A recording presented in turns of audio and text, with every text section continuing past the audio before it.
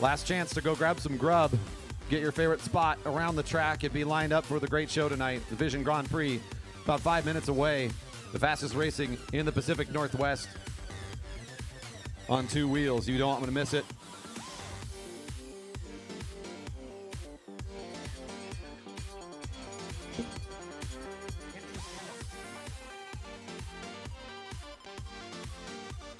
Track is closed. Track is closed with the ring in the bell.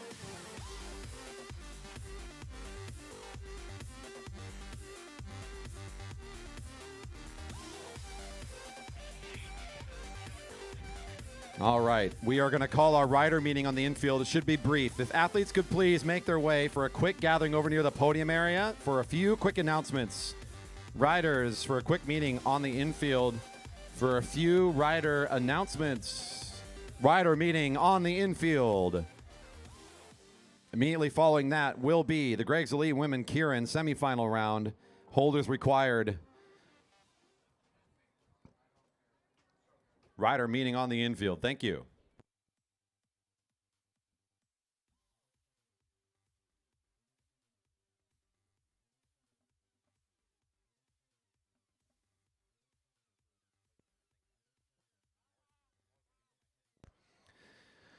Good evening and welcome everyone out there on the stream. We're up here on the balcony. We can say hi, hello. I'm joined up here with Nolan. We're getting ready to announce this second session of the Grand Prix. Down there on the field, we're talking a little bit about tonight's show. Our riders are getting excited for some great racing, as are we, and all of our spectators are here tonight. This is a show, so they're being reminded this is the time to celebrate your wins, get that extra lap in there. We have an incredible crowd here tonight, and it looks like more folks are still starting to kind of pour in and fill out the corners. So we're hoping so for some really great racing. If you didn't catch it earlier, the first session was a success. We had some great sprinting going on for the elite men, the masters, and Cat 3 men. Those finals will be going on tonight. So the Broadmark Elite Men and the Broadmark Masters Cat 3 Men finals round will be going on during tonight. We'll also be racing two more races in the International Omnium and the Vision Tech Elite Men International Omnium. And two very exciting races earlier today. The scratch was picked up by Zak Kovalcic of Black Lodge Cycling in an exciting finish. And the tempo was also worth checking out as well. So you can go back and check that out actually on the YouTube channel now. We've got that already up. You can go back and review and watch that later and see what the action was all about. And if you're coming back from watching that earlier, thanks for rejoining us. Beautiful evening. The wind started to settle down. It's been gorgeous weather all day long. A little bit gusty here and there, but just to tell you the kind of weather and conditions we're in, we actually had two track records broken already today to flying 200 meters during the first session. And those racers are here and qualified for the Elite Men's Sprints. They'll be going head-to-head, actually, the two that broke their own records from earlier this season. So that should be a lot of excitement to have happen. And with that, I think we're ready to get this thing started.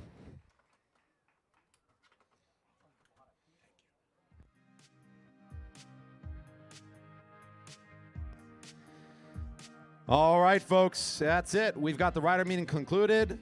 All the setups done. We're ready to start this evening session. The 2022 Grand Prix getting going here. Folks, thanks for making the trek out to the Velodrome. We're so excited to have you here and being part of this event. It's been a couple years away, right? We've all been impacted by the whole COVID thing in various ways. One of the big losses for us is not being able to have this event for a couple years. We had a lot of momentum going back a few years back, and this is really one of our top events that we get to put on every year. We're always so excited to host it. So thank you for joining us today. The first group up on the track will be the Gregg's Elite Women Keirin in the semifinals. The Gregg's Elite Women's Keirin in the semifinal round. Heat 1 is Jessica Sawyer, Emily Schellberg, Daniel Scoville, Annalise Ostrek, Holly Simonson, Skylar Espinoza. I'm also joined up here today on the balcony by my co-talent, Nolan Adams, who's going to be helping me kind of commentate on the action today and talk about the racers and what's going on. How are we feeling today about today's race? Oh, I'm feeling pretty good tonight, Corey. Talent is a big word, but I will try to fill it. I'm sure you'll be just fine. We're going to have fun talking about the racer's style, their approach. My goal for the folks watching at home or here at the track is that you understand the rules of the road here, in this case the Velodrome, and you understand kind of how the race is going to unfold and try to get you into the action as best we can. So we'll talk about the riders a little bit, what we're expecting to see, and it should be a good time.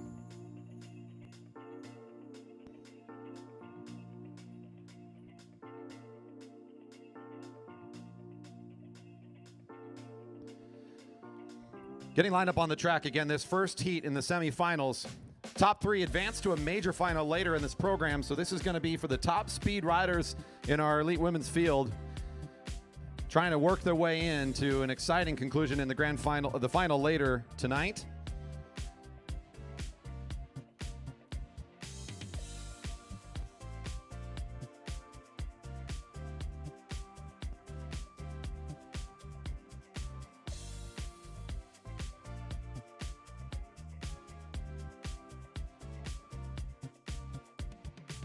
Just taking a moment here. Again, our thanks to all of you for being here, and a thanks to our sponsors for making this thing work. We're going to talk a lot about the great support we get in our community for making racing happen. We're waiting for just a moment to get our call out for the riders that are in the starting positions here, and then we'll get this first race started.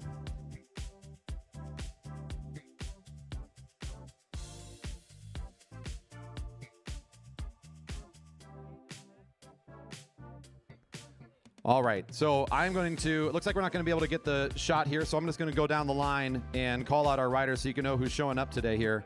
Down the inside, Jessica Sawyer riding in lane number 1, Emily Schallberg in lane 2, Danny Scoville in lane 3, Annalise Ostrek in lane 4, Holly Simonson in lane 5, and Skylar Espinoza on the outside lane. To start off today's Vision Grand Prix will be signaled with a whistle blast from Jessica Forsyth, president of Redmond City Council and member of the East Trail Regional Advisory Committee and Growth Management Policy Board. The City of Redmond, of course, an important partner and grant funder for today's event. Our thanks to the City of Redmond for always being a partner in making racing a thing here at the Velodrome.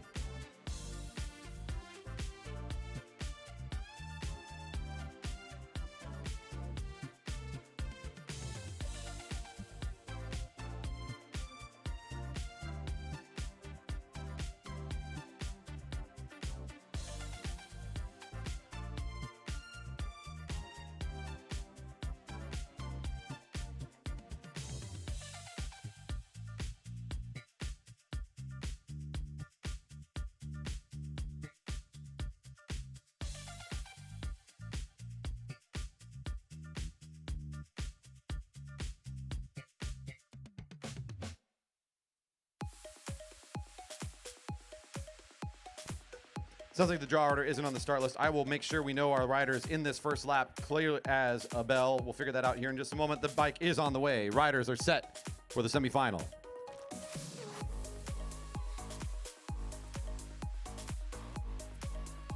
And we're off and away. Our first race tonight in the second session for the Vision Grand Prix. That is bib number 102. Emily Schellberg for Team I Am, I Can, I Will, I Do. Takes the lead spot as she is drawn position number 1. Only 3 advanced in the major final out of the Gregg's Elite Women Keirin. Not a lot of names on here that I would know. I've watched a few of these competitors before. Local competitor Jerry Baker Jr.'s Danny Scoville is the last rider in the lineup wearing the Rider of the Year jersey. Haven't gotten a chance to watch these riders earlier in the day, so this will be all of our first chances today to watch this field, start to test out their legs and see what's going on. Had a good chance to see some of these competitors in years past. Skylar Espinoza, number 119, finds herself in the second position riding for the Alto Velo Racing team. 114, Holly Simonson for Red Truck Racing, presented by Mosaic Homes, is the third rider in the lineup. Ellie's Jessica Sawyer, bib number 101, I believe is the 5th rider in the dark kit with the position right in front of the junior. Annalise Ostrich for The Shop Racing in the white with the black helmet.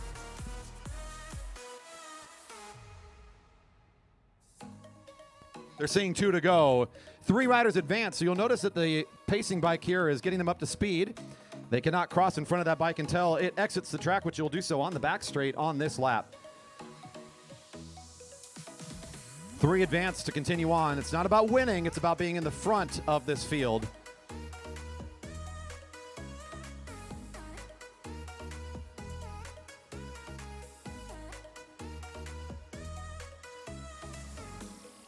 Emily Schellberg has taken the lead spot and hasn't dropped it. It's 1 to go. Bell's ringing. 1 to go. 1 to go. 1 to go. 1 to go. 1 to go.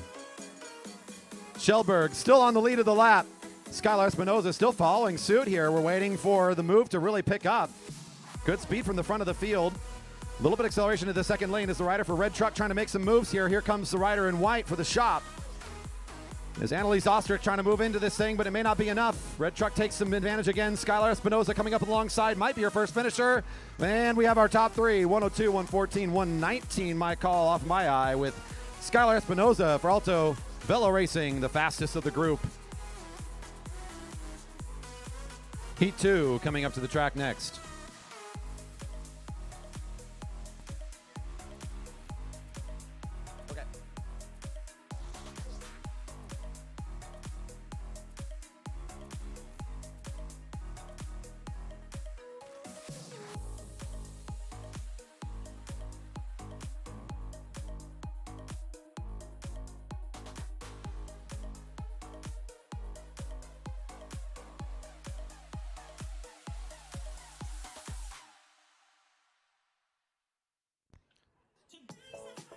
Bib 19, Bib 14, and Bib 2 given the official nod.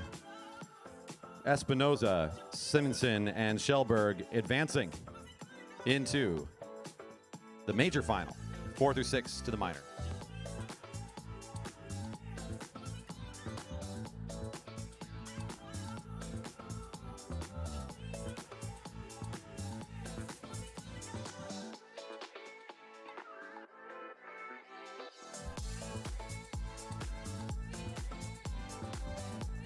It looks to be down in the sprinters lane. Stephanie Lawrence for Star Trek Racing getting set to go. Next to her, Jenna Lingwood for Point S Nokian. Diane Snowman of the Burning Velodrome Club in lane 3. In the white and red, that looks to be Liz Ann Fox for the St. George Cycling Squad. Jerry Baker Jr.'s has got a rider out there. It's Lucy Gilchrist. And then Hillary Luther making her trip in the van around the country. She's in the blue in the final lane. Pacers exiting onto the straight. Riders ready.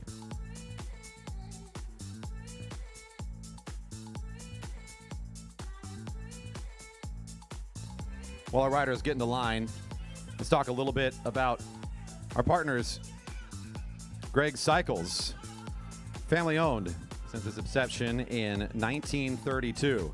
Gregg Cycles continues its commitment to the Puget Sound cycling industry with 3 locations in Green Lake, Alderwood, and Bellevue. The e-bike you see here tonight, used for the Keirins, was provided by Gregg's. Our thanks for their partnership and support over all the years.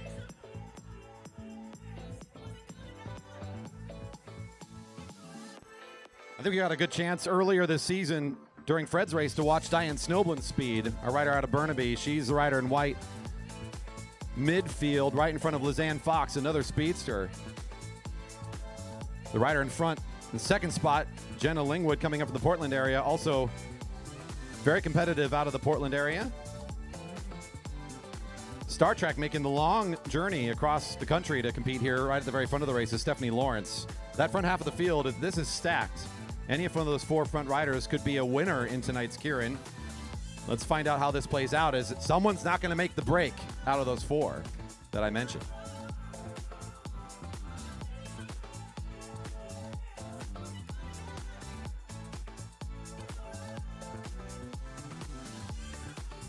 Two to go.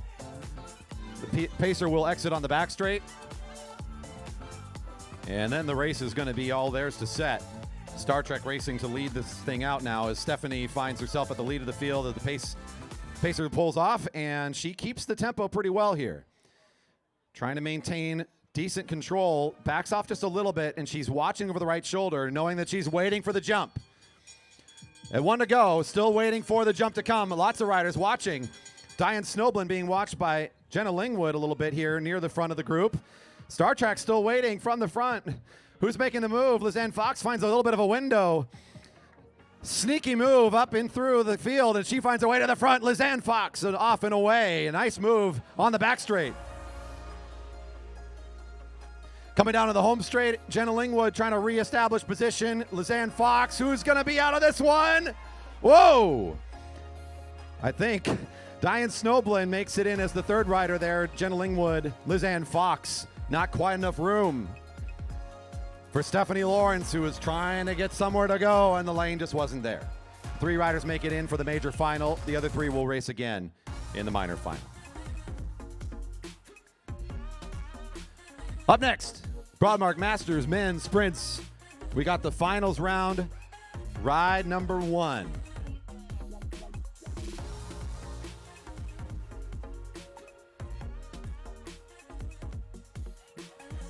The official call indeed, Lingwood, Fox, Snowballin across the line, go 1, 2, 3.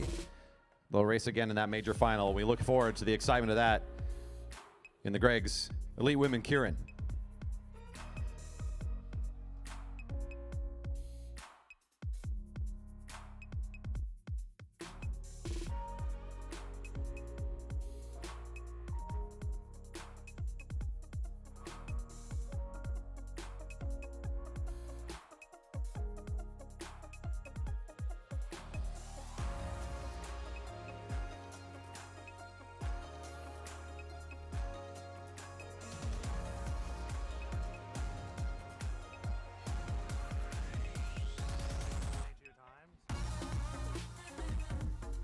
Coming up to compete first. You might have missed it if you didn't tune in earlier today or weren't out here at the track. You would have missed all of the previous qualifying rounds, flying 200s, several rounds of competition to result in what is now the joy of watching a finals round in a sprint tournament. In these head-to-head matchups, they are best of 3s. Riders must win 2 to clinch the victory.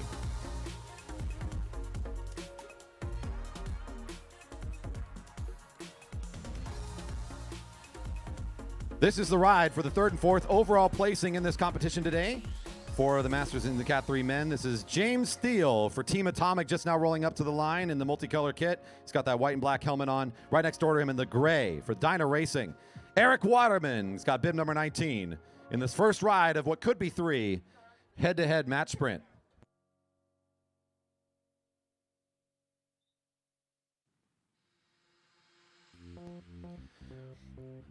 I see the request out there for a little bit more explanation on the Keirin for new spectators. I will do my best to talk a little bit more through that the next time we see. There'll be more Keirin racing, don't you worry. We're going to bring back out the elite women for the finals round later during our program tonight.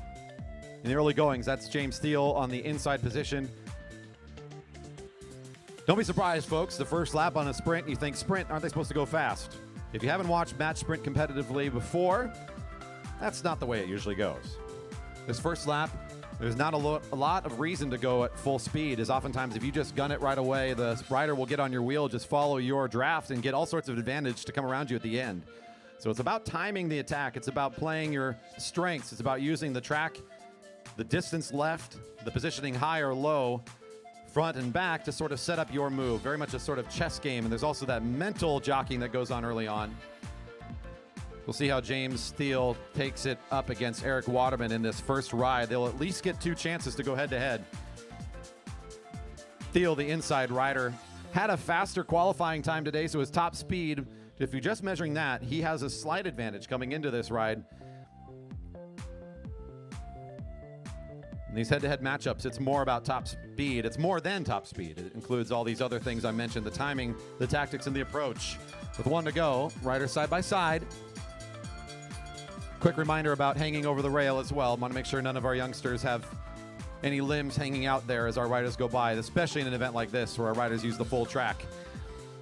At 1 to go, it's Steele starting to get out of the sprinters, or down the sprinters lane. He's up and out of the saddle, hits the flat in the lead by about a bike length. Looks like Waterman has enough acceleration. All he has to do is get in that slipstream. He might be able to still challenge. He's closing the gap down, trying to round the corner, come up alongside. Steele and Waterman in this first matchup. It's Steele in the lead. Waterman trying to accelerate. First ride coming to the line. Oh! Unofficial call to the inside. That was close. Steele, I give the nod to. The officials will have to confirm. What a great first ride between Steele and Waterman.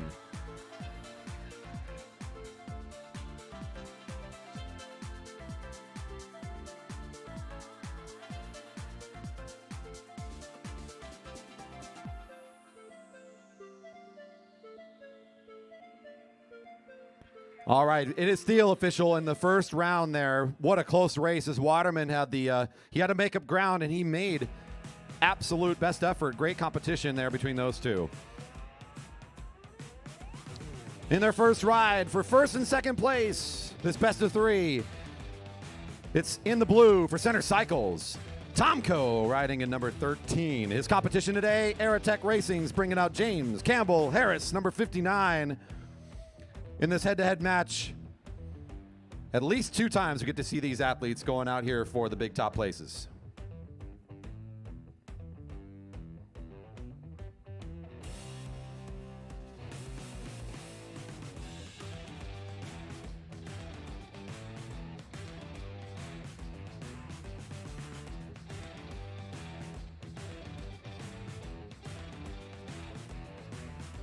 We're in the middle of the Broadmark Masters Men Sprints Finals ride here, and I want to give a shout out to our friends at Broadmark Realty, Seattle-based firm specializing in private short-term commercial financing throughout Washington, Oregon, Idaho, with a focus on construction, land acquisition, development, rehab, bridge to conventional and commercial real estate purchase loans.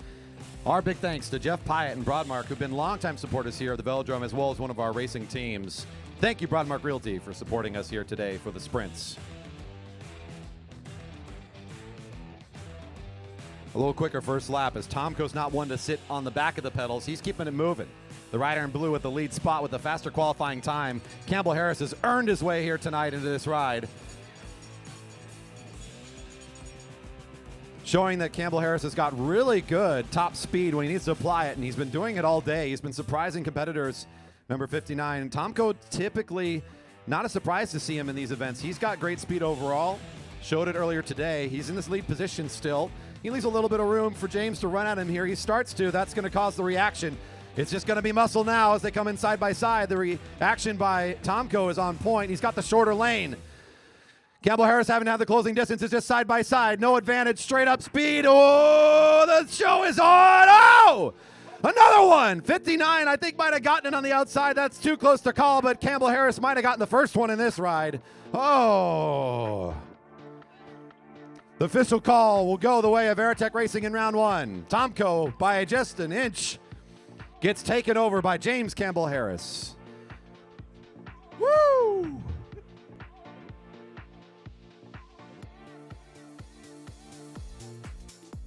Five 1,000ths of a second separating the two of you. Oh, man. What a show we've got here, folks. James Campbell taking the bonus lap here. It's like, that was a hard one. Number 59 rolling by. All right, let's get our next group up here as we now get into the elite men rounds. Boy, oh boy. The shop is here today. Our Atlanta team showing up with 2 riders going head to head. Number 9 is Lemin Wright in the inside position wearing bib number 9. Getting set to go. And next door to him, partner in crime, Aaron Young, also of the shop racing. Bib number 10. We're now into the Broadmark Elite Men Sprint Tournament. Not familiar with each other at all, you can tell. This is the ride for 3rd and 4th. So you want to get high on that podium. You still can find a good spot here tonight if you can be victorious in this best of 3 matchup. That's right, 2 Atlanta competitors making their way out here by pure speed measurement alone. Lemin was the rider with the faster qualifier today. But Aaron Young has been cleaning up. He is a smart and fast rider. Top speed today has been on point. His ability to come from a standstill to top speed has been a big factor earlier on today. Bit of running at each other here. Kind of a little bit of playing forward and backward. Lemin starting to pick up the pace down the back straight on the invite from Aaron. These two familiar with each other, trying to play some games and see who comes out on top in the mental match. Onto the home straight, bells ringing. Lemin still leading out the lap, looking over the right shoulder, waits for the counter move to come in here. Any attack from number 10, he's going to respond to. In fact, he'll take a little bit of a left and right move, trying to keep him honest. These two both love to use the full track. We've seen it a lot, especially Lemin moving up and down this velodrome. Down the back straight, starting to get up to speed. Aaron's found the rear wheel, though. He's in a great spot. He gets up and around the side before he's up to speed now. It's just going to be a sprint for the finish. Aaron's got the longer sprint to go. Lemin from the lead spot, and Aaron will get this one. Number 10. We'll get the first call, I believe, with a nice bike throw to close it off, but he's got a pretty good, healthy lead on that. I don't need the finish camera for that one.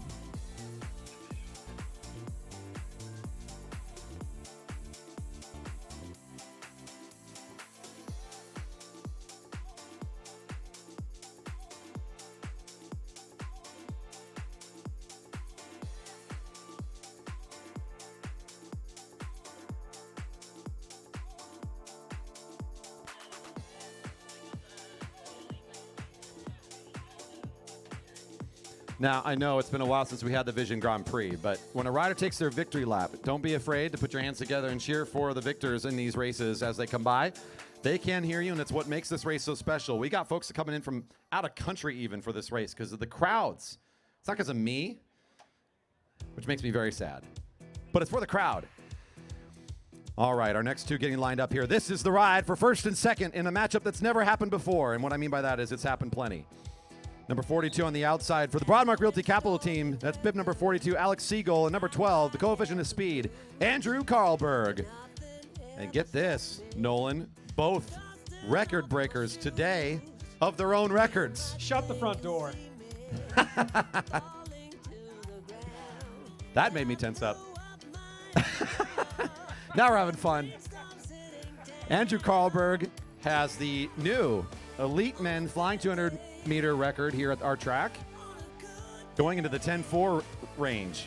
Very speedy for our track, and of course, it's a record. I mean, of course, it's speedy. Now, correct me if I'm wrong, but if you break a track record out here, there is a little bit of financial incentive. Is that correct? That's right. You get to pick up the extra $100 cash prize for breaking a record. I wonder.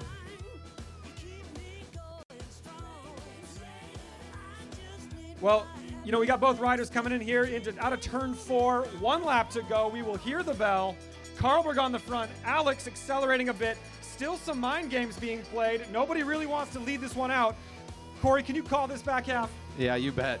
It's Carlberg on the inside position. He's trying to just control the position. Now he's going to casually move himself down. It looks casual for Carlberg as he just comfortably glides that thing up to speed. Seigel, if anybody's going to beat Carlberg on our track, it's going to be this guy. He's got the draft. He's got the position. He has to find the right side. Can he accelerate? He's got to zip line himself right into position. Here he comes for the acceleration. He's pushing for the line. No, not in his first ride.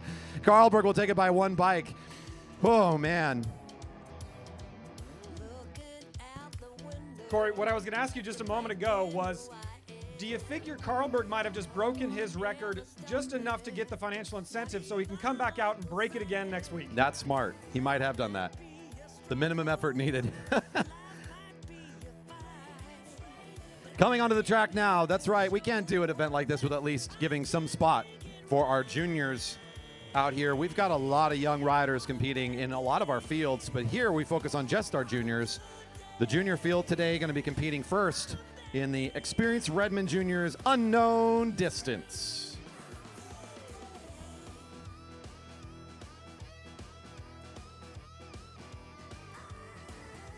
And we'd ask for all Kiddie Kilo registrants to be ready. You need to back up a little bit from the gate as we're going to be opening that up. But if you could be over between the grandstands and the beverage garden, during this race, we're going to get you set up and ready to come onto the track for the Kiddie Kilo during this time. On track now, the Experienced Redmond Juniors, followed by the Broadmark Masters Men's Sprints Finals ride number 2.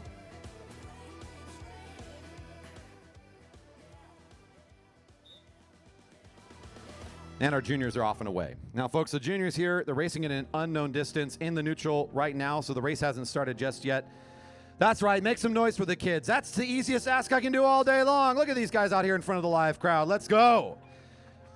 The future of track cycling, putting out a good show for us here on a Friday night. We don't just race at the top echelon only around here. We want to support every level of rider, and it's fun during the Grand Prix even just to have a few of these great races for our young riders to come out and be a part of our event as well. We want to inspire them to great things, and that's one of the missions of the Velodrome. That's a mission of Jerry Baker, is to bring people out and have them race. And if you don't know a little bit about our story, when we renamed the Velodrome back in 2015 and don't know about Jerry Baker, that's the whole thing behind our naming the great man and his spirit to bring people out here. So that's always, I just like to remind people, that's why we have this whole junior focus. That's why we're proud of young riders coming out, young athletes staying in the sport, getting in the sport. This unknown distance, trying to get a start out of turn 4 from the official. And that whistle will give them the go-ahead. How long is this going to go for? I don't know. You don't know. They don't know. At some point, the bell will ring on the infield on the lap cards, currently showing 0. When the bell rings, it's the last lap. The first rider across the line is your winner.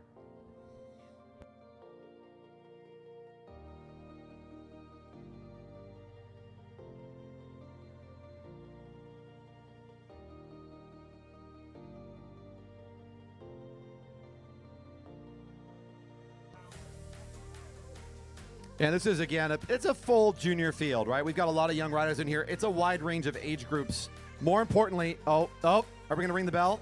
You may not see it on the camera right now, but she's got her hand on that. She had the hand on the bell. She didn't quite give us the ring just yet. Yeah, full spread of age groups here. And as you know, if you're around kids, you know how much difference it makes just a couple years as kids grow up and their strength and their ability to go a little bit longer on the bike. So the most important thing is they're out here. And as they go by, I especially encourage you, as the youngsters go by, if they've fallen off the pace a bit, give them a little encouragement, because this is a big ask to be out in front of such a big crowd and doing what they're doing. Don't forget, right now, Vision is putting up a raffle that you can be a part of. You can get your hands on a beautiful set of carbon wheels, a front tri-spoke, and a back full disc wheel. If you don't know what that is, because you're like, bikes go round and round, and that's all I know, that's a good set of wheels, folks. That's Vision's good stuff, and that is great product. And they've got it here for the raffle. You can pick up a ticket for $5 or 5 tickets for $20 to be a part of the raffle. Nice. Helping on the home straight here. Appreciate that. Killing it. That's Joshua Hunter getting some love. Here comes our home straight leaders group. There's the bell. It's one to go. One to go. Let's talk about some of our riders in the field. Number 160 at the front is Anton for the Jerry Baker Juniors team. Most of the riders here in this field are for that squad, the black and blue team, our local junior competitive team. Bells ringing as well in the home straight for the chasing group of 3. It looks to be Anton making the move from the front now, trying to pick up the win in this unknown distance. Joshua getting the go-ahead to come up towards the rail a bit more towards the rail. There you go, buddy. Nice move. And here comes Anton to close down the sprint after 4 laps of speed. And it looks like 151 and 162 coming in next. It's Keegan Fairbanks in second. Lucy Dorer for the Gene Johnson cycling team, the third rider across the line. Gene Johnson raising the next generation too. A couple more finishers here. These 3 coming across the line. Great race today in the unknown distance. Keep working hard. This is always so great to have you joining us. The hard work you're doing now, it all pays off. We promise. It's awesome. Great job to our juniors as they make their way off.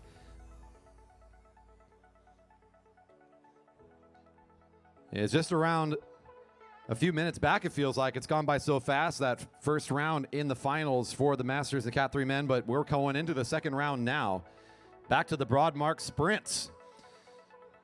We'll be bringing up the ride for third and fourth first as James Thiel and Eric Waterman looking for their second ride. At the line, on deck, Tomko and Campbell Harris for their second ride. It's going to be James Thiel from this first heat looking to pick up a second and closes this one down. If Eric Waterman can find it this time, that'll force the third ride to settle the best of 3.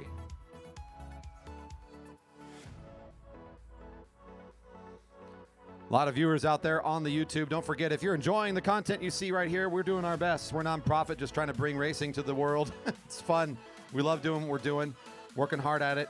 If you're out there and you're enjoying the content, hit that subscribe button, thumbs up, share it with friends and family on social media. Let them know you're here in Redmond, Washington, enjoying a great show. If you're here in person, pull out the smart device, go to velodrome.org/live right now to check out the digital program. And also you can scroll down to that live stream. Give us a little help, you know. You're here, you might as well turn it on for just a second, just to hit that subscribe button, share the video, give it a little watch minute, go back and rewatch the action later. It does a lot for our growth as we continue to work on improving our live stream efforts here. Those on the stream getting a good look at the crowds over towards the beverage garden. We got lots of folks here enjoying a good show today. Good to see the good turnouts from Redmond, Washington, making their way out to the park today to enjoy the show.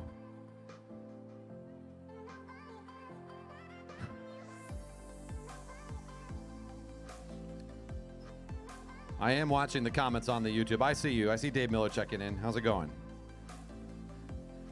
All right. Lined up now on the outside position. James Thiel's in position near the rail. And next door to him in the gray for Dyna Racing, Eric Waterman in the second ride in this match. The advantage currently leaning on number 67. He's got the victory from the first ride, but you remember how close these two were at the line. This is still anybody's game. And really, it hasn't been a lot of rest between these rides, so how will the second one play out? Similarly or differently? Let's find out in the early goings. Looking pretty similar to the first ride. They'll be patient to start.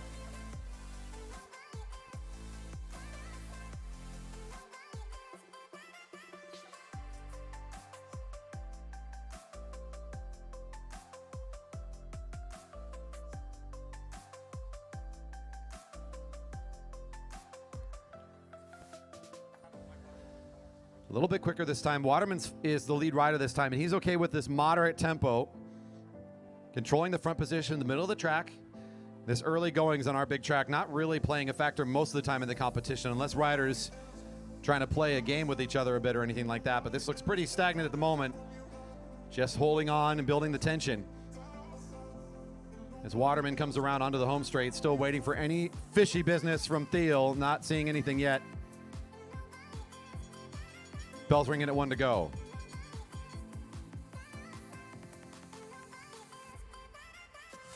Still the blue line. Waterman's waiting for something. He keeps his eye. He's going to start up and out of the saddle. Not faking. It looks like he's going to dive. Thiel says, okay, let's go. The rider in the second position is the one who can win this one right now if he can find it to the line first. It's Waterman's race to win. Otherwise, we're done. Can Waterman find it? Coming around the corner, he's still in the lead.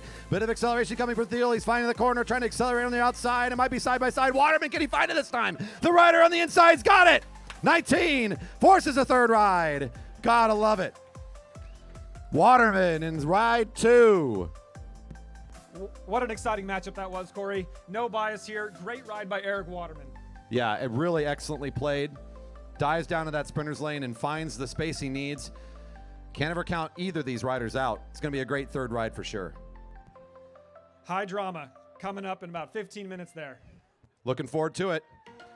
Coming back to the track for their second ride. It's the two coming up now for Aerotech Racing in the neon green and blue. Number 59, James Campbell Harris. And now you're getting a look at number 13, Daniel Tomko for center cycle. Who's got advantage here? It's going to be the rider in lane 1 for Aerotech. James Campbell Harris trying to close this thing out with another win.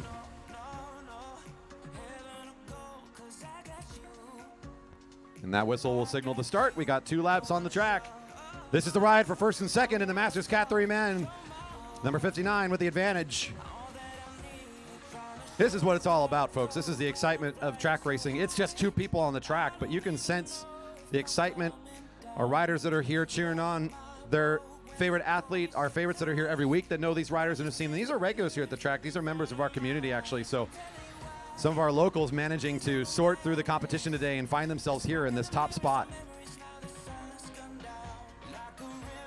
James Campbell Harris in the green of Aerotech there. He's definitely on the up and up this season. I think best results so far in his cycling career. Tomko, been around for quite some time. Lots of experience here.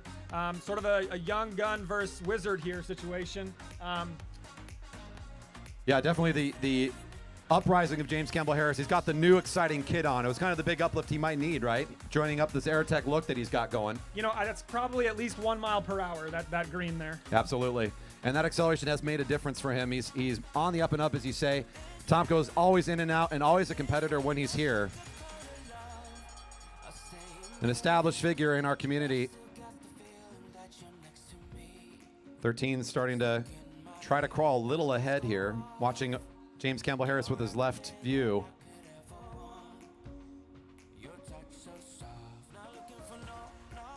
The acceleration starting to come.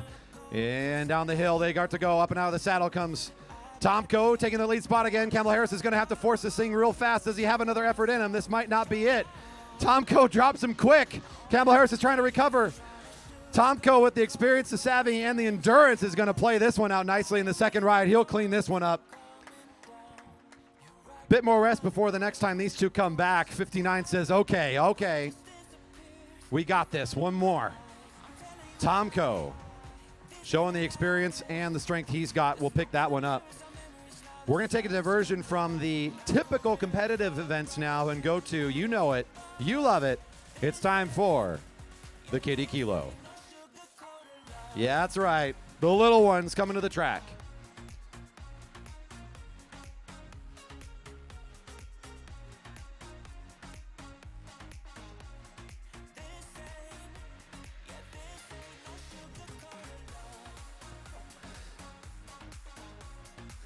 That's right, the youngsters coming on the track. If you're out there watching going, hey, I got a youngster who knows how to ride a tricycle, training wheels, push bike, little bike, or whatever it might be, we're doing this again tomorrow. So come on out for the 6 p.m. session and you can get signed up for a Kiddie Kilo lap. Corey, what if you're just a kid at heart? What's the age restriction here? Yeah, that's a good point. Pretty young. This is like the 9, 10 or younger category. What I'm hearing you say is I do not qualify and do not show up tomorrow to race this. I mean, maybe with enough convincing or bribery, you might be able to find your way in.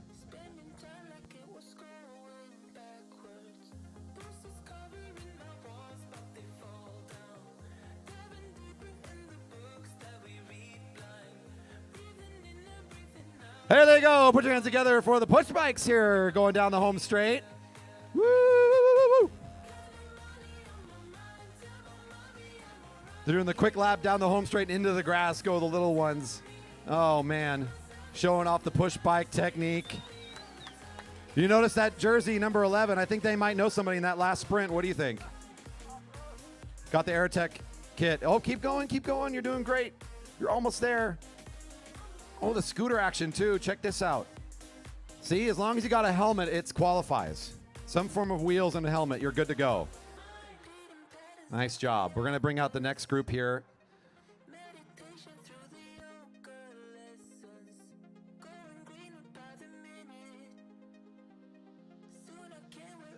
Here comes our next group out for the Kiddie Kilo.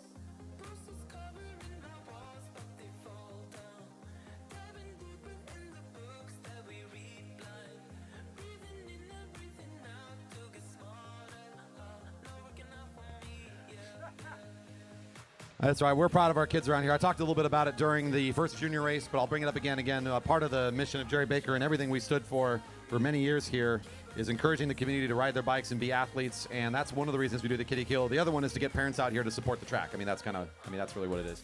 Got to get that gate ticket dono going. Oh yeah, the bonus Teddy. Bonus Teddy time.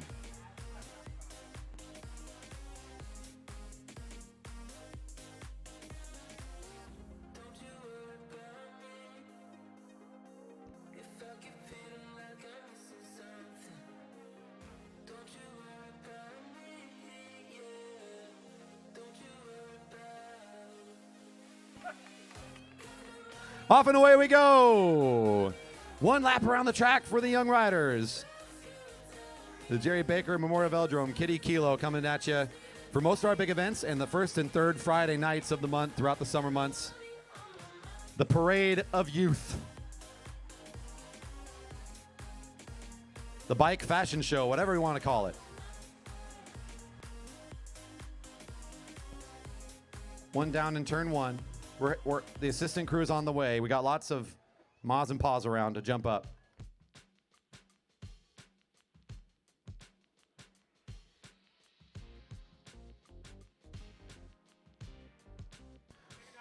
That's right. Make some noise for the kids as they come by. They're doing a great job just being out here tonight. Glad to have them. The jump into the Velodrome here is the Kiddie Kilo. That's kind of like just go full on as a kid. You get to experience it. If you're a little older, you're looking to get into actual racing, you want to experience that, we have a couple ways for the juniors to get involved. We have the junior try the track classes, which is totally free, $0 registration, and it comes with a track bike during the hour that you're here. We'll have some staff on place to teach you how to use the fixed gear bike and help you get started. And then after the hour, you can decide if you want to do more of it. Yeah, here we go. Our first couple of finishers coming across the line. Nice job in the Kiddie Kilo. Way to go around the track. Awesome work. Come on into the grass. Nice work. So besides the try the track for the juniors, we also have the Camp Velo program, which is a week-long, Monday through Friday, day camp that riders can sign up for. A few hours a day. I think it's 4 hours, 12 to 4 if I remember the schedule right. And at the end of that, they're actually encouraged to start racing. They'll be ready to join us here at the Velodrome on Monday Night Racing. That's for riders ages 9 to 16 for Camp Velo. Registration can be found online at velodrome.org. Not a lot of time left this summer, but there'll be plenty more spots in 2023. Nice job to these finishers. Still a couple more coming through, and great job to the crowd for helping support them here all the way through. I think we're going to have a few out there for a while as they're figuring their way out around the track. It's a long lap. Nice, the shortcut taking. I love it when they find the warm-up circle. You need to find where that is. That's part of learning the track. It's all good, and it's still flat out there. It's perfectly safe. That's rocking. We'll have all of our kids stay in the grass area just so we're not having traffic across the track while we're trying to get these races done. So if all of our riders could stay over in the grass area. Keep on headed that way. We'll keep you over there, and we'll get through the rest of these Kiddie Kilos as quick as we can. We're having fun supporting and focusing in on the young riders.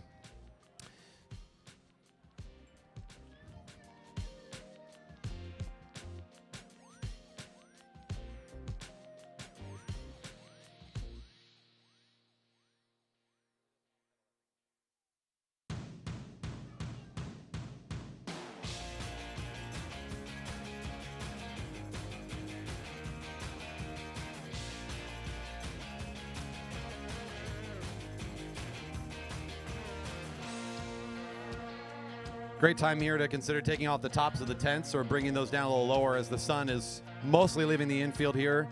If we could consider minimizing those sightline blockers of the tents, that'd be great. Either tops off or just bring those down a bit more. The sun shouldn't be a factor anymore.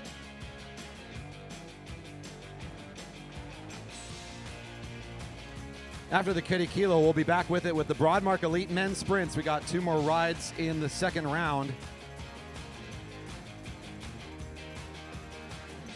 They're followed by the Gregg's Elite Women's Keirin, first the minor and then the major final. You will not want to miss that speedy event.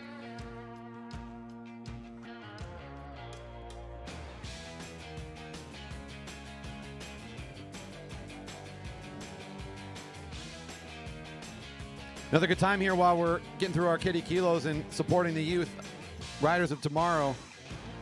We've got some great food trucks here lined up ready to serve you behind the building. Jessica's Unique Bites, Gourmand's Food Truck, and Minnie the Donut are all here, ready to serve your needs and fill your tummies. Unless you're out there on YouTube. Sorry, I will not ship it to your door. We do not have a partnership with DoorDash yet.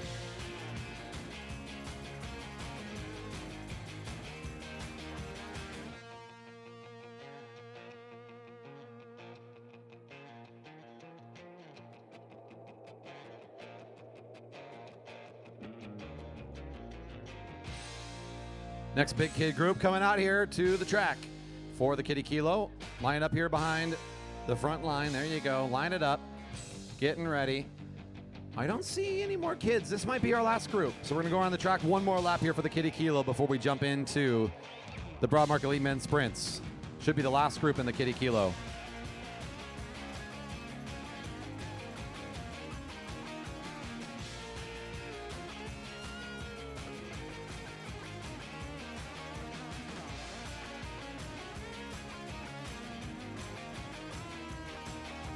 All right, 1 to go. 1 fast lap around the track for our last group of Kiddie Kilo riders. Great job here, kids. 1 time around the track. Down to your left. There you go. Ride that low part. There you go.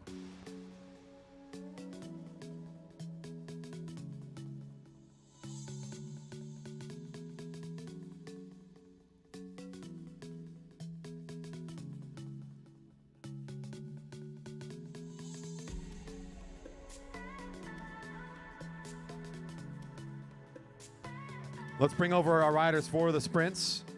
The elite men, Aaron Young, Liman Wright over to the ready area, followed by Andrew Carlberg, Alex Seigel prepping to start here next. Whoa, big, nice looking sprint here out of the saddle. Very nicely done. Into the grass. Great ride around the Velodrome, kids. Well done.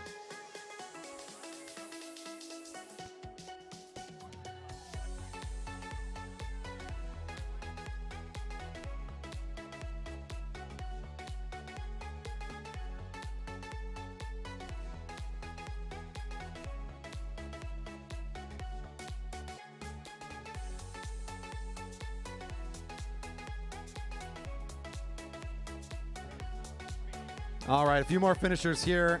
Great job to all the kids making it out today. Great levels of participation for the kids. And that looks to be our last competitor for the Kiddie Kilos. All right, kids, follow the lead of the wavy arms. On your way out, Taylor's saying, come with me, let's leave.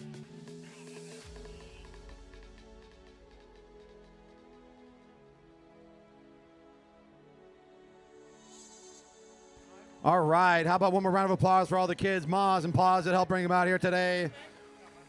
The future of sport and all things great here in the Pacific Northwest, racing around the track. Glad to have you part of tonight's event. Great job today.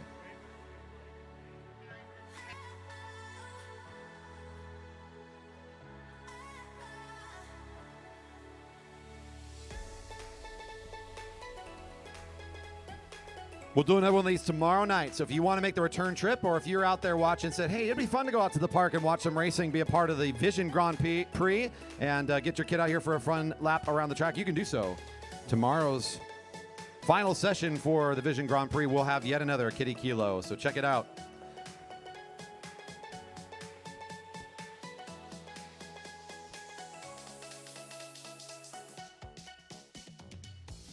All right, stay plastered to your seats, folks. This is going to be some good racing coming up. We got the shop hitting us again.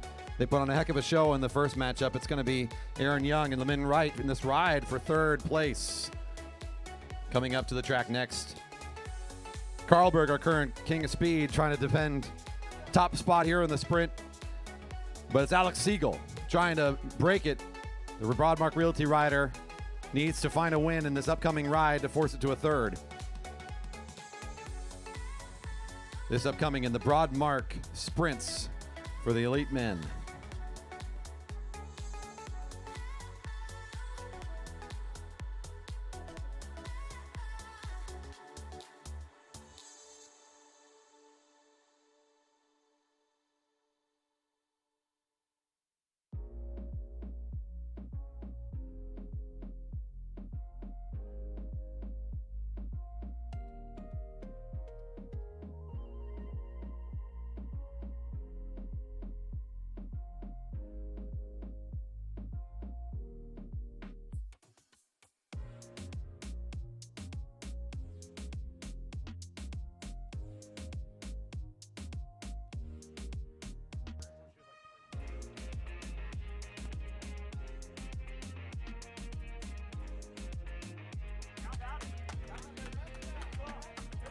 Get those parents a cup.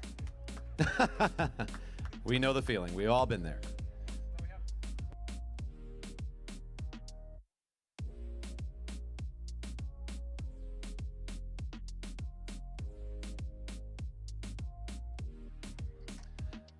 We now find ourselves ready to go in this second ride in the finals.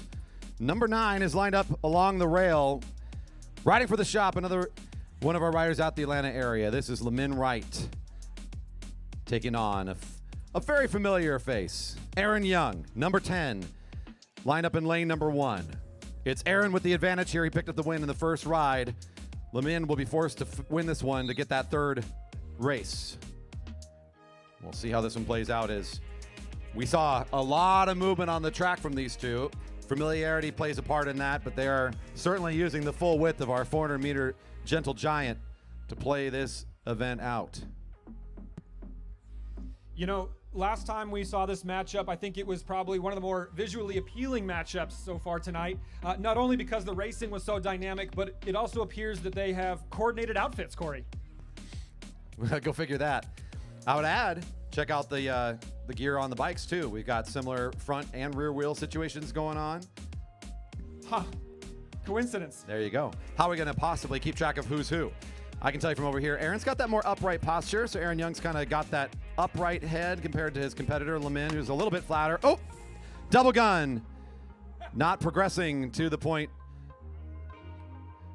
They're compulsed to make it to that 200-meter line. We'll reset it.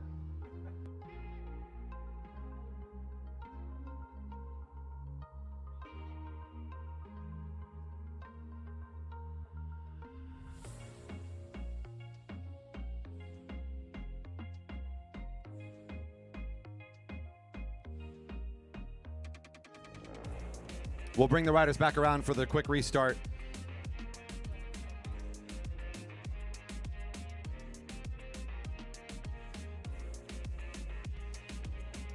The lead rider in lane 1, unless they elect to give the position up to the other rider, is compelled to take the lead and must do so at, I guess the rule at some point or another was walking pace. Up around until the back straight. There's a line over there where they'll get the go-ahead, and then at that point things can change. So not meeting that requirement, we'll give it another start. It might have just been a tactic for a little more sponsor airtime, Corey.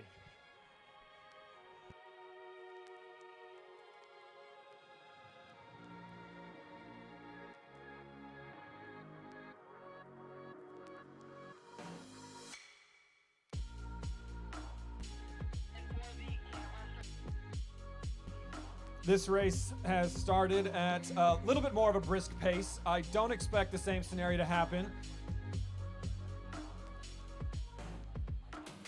It's quite possible there'll be a little bit of diving and dodging like we saw at the beginning. And just as I say that, have a little dip off the top there.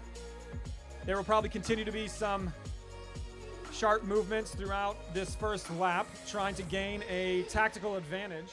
As it is in the best interest of the riders to remain at the rail, so when they start their acceleration, they have a bit of a downslope, which can aid them. Though at this point, they both appear to be having the same tactic. We will see what happens here coming into the bell lap.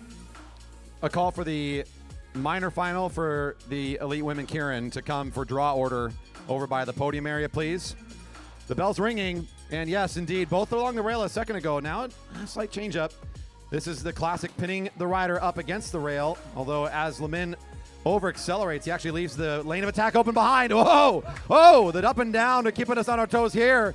Aaron's down and back up again, right back into the bike, causing some hesitation. It's Aaron Young now in the lead spot, Lemin right in second wheel. He pops up and out of this. I think that might have been a bit early to get out of the sprinter's lane. He's losing ground. He's got to find this, or it's going to be Aaron Young's ride. Here comes Lemin trying to come around the outside to force ride 3. Can he find it? He's coming at it. Whoa! Aaron Young, number 10, gives the finger. He thinks he knows he got it. No, sir. That was close. Wow. Number 10, Aaron Young. You do get the official nod. He knew it, but we'll give it the official call. 12 one-thousandths of a second, you two. 12 one-thousandths of a second. Aaron Young putting the fist bump up. He'll place third overall tonight for the elite men in our Grand Prix competition for the shop. What a great race for those two. Wow. To the line. How fun.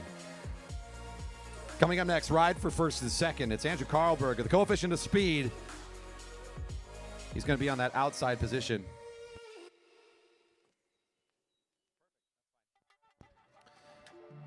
And get a good look at number 12 there in the outside lane. And yes, he is the rider with the advantage. Andrew Karlberg, number 12, picked up the win in the first matchup. He'll try to find another to end this thing. It's Alex Seigel for Broadmark Realty. Number 42, trying to figure out this one so he can force the third ride and see if they can prolong this event for one more round.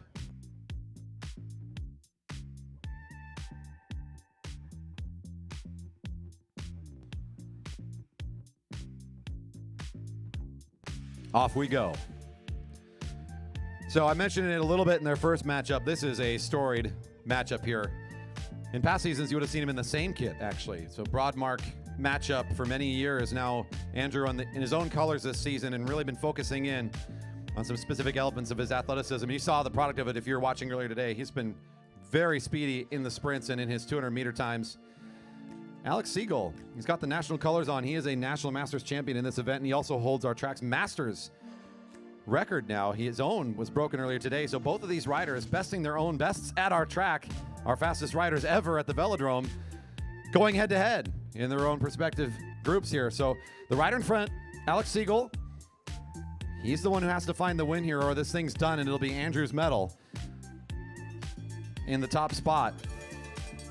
Bell's ringing, no speed yet from either rider. A little bit of hesitation. This is forcing a response from number 42. As looks like Seigel wants to control the front. He does not want to allow Karlberg to drive the pace. So as Karlberg accelerates, Seigel does the work to keep him there. He's going to give him second wheel spot. Now it's Seigel driving it all the way down the sprinter's lane. Karlberg's got a bit of room to go down and catch it. He's got power, though. This is exactly what Karlberg's built for. Coming around the corner. He runs at the wheel. He'll close it down. Here's your champion for the elite men, Karlberg, number 12. Takes the back-to-back. Alex Seigel with a great race as well. It's going to be Karlberg, coefficient of speed. Oh, man. Didn't look as close and not necessarily as fun of a spectator event when it's not that close. But you know what? As a spectator, we can enjoy the pure athleticism that's on display. These are two of the fastest riders we've ever had at the Velodrome. And Andrew, I mean, showing he's the fastest we may have ever had here in this event. Too true. What a show. Consistent victories here from Andrew Karlberg, back-to-back, giving the crowd some love here. Now's a great time for the kids to reach over the railing, give a high five if they want. No problem at the moment. Fantastic ride from both competitors. Yeah, impressive all around. We're so fortunate. Those are locals. These are guys that race here frequently. They live in our area, so we're fortunate to have these speedsters ride around in the Seattle area, putting on a great show.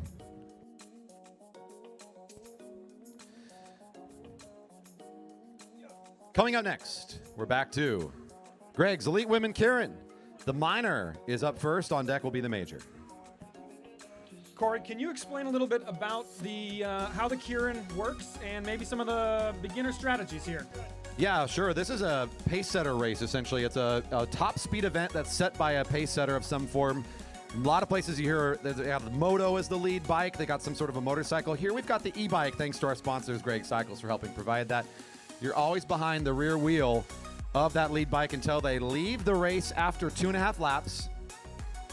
At that point, it's the rider's race to go. The first rider across the line will be your winner. And oftentimes, this is a sprinter event. This is an event for top speed riders, but they're brought up to speed. Unlike a match sprint where you have to bring yourself up to speed under your own power, here, not so much. It's going to be under the power of that pacing bike. Getting a look there as the pacer bike going down the hill on the back straight.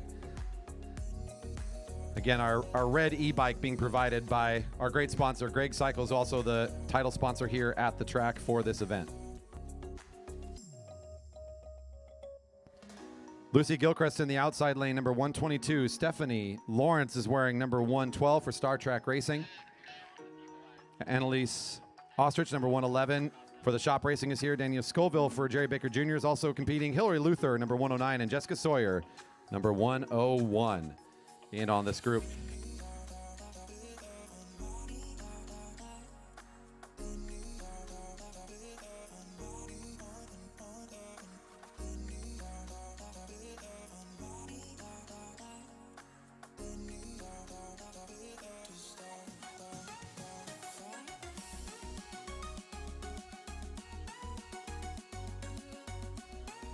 Off we go.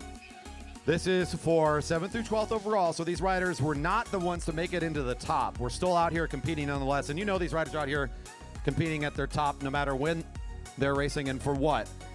I saw that Star Trek racer in 3rd position, Stephanie Lawrence, put up a heck of a fight to make it into the major and just couldn't find the lane. So I'm going to be watching her for sure in this event. She's in a good spot. She's got a good wheel, and I saw that energy she had to make it in and just couldn't find that position. So I think she's out here with a vengeance. Lead rider, it's one of our juniors, number 110, Danny Scoville. Compelled to take the bike as she draws position number 1. Jessica Sawyer starting to reposition herself, number 101. We don't always see that here in the Keirin at our track, but you're not forced to stay back there once you're into this event. You can start to reconfigure and readjust yourself. And that's what we're starting to see here. Maybe the pace not quite up to snuff yet for 101. That pace will be increasing, though, as the pacer accelerating here onto the home straight. The goal to bring them up to good top speed and then let them sprint it out.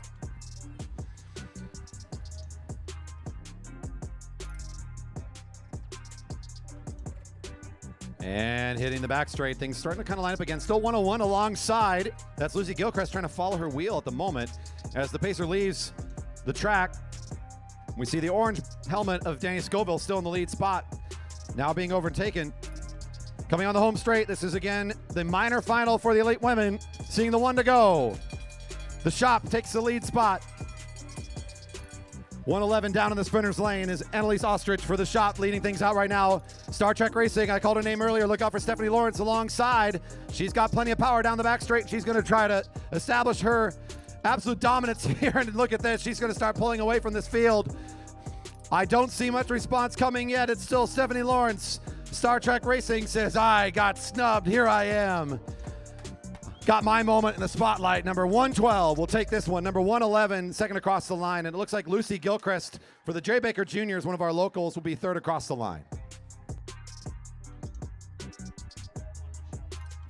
Don't forget, if you want to pick up your merchandise, your 2022 Grand Prix shirts, a lot of us got them on. They're beautiful.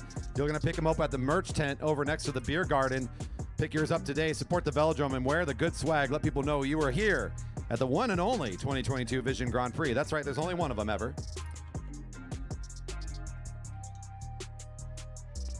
And indeed, number 112 places 7th overall, wins that heat in dominant fashion.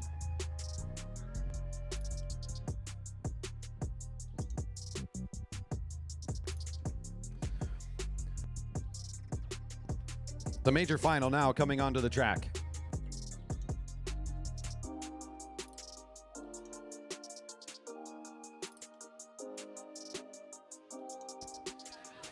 This is the competition for the top. The speediest of our elite women tonight will be crowned in the Keirin. Pulling the outside lane, it looks like riding for Nokian, or Point S Nokian team, Jenna Lingwood, bib number 113. For I am, I can, I will, I do, it's Emily Shellberg, number 102 next door. In the white and red, for St. George Cycling, it's Lizanne Fox. In the red, for Red Truck Racing, presented by Mosaic Homes, Holly Simonson. Lane 2, it's Alto Velo Racing, Skylar Espinoza. And down in lane number 1, from Burnaby Velodrome Club, it's Diane Snoblin. Your major final all set and ready to go here in the Keirin. And the pacer is on its way. What an event we have here, folks. These riders were impressive in their qualifiers. And now we get to see who's going to come out on top in this fun 4-lap event. Pacer rounding the turn, exiting onto the straight. Riders ready.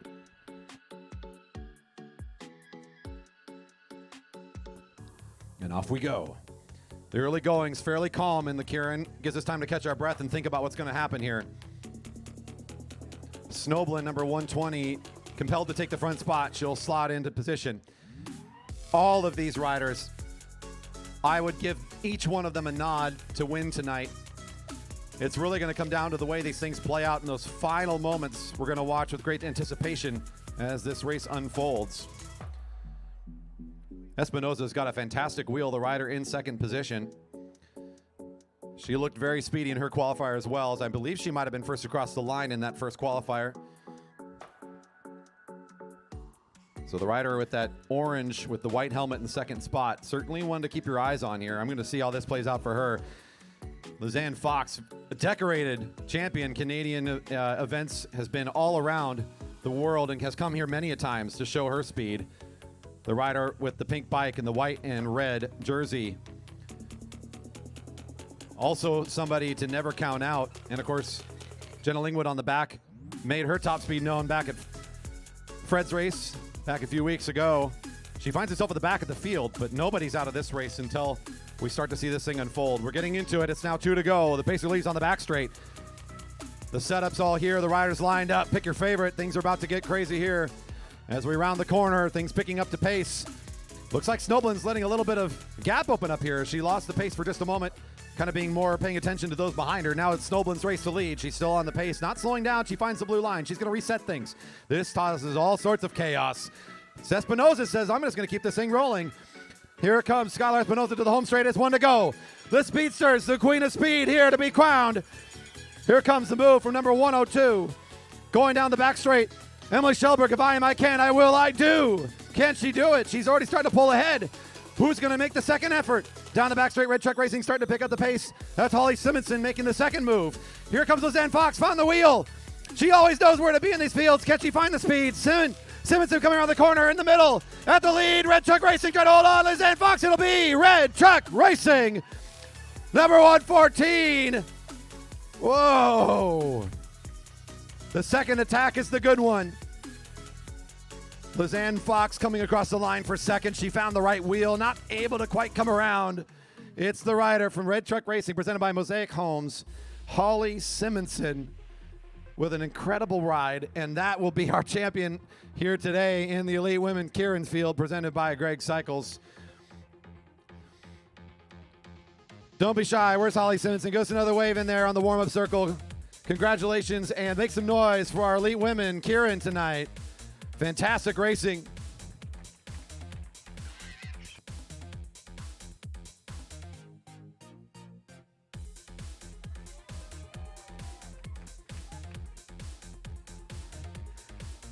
That's right. Lizanne Fox will get the official call for second across the line, and she loves it. She's here for the crowds, folks. She knows you can't find this anywhere else.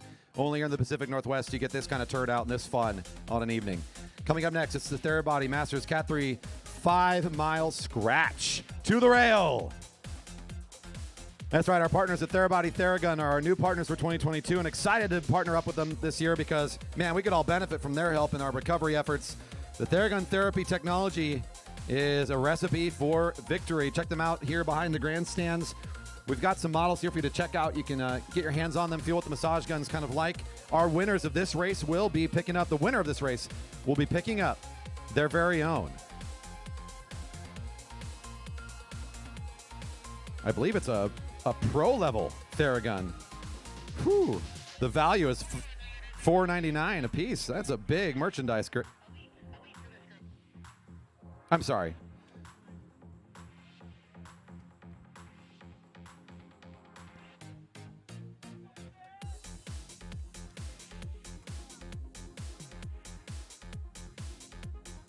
Missed call on there. The elite level is what's on the level here. There we go. Masters Cat 3 men. Winner gets an elite level Theragun. An incredible value in addition to the cash for winning the race.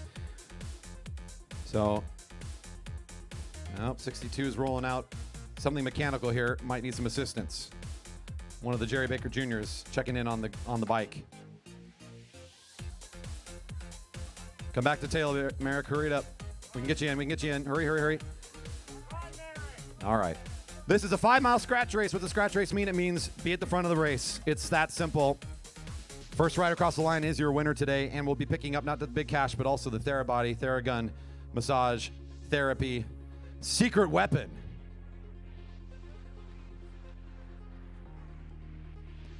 We're going to keep the race neutralized because we're going to really fast trying to get this rider back in. So let's neutralize the race for a little bit. We're going to get this rider back in if we can. Race is currently in the neutral. Great time for me to talk about. We're going to be adding some preems in the race, some cash preems, but they come from guess who? From you, the crowd. You can put in some money right now by throwing in cash into the red bucket for a preem. This also will go to help raise some money to make the Marymoor Crawl prize even bigger. That's right, the Marymoor Crawl is our very own special brand of slow then fast racing. The Marymoor Crawl will be coming up later in our program. Just find the red bucket, throw in some dollars, raise some money for some cash preems to go out the way of the riders, incentivize them on a lap, reward them for their efforts for coming out here at the Velodrome. Looks like we've got the rider all squared away, so we're going to get this field back into it.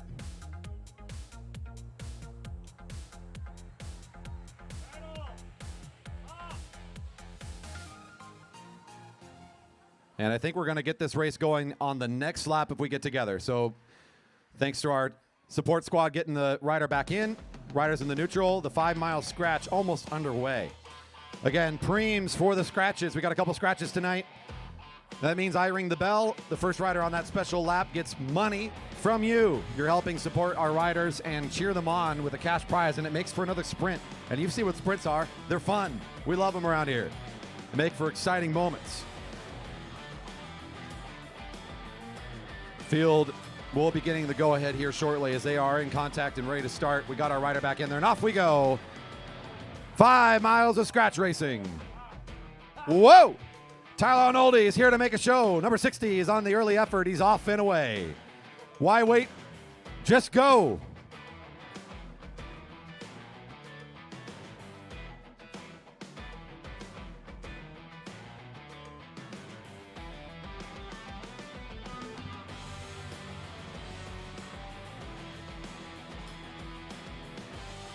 Tyler Arnoldi making waves early on.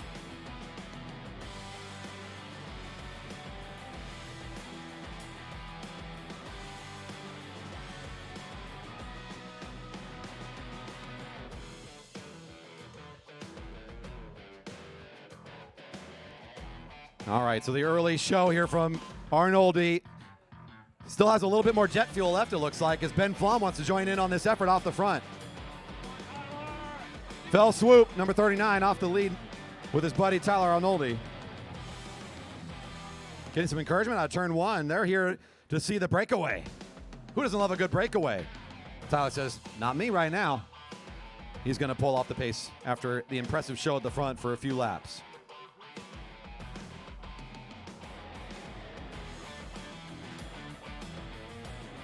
All right, our field stretched out single file. Lots of speed on the opening laps from both Ben Flom and Tyler Arnoldi. Now you're just trying to find a place to be in this field. Yes, this might be the Masters Cat 3 field, but my goodness, good numbers and great speed already in this scratch. 5 miles mean we're out here for 20 laps.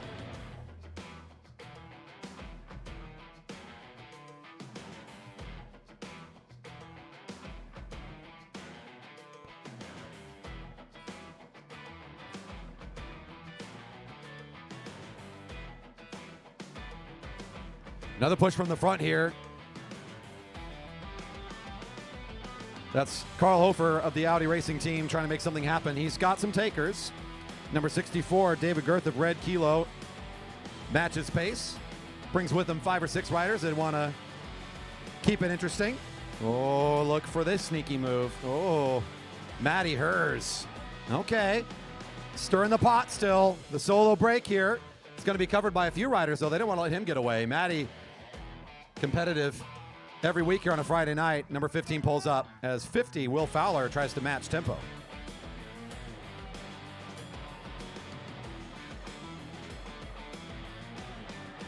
All right, it sounds like we've got an interview down on the field to chat with Lizanne from that last Elite Women's Keirin event. We're going to send it down to Chase and Lizanne on the infield. Alrighty, so I'm here with Lizanne Fox. She is our Canadian National Keirin champion and participated in the last Keirin Major Finals, if my mic would work. So can you tell us a bit about what racing on this track is like from someone who has raced on so many tracks across the world?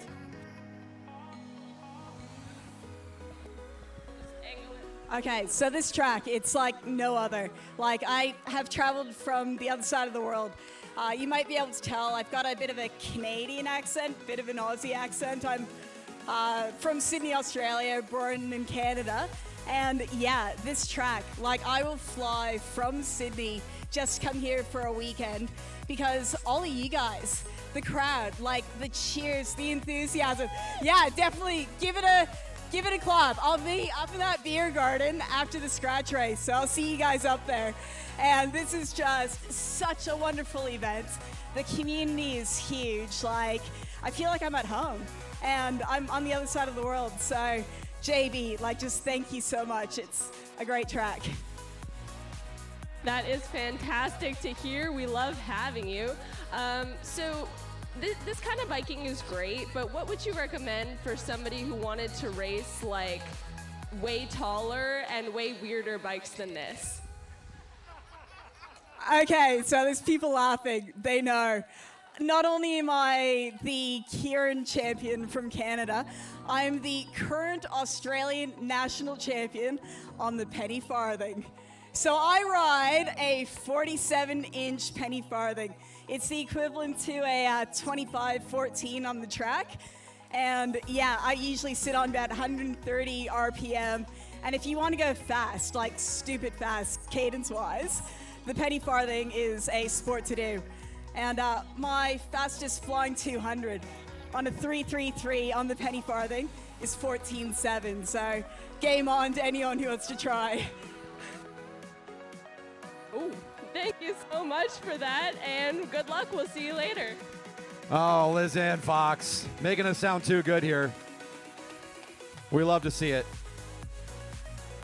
Man, oh man. Yeah, this is a rare place, folks, and we just want to, again, remind you, we're not quite to where we were in 2019. Let's just be honest. It doesn't look the same as it did a few years back. It's close, and we have a great showing here tonight. We just want to build momentum back up because the Vision Grand Prix, this event is so special to us here, and apparently special to people all over the world because it makes that kind of mark on people when they come here and visit Redmond, Washington.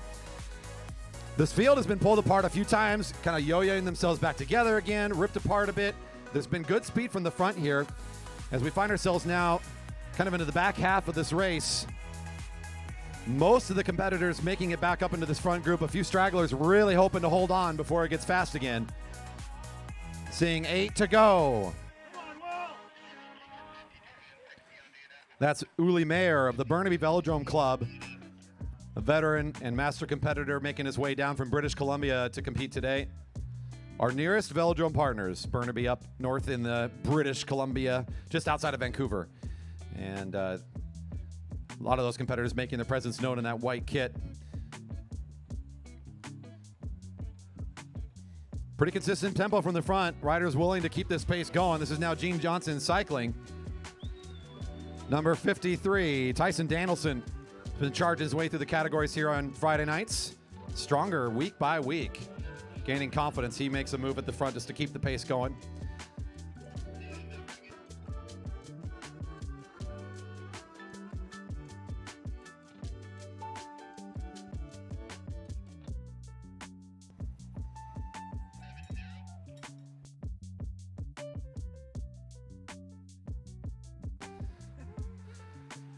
Scott Grinsel, number 56 for Dyna Racing, at the front for a moment.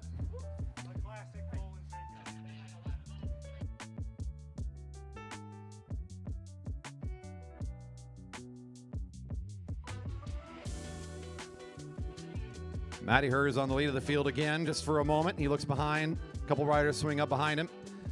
Field bunching up here nicely. Waiting for the next invite for speed. How about this? I got $50 to lead the lap. $50 to lead the lap. Cash preem from the crowd. $50 to lead the lap on this lap.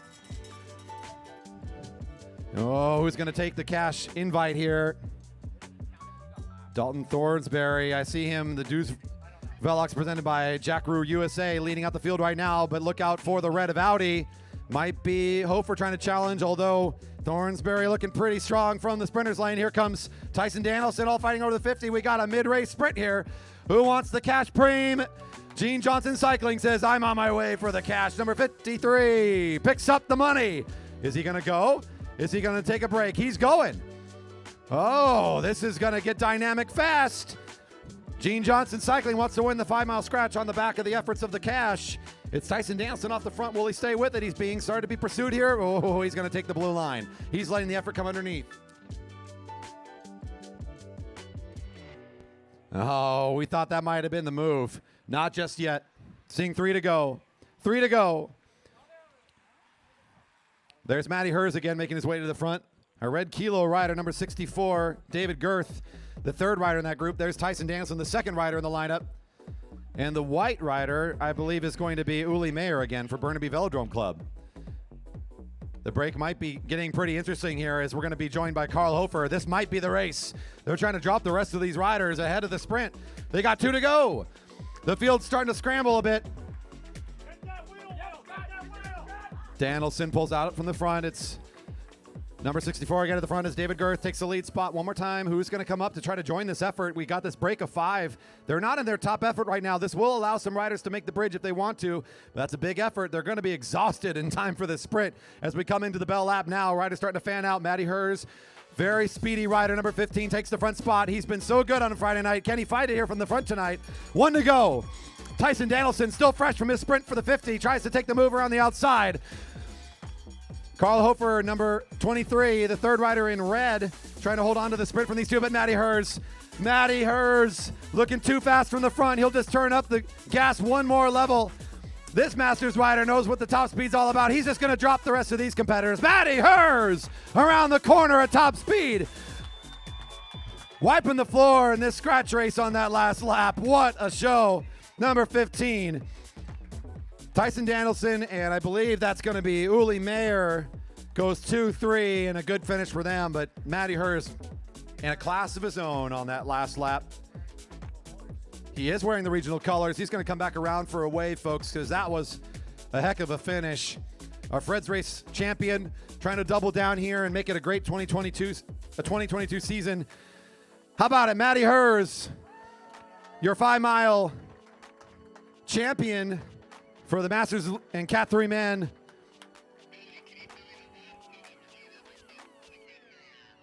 Now, thanks to Therabody Theragun also for helping speed up the event tonight, and the extra merchandise support going the way of Matty for his extra efforts here tonight.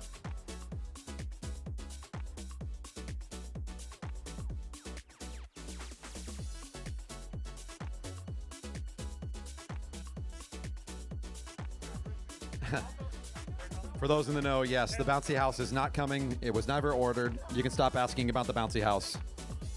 I know. Sorry. It just didn't get onto the list of things to do.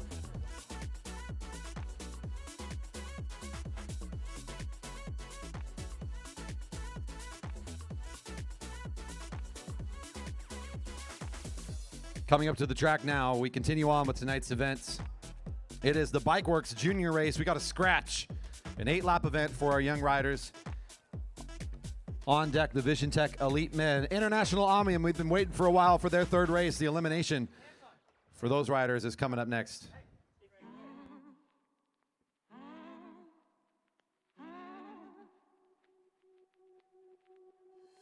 When you feel like it's over and nothing else matters, I know you feel so divided.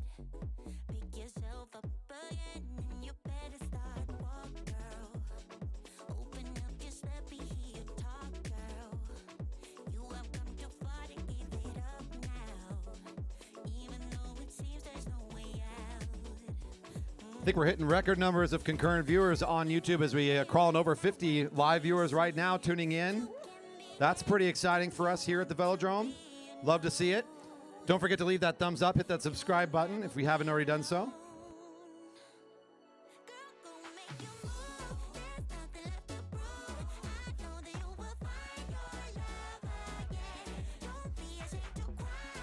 What a night of racing we've had.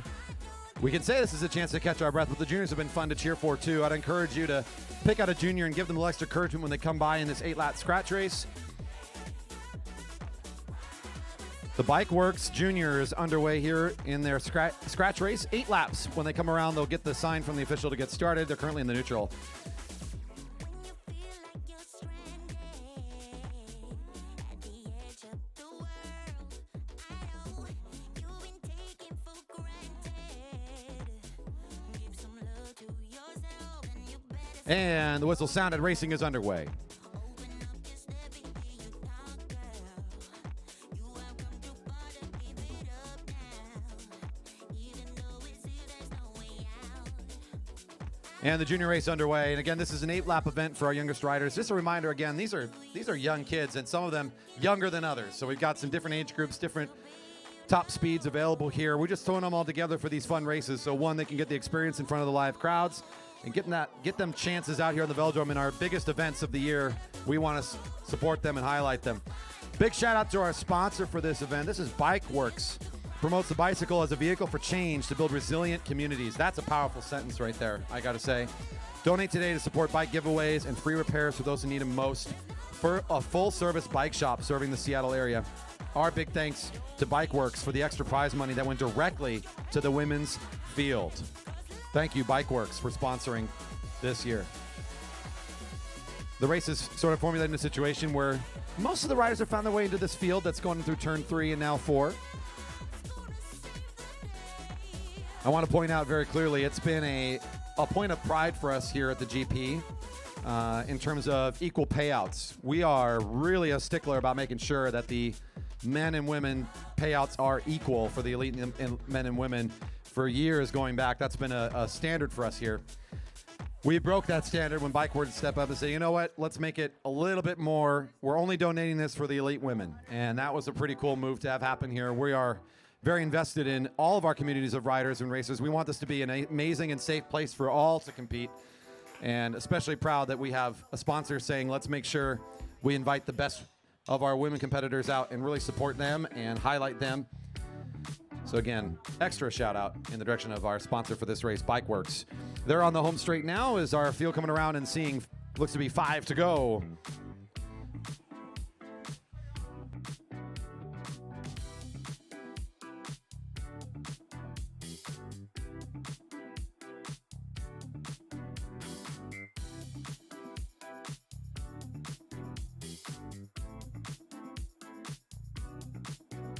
On the back straight, the group gathering up, waiting for the exciting finish in the scratch in these interim laps. We're kind of holding our breath here for that junior finish.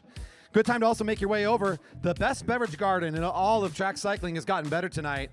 Our partners at Stanley have always been supporting us, but tonight we've got a special deal. We've got these beautiful cups $10 gets you your first pour and the cup. You get to keep the cup. Walk out of the beverage garden with a brand new stainless steel cup from our friends at Stanley. Stanley helps keep hot things hot and cold things cold with long-lasting vacuum-insulated products, creating durable and reusable food and beverage for over 100 years. That's right. You know that old dark green Stanley thermos? It's the same Stanley. They're still here doing the good work. Thank you, Stanley, for helping us reduce our plastic waste in the beverage garden.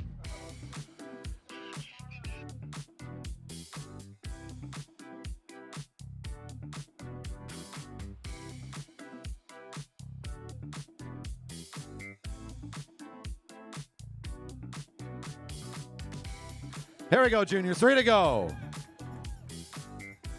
The spirit of support and cheering is good here today, folks. Really appreciate it. You guys are just doing the work of carrying this event. I'm just blathering into a microphone. The kids on the back straight are our lead group. Looks like at blue, the Gene Johnson rider, Lucy Dorr, is kind of been sitting at the front, controlling the tempo for a while. Anton, your winner of the first race, is next door. Some of our older juniors in the field. Anton racing for the Jerry Baker Juniors group. JerryBakerJuniors.org to find out more about that local team, by the way. I'll just throw that promo in as they are partnered up with our Velodrome. It's number 162, Lucy Dorr. 160, Anton Renishiev, right next door to him. I think that's Keegan Fairbanks trying to follow the wheel of Anton, the rider with that yellow bike. Trying to find the right wheel to be on. As things will start accelerating a little bit here. They're getting ready. They know they're coming into the bell lap. A couple of riders saying 2 to go as they're crossing the line. Our leaders will be coming around the corner for the bell. This final lap for the scratch race for the juniors. Bell's ringing. 1 to go for the kids. 1 to go. Here we go, juniors. It's lock and load. 160. Anton's going to try to do another one. He brings along the speedster of Keegan Fairbanks. She knew the wheel to find. I don't know. I might have messed that one up. Look at Keegan go. The second attack around the outside. The rider with the yellow bike. Whoa! Making this one interesting. Anton's going to try to make the second charge happen, though. And it will be Anton. What a great move. Keegan, second across the line. Well done as they'll pick up second. And it's 162. Lucy Dorr, the third rider across. Excellent riding from the juniors. A few more to finish up here.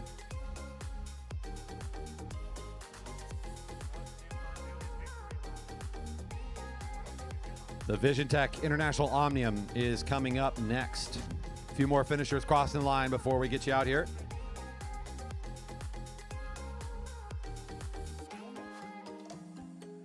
I believe with that rider, that'll be our last. The track should be cleared. We are going to call the International Omnium riders. One more. Got it. Thank you. I see the come on the back. I'm going to call you up in order, so you will not come to the rail until your name is called with your points totals.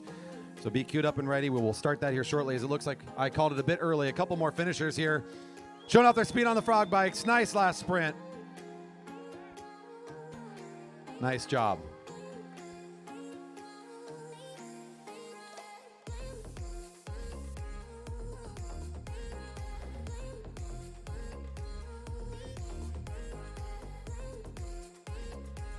And now we are coming into what is a very interesting event. For those of you who may not know about it, I'll talk about the International Omnium during the neutral and as this race gets started.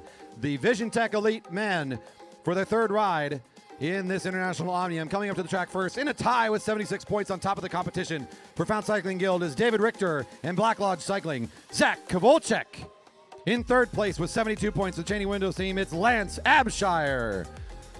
In fourth with 66 points, also the Found Cycling Guild, Mario Sandoval. And with 62 in fifth currently, for Above and Beyond, it's Sam Morris.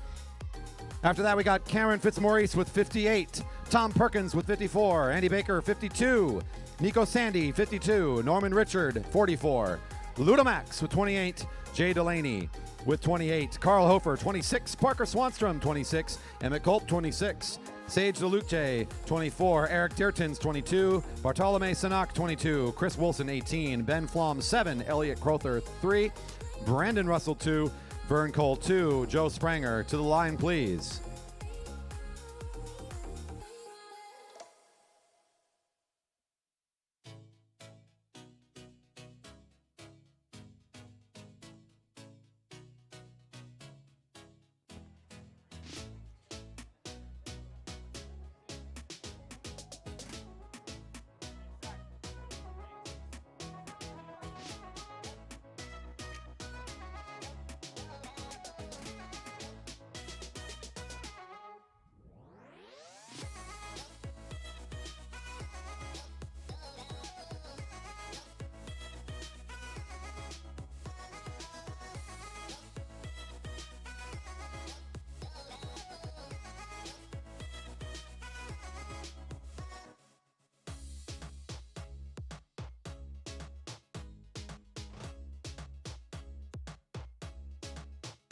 This is going to be the fastest neutral you will see potentially this weekend in the elimination race, as right away these riders are going to start getting pulled out. Last rider across the line. Once the race starts, we got to go around. Oh, we get the whistle. It started. Next time around, last rider across the line is pulled from the race. The elimination for the International Omnium now underway. What is the International Omnium? You got to do well over 3 races just to get yourself a head start in the points race. In that final points race, the better you do, the more points you start with, and then you still got to race to get more points. It's crazy. It's a truly endurance favored event because there's a lot of laps that are involved over the whole series. Place better, get more points. That's the most important point here.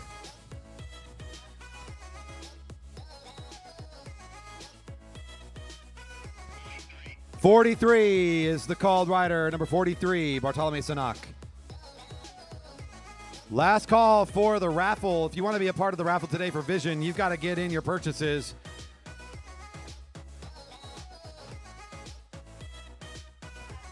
Kenny's got the bucket, so look for the person with the red bucket selling the raffle tickets. I think he's wandering around, so try to get their attention. Kenny Williams is going to be the one with it. 39, Ben Flom. Early volunteer that lap. This is a very, very fast field. Kenny's along the home straight here right now, so I think he's going to make his rounds. There he is. Here he is. You can head down this way, right down past the grandstands. Kenny's going to come by if you want to pick up a raffle for the tri-spoke front and the full disc wheel back wheel from Vision. 37, Joe Springer. Again, if you want to get in on this, it's $5 for 1 ticket, or go for the combo deal. Get 5 tickets for $20. Be in the drawing for tonight's amazing carbon gear from Vision. Our title sponsor is synonymous with no expense spared assault on wind resistance. They're here in the tent. Check out their stuff. They got discounts today, too, and tomorrow. Good to check out. 31, Eric Deertons. 31. Hey, folks out there on the live stream, I got a deal for you, too. You can use code GP2022. That's all one word, capital G, capital P, 2022, GP 2022, for a 20% off deal at FSAProShop.com. That's something I should probably put in the chat, isn't it?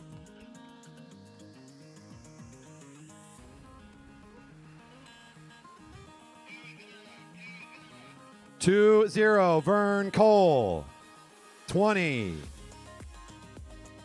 Vern Cole. 20, Vern Cole. 20, Vern Cole. No pull. No pull.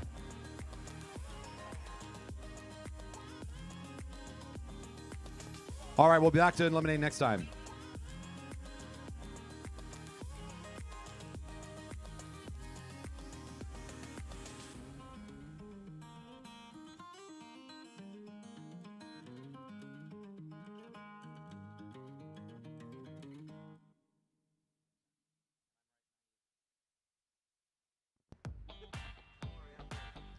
All right, who's next here? 38, Emmett Culp. Emmett Culp, 38. Yeah, fun to watch is number 4 right now. As Andy Baker's been playing the devil for a few laps. He's been in that back position and accelerating. So what you'll watch here is they come out of turn 4 near the beverage garden. That's where the swing up towards the rail is needed, and that sprint around the field. Baker's been doing it pretty masterfully here. See if he can do it again. Finds himself at the back of the group. May not have it this time. Number 4, Andy Baker. As soon as I talk about him, he says, nope, that's it. Played the devil for enough. And that's the last time I'll ever talk about any racer ever. Just to be safe.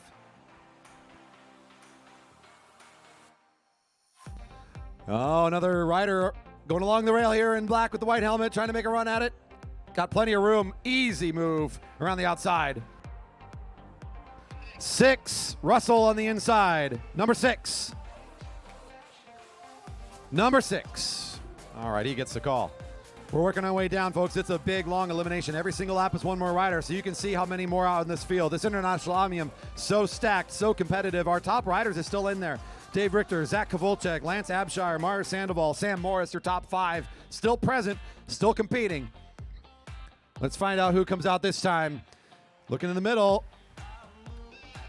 It's 44 this time, Richard Norman. Richard Norman, 44. 44, Richard Norman.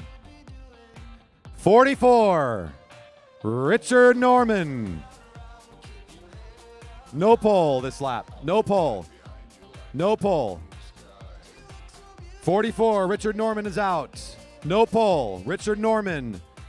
No pole, Richard Norman.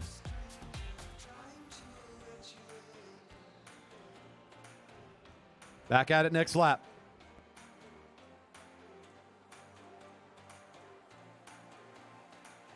All right, watching Chris Wilson now, who's in that dangerously fun spot. He's got the room to run, the rider in the green with the white helmet. He makes an early jump here. He's going to leave Carl Hofer in the back.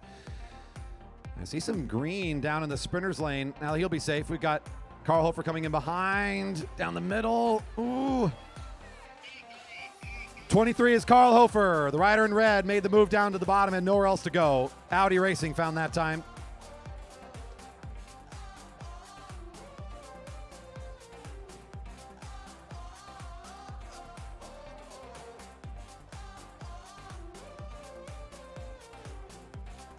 Beat Cycling is the one in the back now. That's Ludo Max on the tail end. He'll sweep out around and accelerate. Does he have enough? He's at the tail end. Maybe not enough this time. He'll sit up. 35 felt it coming. Ludo Max out this time. Down to the top 12 now in the elimination. Starting to get where it really matters. These points start adding up big time, so the stakes increasing. Zak Kovalcic is the rider driving the pace currently, the rider in the black and red for the Black Lodge Cycling team. He's flanked by Lance Abshire, National U23 Czech champion. The real speedster at the lead of this field. Let's see what happens here in the middle. 46 is Jay Delaney, the Lost Boys Book Club team, number 46.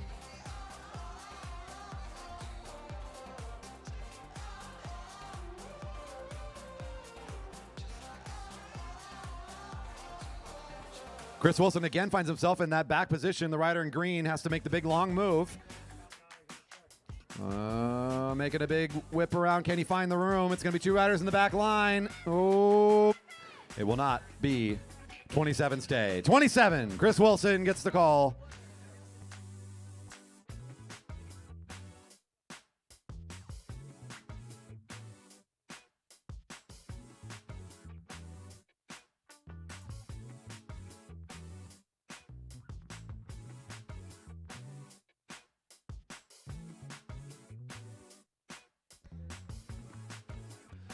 Oh, the Canadian move around the outside. It was enough. 30 is out. 3-0. Number 30, Parker Swanstrom. Oh, the Canadian colors flying fast around the outside. Hold on for another lap. In a very critical moment here as we are really thinning the herd down.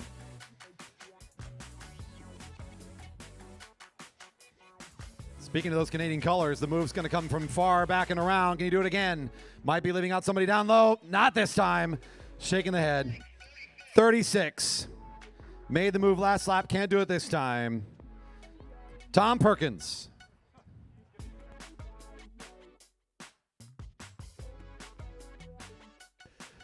Dark green taking up the back end of this. One of our leaders, Richter, number 7, is high and in the back. His teammate, Sandoval, also a competitor in this endurance event, trying to hold on. Sandoval makes the move. It'll leave someone out underneath. 29, Cameron Fitzmaurice.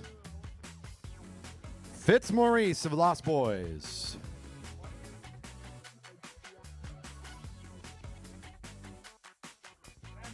We got down to 7 riders now in our field getting into that top 5 category here, and our top 5 are still in it in the Omnium competition. So the competitors are showing up.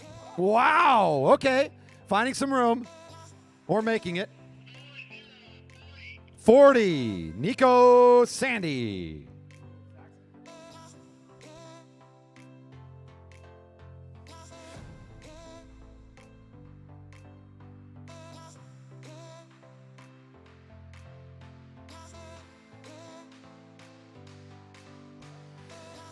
Okay, interesting that last lap. Let's see what happens here.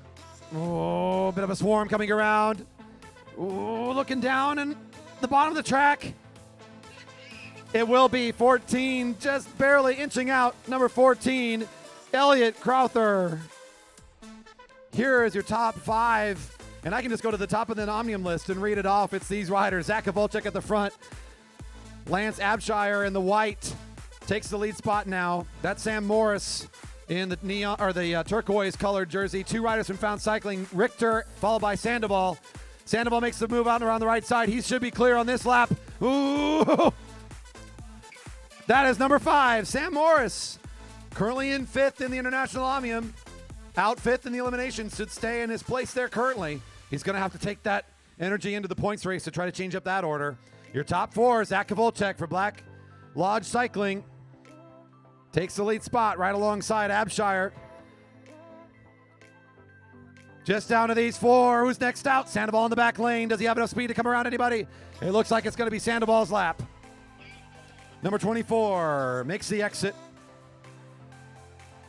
Oh, a move from Abshire. A quick flex, a move there. The group of 3 move in tandem together on that quick twitch from the rider in white. Trying to make the big move. Oh, Zak is not having any of this. Kovalcic says, no way. I'll take that one all day long. Richter looked down and says, okay, I guess I'm done. 1 to go. Kovalcic, Abshire side by side. It's a match sprint at the end of the elimination. Who's going to take the most points home for this International Omnium?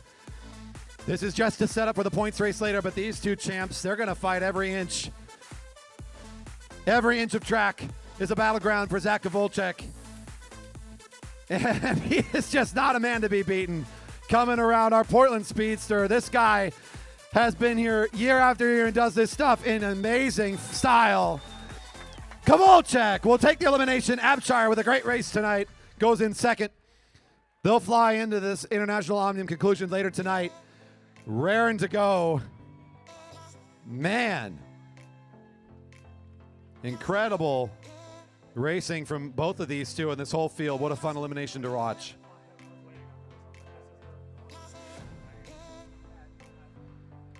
All right. I need to catch my breath, folks. Man, oh man. That is a lot of action for one announcer, let me tell you. Coming back around. Here they are. Zak Kovalcic wants the high fives from some of our fans here. He says, come on, folks, this is what it's all about at the GP. Let's make some noise. He needs some help for his later race. He's like, I gotta go rest. That was hard. Made it look impressive nonetheless.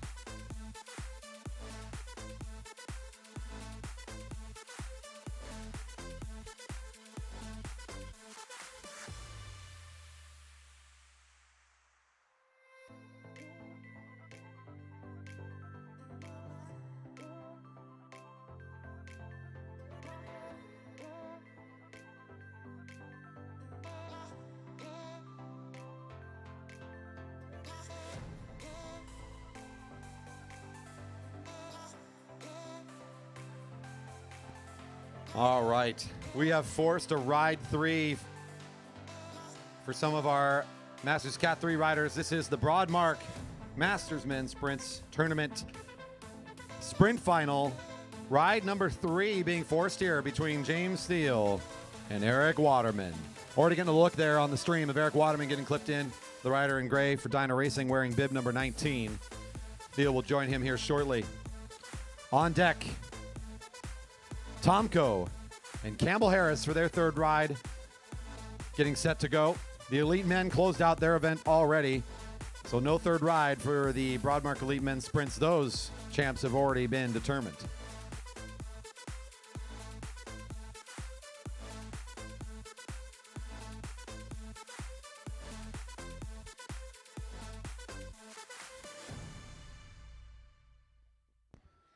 All right, folks, it's all evened up.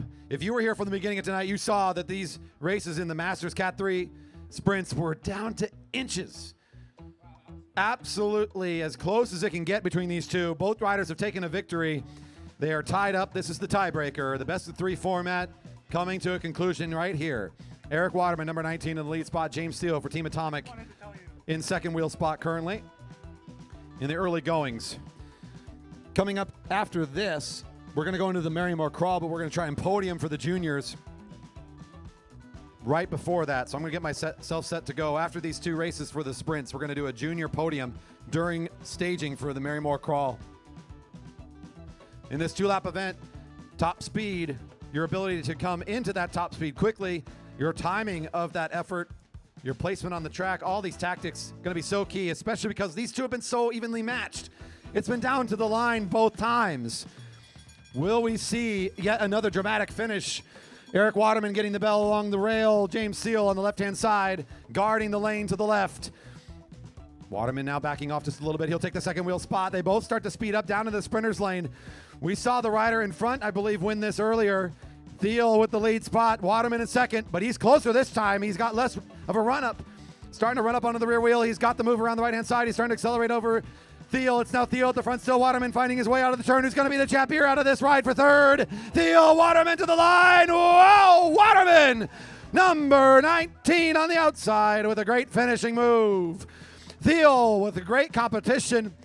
These two riders forcing it to a third ride. And great sportsmanship shown by both as they'll congratulate each other on a great series. You saw Thiel give the go-ahead sign to his competitor Waterman. They're going to make the roll around here as Eric with an incredible showing there to close out that race and a great sprint at the rear wheel. Good move for him.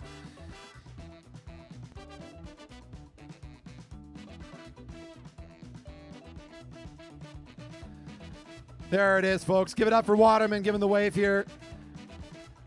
A great, and the thumbs up. That's right. Nice racing today.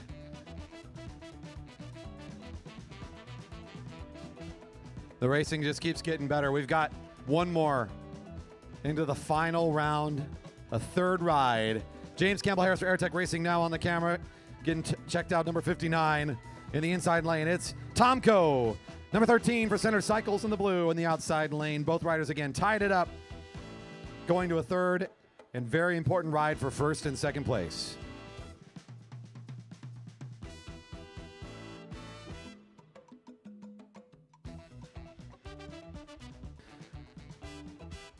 It was the closest of close matches in that first ride. Tomko got the best of Campbell Harris in pretty convincing fashion in the second match. Let's see if James can turn it back the other way or if we're going to have another nail biter on our hands.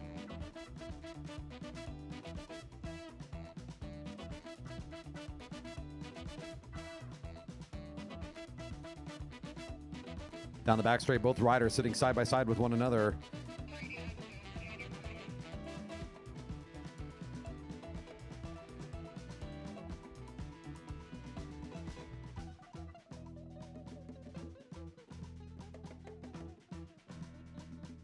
Coming around the corner, both riders, they are just side by side.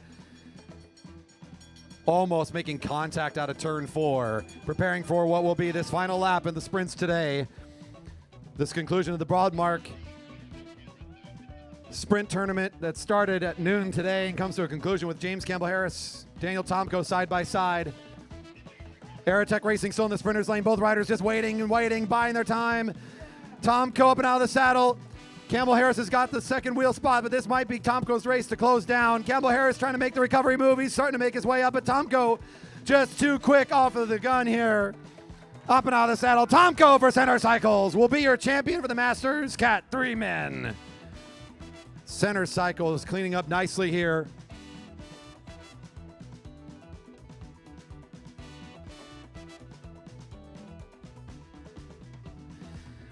Again, not necessarily the close race we're all expecting or hoping, but James Campbell Harris has just been on this trajectory of improvement all season long, and he put on a great show today. Center Cycles always makes it a good show with Daniel Tomko, your champion here for the Masters. Cat 3 men giving the fist bump. A great race for these two. Nicely done. We're going to do these podiums as quick as we can. Marymoor Crawl competitors, we've got some big cash prizes on the line for you. $150 to win the crawl. Get up into corner 4 if you want to participate. $150 to win, $100 for second, and $50 for third.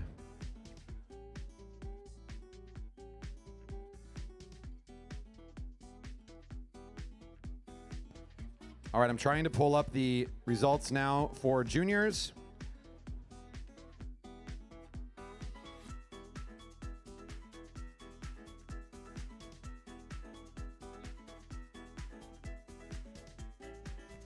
Junior 2-mile scratch results. We'll do the second race first.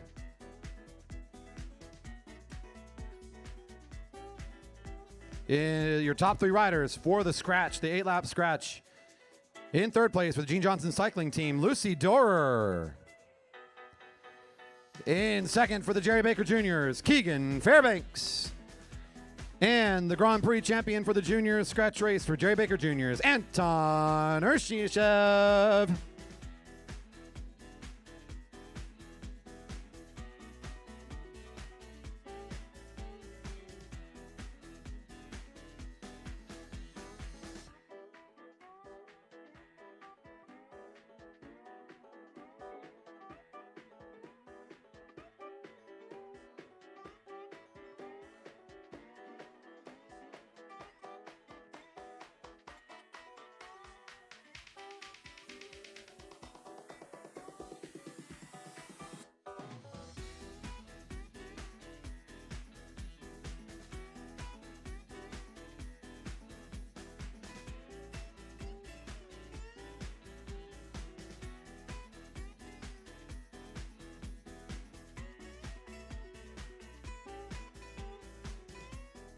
All right, we are going to move on. I don't have the other results lists right now.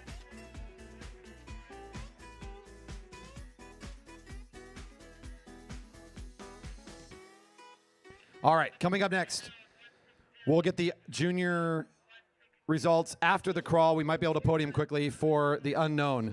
We'll get those results listed out really quick. And for now, it's time for the Marymoor Crawl, our local novelty race, the slowest lap in track racing. It's a fun one. $150 on the line to win this thing. Thanks mostly to an anonymous donor today, throwing in big cash to raise big money for some preems today. Also, thanks to our live audience for throwing in some cash to help build this up.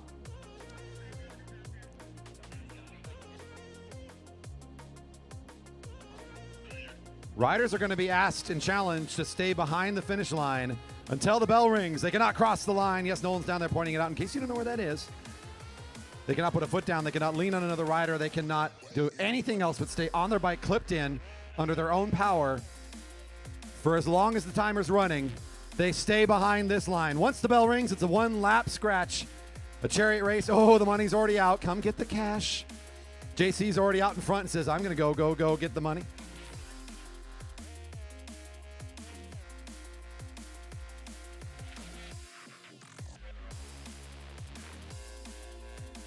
We could use some help from Dennis Crane over at the Podiums with the banner, the podium itself. Right up to the front with the cash in mouth. Look at that. That's what it's all about. We're here for the money, right? That's why we do this. Number 30, Parker Swanstrom, found some bills already. Oh, right up to the line so fast. Whoa! That's as close as it gets. Are you kidding? Okay, you're just going to park there now. My goodness.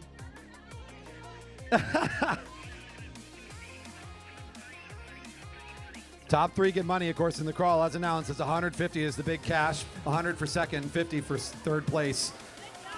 All right, I'm down here with Rider 101. What's your strategy? Help! All right, thanks. Great tips. Great tips. All right, we're down here with JC. What's going to happen here in the next 30 seconds? I'm going to go no-handed because I like attention. Oh, that's great. Everyone, big ups to JC. No-handed. But JC, how much money do you have? $1. $1. All right. And Rider 101, how much money you got? I think it's $5. Well, we know who's winning here.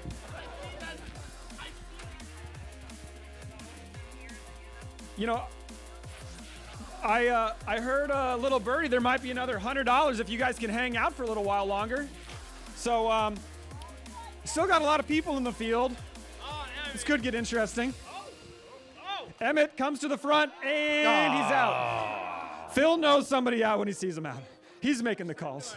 It is bunched up on this rail over here. Look at how crowded this is. Liz Ann says, get out of here, Zach. This is my spot. Oh, no. Didn't get the help you needed fast. All right, $5 richer. There you go. You got something for your efforts.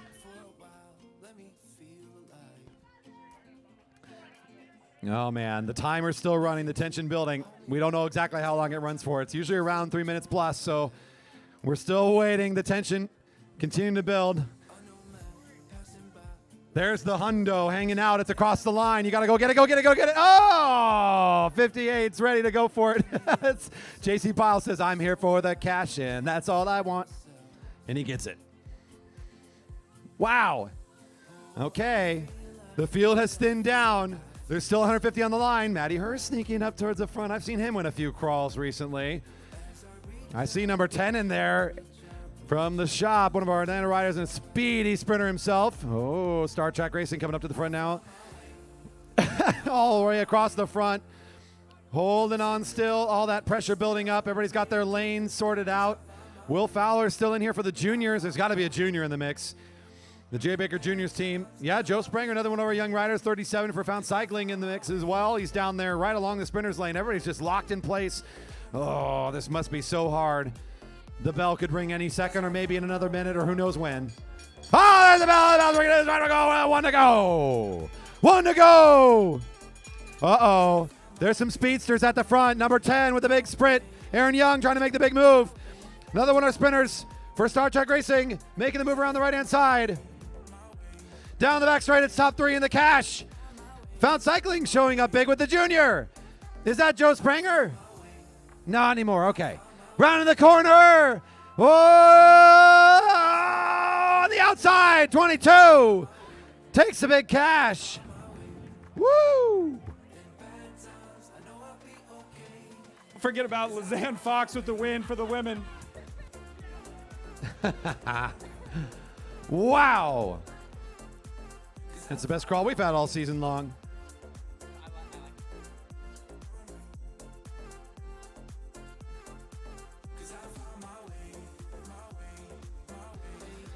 How about it, your champs in the crawl here coming across.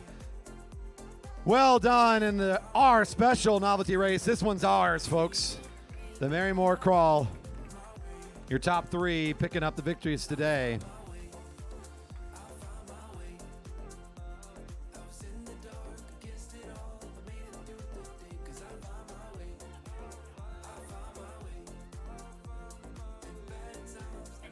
That was Corey Jamieson, rider 22, who gets the nod for the win in the crawl today, and we'll be picking up the extra cash.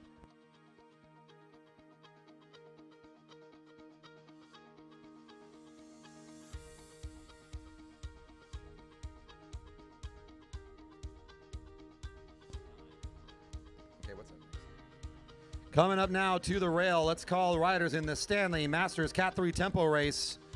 Those riders, please make their way to the rail. Stanley Masters Cat 3 Tempo.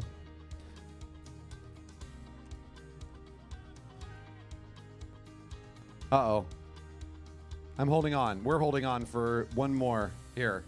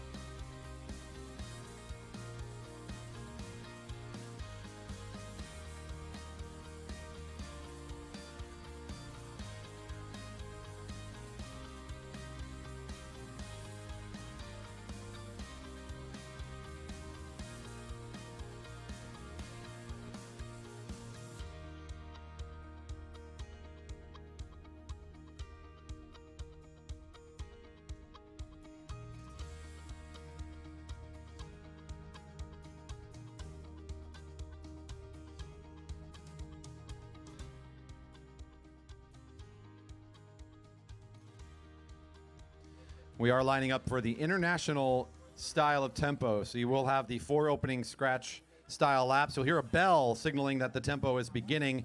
It'll be a point to the lead rider on every lap after that. Rider with the most points at the end, of course, your winner.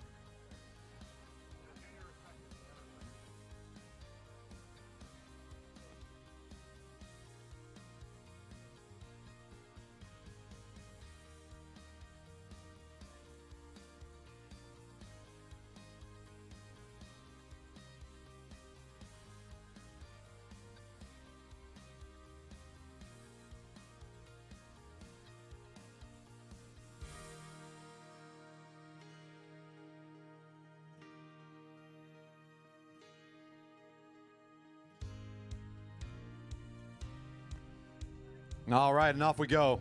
Hey, at this point, if we could get everybody that's enjoying the race tonight to make sure they're jumping onto our stream and giving us a quick subscribe. We are marching towards 1,000 subscribers. There's a lot of you out there right now watching that may not have gone and pushed that button yet. It's free. It doesn't cost you anything. And if you're here in person and you're enjoying the race, it's one of the quickest ways you can help support spreading the word about our Velodrome, letting people all across the world know about the Grand Prix so that next year can be even bigger. We want this event and all of our events to be attended as well as possible because we're trying to be the bastion of track cycling here in the Pacific Northwest. I think we're doing an okay job of it. We'd appreciate your support trying to keep this mission going. Find our channel on YouTube, JB Velodrome. You can also find the stream right now through the link at velodrome.org/live. Help us keep the mission of Jerry Baker and everybody who's here going. The whistle sounding the race underway. 20 laps. You'll get a bell signaling the start of the points. Right now, we're in a scratch to set it up. Tyler and Oldie on the opening effort once again. Number 60 making it fast to start.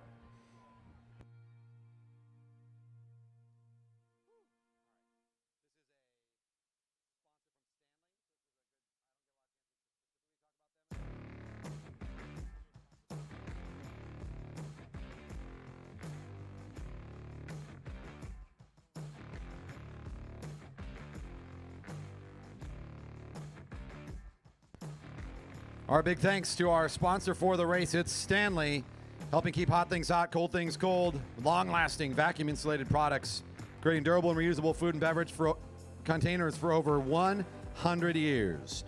Thank you to Stanley for helping us reduce our plastic waste in the beverage garden. And a reminder, the best beer garden in all of cycling just got an upgrade tonight. The first 500 guests can take home a reusable Stanley cup after you enjoy your post-stock Locust Cider or San Juan Seltzer pour, just $10. To get one of those reusable cups. Again, thanks to Stanley for their support of our beverage garden and racing here at the Velodrome. That's still Tyler Arnoldi off the front. We see his break there. The field giving him some room early on. If he keeps the position he's in, they've allowed him to be here. Tyler Arnoldi will pick up some early points in this tempo.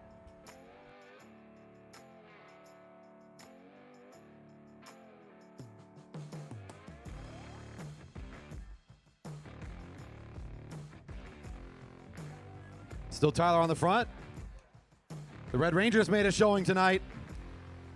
The Power Rangers, a classic edition. That's one I recognize from my childhood. Stanley Douglas makes the chase and finds the catch on the back straight. Still no points to the leader. We'll be getting the bell now, and that will set us up for the first lap for a point. Up next, the BikeWorks Elite Women 5-mile scratch is getting set to go next. Bells ringing next time and every lap after. First rider gets a point.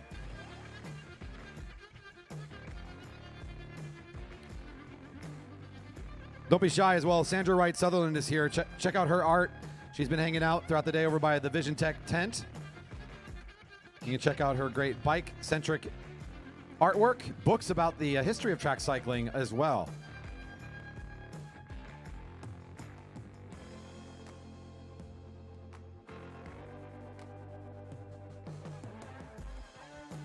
Your early leader, Tyson Danielson, Gene Johnson Cycling Team, picks up the first point.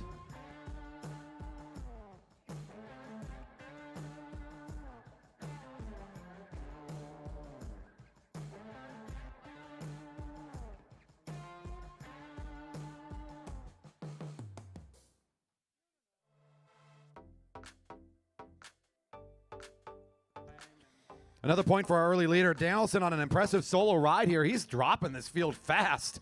Wow. That's some big gap there. The field just entered turn 1. He's down the middle of the back straight. Good way to win a tempo. Just don't participate in the field. Get out in front.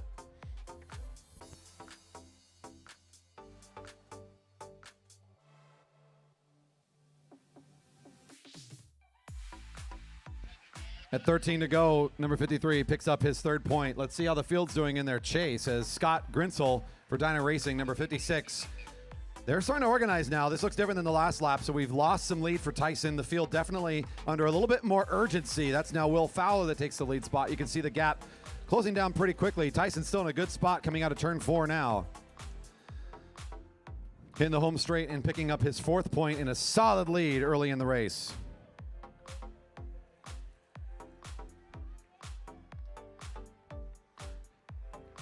Field sees 12 to go.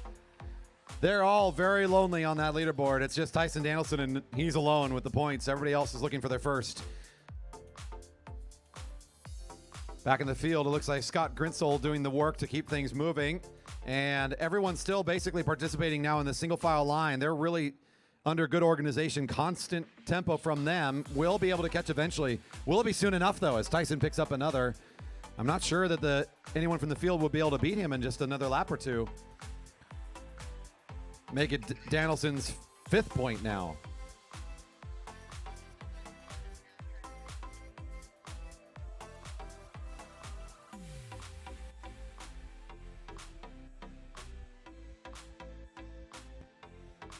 Question is Thornsberry racing right now? That's the question I got on the stream. Thornsberry will be up here shortly, back with the elite men, not in this crew. Oh, there he is, number 41. Thornsberry is in the field. I see him now. So he's about midfield. If you're looking back in the field right now, he's got the GoPro on the helmet too. Helps you kind of find out where he's at. Number 41 gets an ask from the live audience on YouTube. So he's in the mix. Currently without points though. As our only rider with points is this rider in blue with the white helmet, Gene Johnson, cycling. Tyson Danielson is the whole story. It's a boring story. It's 1 page long. It's 1 line long. It's Tyson Danielson all day long.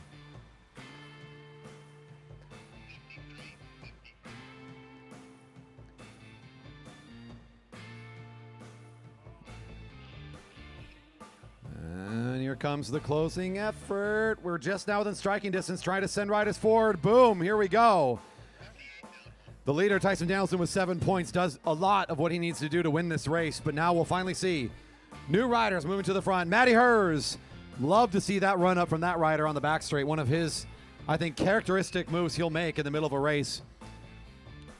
And he goes off the front in demanding fashion, although it looks like Burnaby Velodrome Club sending a rider forward. Uli Mayer makes the run at the wheel here. 2 riders in white at the front of the race. Can Matty find another point? I don't think so. Mayer's done the work to get up here. Mayer for 1 this time. There's your tie for 2nd. These 2 riders chasing the lead of Danielson. With 7 to go, Danielson may have secured his victory. As mentioned, there's not a lot of laps left. In fact, in 1 more, I think he's pretty much in the clear, depending on how these front 2 race.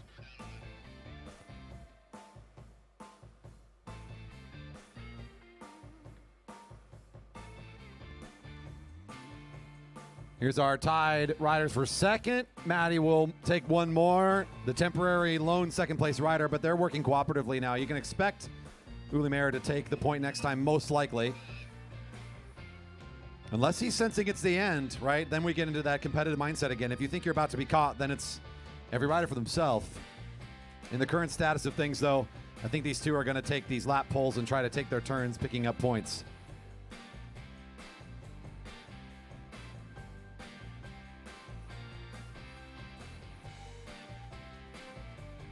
It is Uli Mayer this time. They're taking their full 400-meter pulls each. Nice tempo from these 2 as they're really settled in to really comfortable tempo. Let's check the field and see where they're at. They're trying to keep this pretty close. That was Will Fowler pulling up out of the way. There's your current leader, Tyson Danielson, now pulling for things at the front of the group. Next up is Thornsberry, would be the next rider at front. He's in 2nd wheel spot. So they're trying to keep it close enough that these riders don't get entirely out of sight.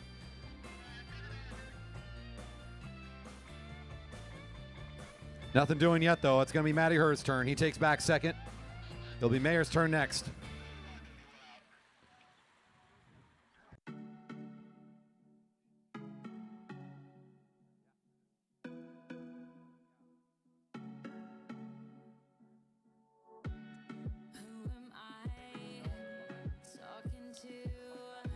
Oh, look at the bridging effort here. This could be a pretty big move for Red Kilo now, number 62.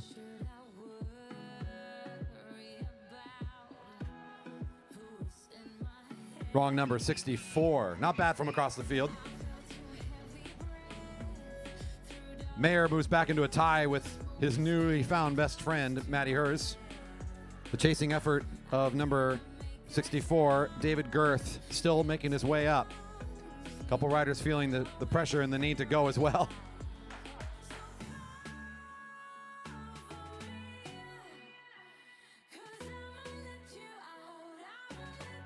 And it's Matty's turn again to pick at a point. He will be in second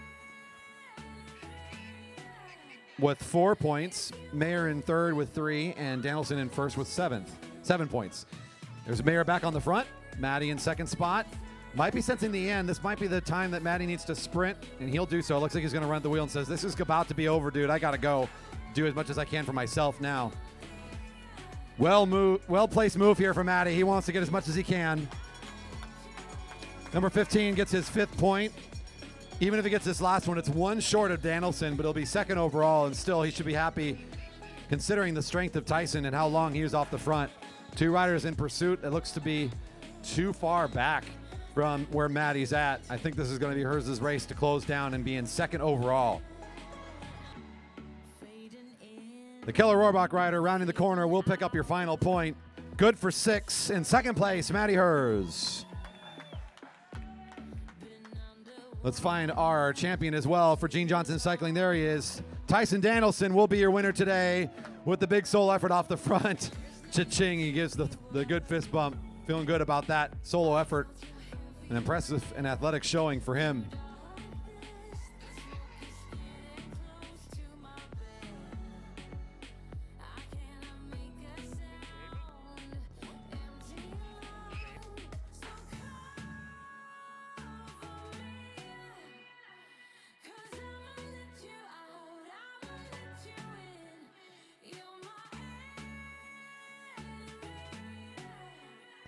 All right, a couple more coming around here as we're going to see your champion from the race here. Let's give it up for Tyson Danielson of the Gene Johnson Cycling Team with a great race and that solo effort early on. Feeling good today. A great showing. Number 53 feeling real good after that one. Couldn't be caught for so long. It was enough to win by a single point over the chasing rider, Matty Hurs.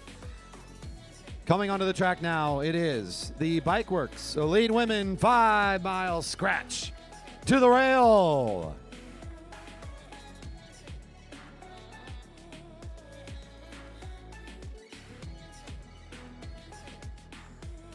What a beautiful night of racing this has been, and we still have some more great action to go. We're going to have this race here. We have a team sprint record attempt that's going to be coming up after this, and during that, we're also going to do the raffle poll. So let's be ready for some raffles to go out. We're going to try and give away this tri-spoke and the full disc back wheel as well. It's going to be quite the exciting moment.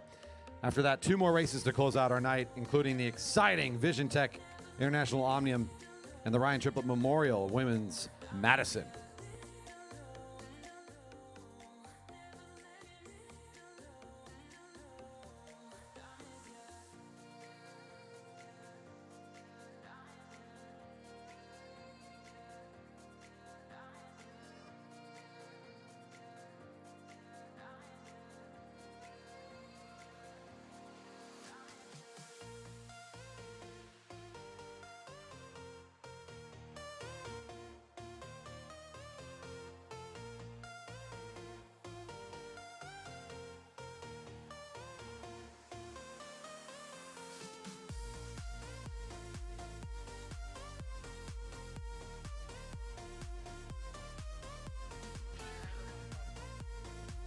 On the track right now, we have this exciting BikeWorks Elite Women 5-mile scratch. This is one of the things we track for records. So we have some very, very fast competitors in this field. If the field can maintain a quick tempo, they may be chasing down a record tonight for the fastest finish on a 5-mile scratch. We will be watching that closely. The whistle sounded. The race can begin. The timing has started. It's 5 miles, 20 to go. I've got preems as well, some big cash that are going out during the scratch tonight. 3 preems, 50, 50, and 100 during the race. That should help us chase that record.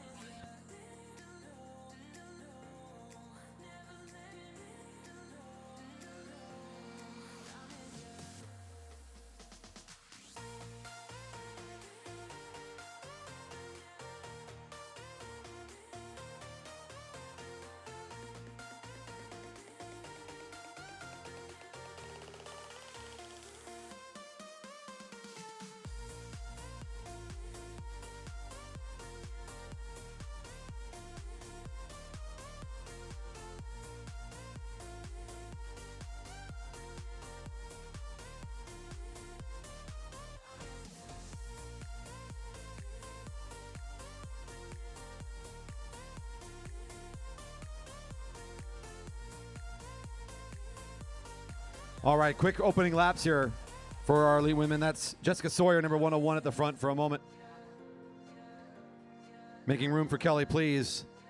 Just watched her teammate doing excellently in that previous race. Tyson Danielson will now be cheering on for Kelly, please, with the Gene Johnson cycling team out there at the lead of this group. This is a straight-up scratch race, so riders will be going for that finish line. That's all that matters. No points along the way, nothing confusing. This is just about pure speed, athleticism, and race smarts all coming together. The only sort of wild card in here is the 3 preems we got coming from up here on the balcony. So 50, 50, and 100 to go out the way of these competitors during the race. That'll mix things up. Oh, here we go. Mid-race action already starting to unfold. That looks to be the colors of the Red Truck Racing team.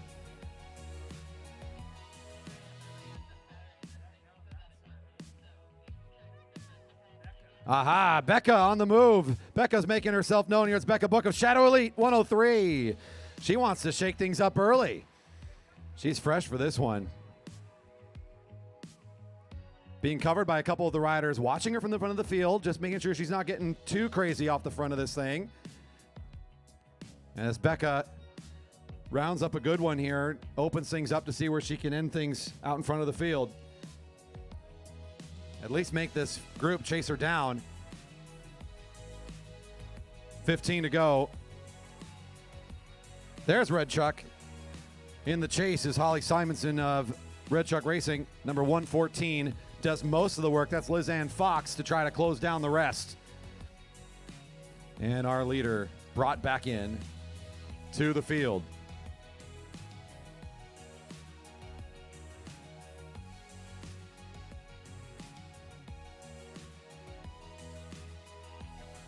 Last chance for raffles. If you get our attention up here at on the deck where I'm announcing from, you can get in on the raffle before we make this last chance to get in for the Vision Tech USA gear. We've got the tri-spoke front wheel, the full disc rear wheel.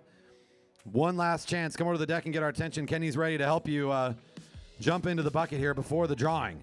This is some good gear. We don't want to miss your chance to participate if you want in.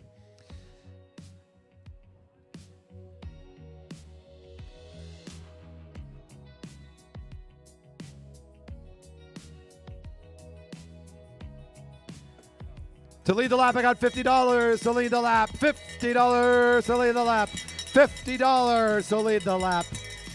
Cash on the line. Who's going to go pick up this intermediate cash sprint? Down the back straight, a little bit of hesitation here. Side by side, who's going to make the first move for the money? Might come midfield as the front's hesitating for a while. Here comes the move from way back in the group. All the way on the outside and down to the sprinter's lane.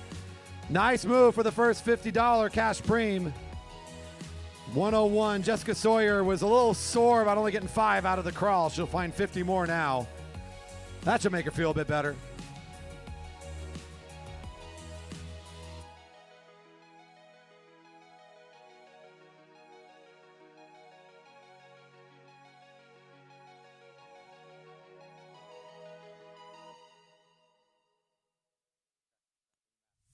11 to go. 11 to go.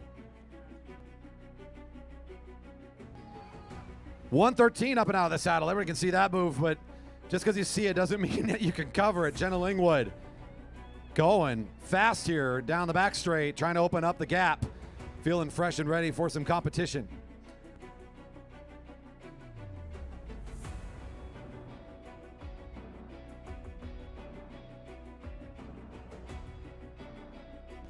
Jenna Lingwood off the front for this solo break. Could be a very big problem for this field.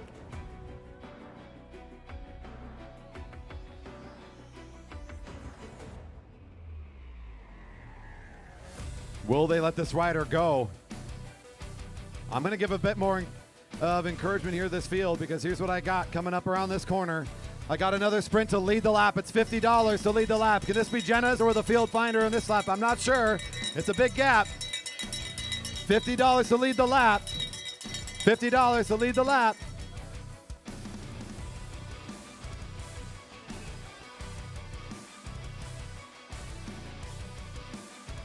At the 9 to go mark there, we got the bell ringing. I don't think the field was feeling the $50 is good enough.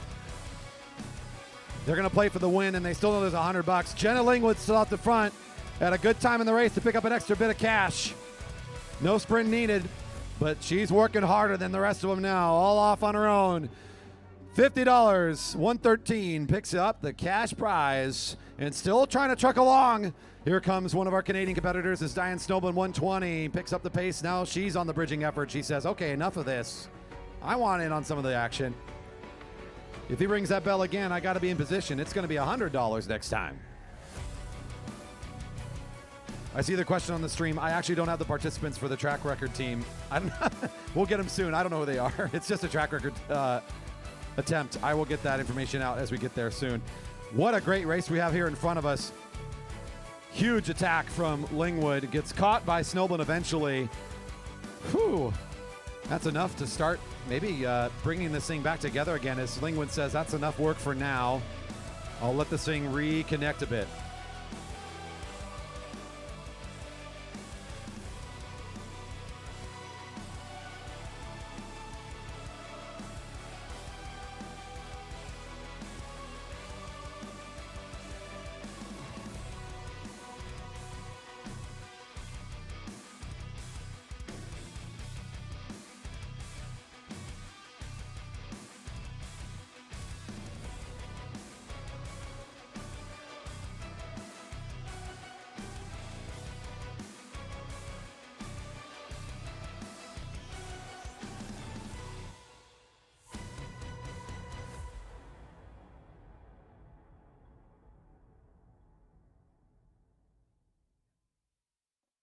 When I think about the way we used to be, when I think about the things you took from me, I know that I am so much better.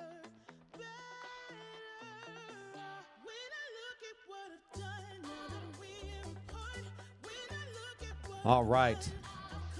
Those teams, I did get the information. The elite men got Andrew Kahlberg. It's going to be Aaron Young and Lemin Wright making out that elite team to try to chase the track record. Guy McClintock, Ethan Boys, and Alex Seigel are going to go for the Masters track record at the same time. So we're going to be riding those two teams on the track together. Our elite women to come back together again. How about we break this thing apart? I got $100 to lead the lap. $100 to lead this lap. $100 to lead this lap. As our field has started to recombine themselves, let's get interesting again. Who's going to make their move? They are waiting and buying time, waiting down the back straight. This is a pretty big cash payout. Ooh, the Canadian-Australian product of Sydney's on the move. Lisanne Fox is coming out fast. Here she comes, round to the corner for the big $100 payout. Lisanne, takes the nod and says, all right, not bad. Now I got to go sprint again in a few laps. 107, Lisanne Fox gets the call on that one. Has to sit in the field for just a few short laps before the finish is back at it again. Our big thanks again to BikeWorks for promoting bicycle as a vehicle for change to build resilient communities. They are our title sponsor here for this race, the race sponsor, I should say. Donate today to support bike giveaways and free repairs for those who need them most. A full-service bike shop serving the Seattle area. Thanks to BikeWorks for helping make the payouts for the women even bigger than ever before.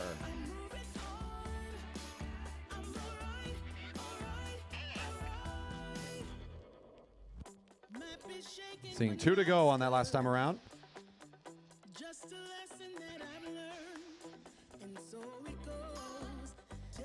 Coming into the bell lap. The field at its top speed here. All coming down to this final moment. Who's going to find the position needed on this final effort? 1 to go in the scratch. 1 to go. Espinosa's found her way to the front. It's number 119. Skylar leading out the sprint effort now. Star Trek's also in position. Look out for that move from Star Trek in the second position. Espinosa trying to hold on to it from the front, but it's going to be the rider for Star Trek, number 112, Stephanie Lawrence, starting to really open things up. Dominant fashion as she jumps around, takes the sprinter's lane, up and away. So powerful on the back straight. Star Trek Racing takes it 112. Espinosa, I think your rider second across the line in a fantastic fashion for Star Trek. Found the right wheel, made the move on the back straight. What a race for that rider.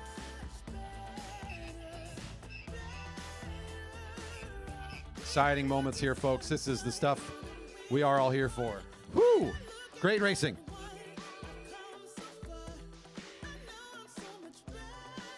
The call is official. It's 111 in third place on that. It's Annalise Oster's the third rider. Jessica Sawyer, where are you at coming along the rail? There she is, your champion in the 5 mile scratch. Stephanie Lawrence, I'm reading the first line. Stephanie Lawrence, number 112. Star Trek Racing, your champion. Stephanie, what an amazing finish.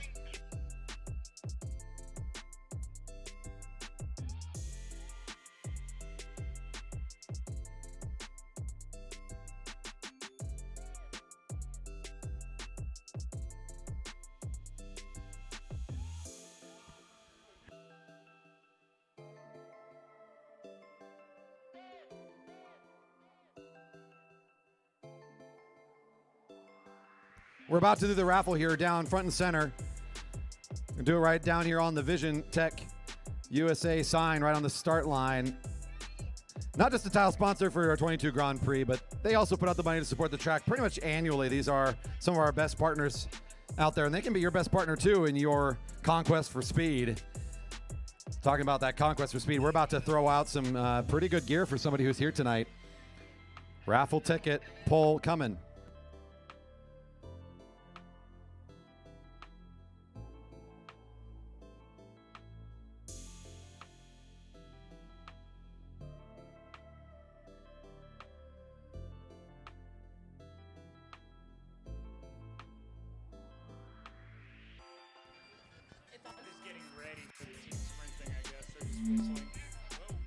All right. We're gonna do this raffle. There's a lot of tickets. Oh my goodness. Gotta get down deep. Gotta get down on the bottom, okay? Down all the way to the bottom. We're getting our team sprint set. Way down. Okay. I have a ticket. There is no name, so I gotta read it. 590345 Once again, the last digits were 3458. Is anyone screaming? 3458. Check those raffle tickets, folks. 3458. Hey, we got the winner over here in turn one. Come on over. Bring it over. Bring it on over. We got our winners. Come on down.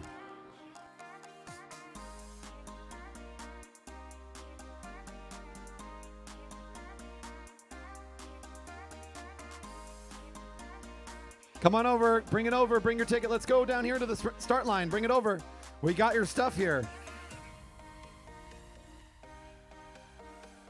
The back stretch is still getting set, so front stretch chill, back stretch is struggling.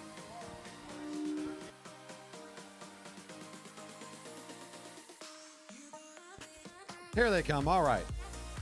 Who's got our ticket?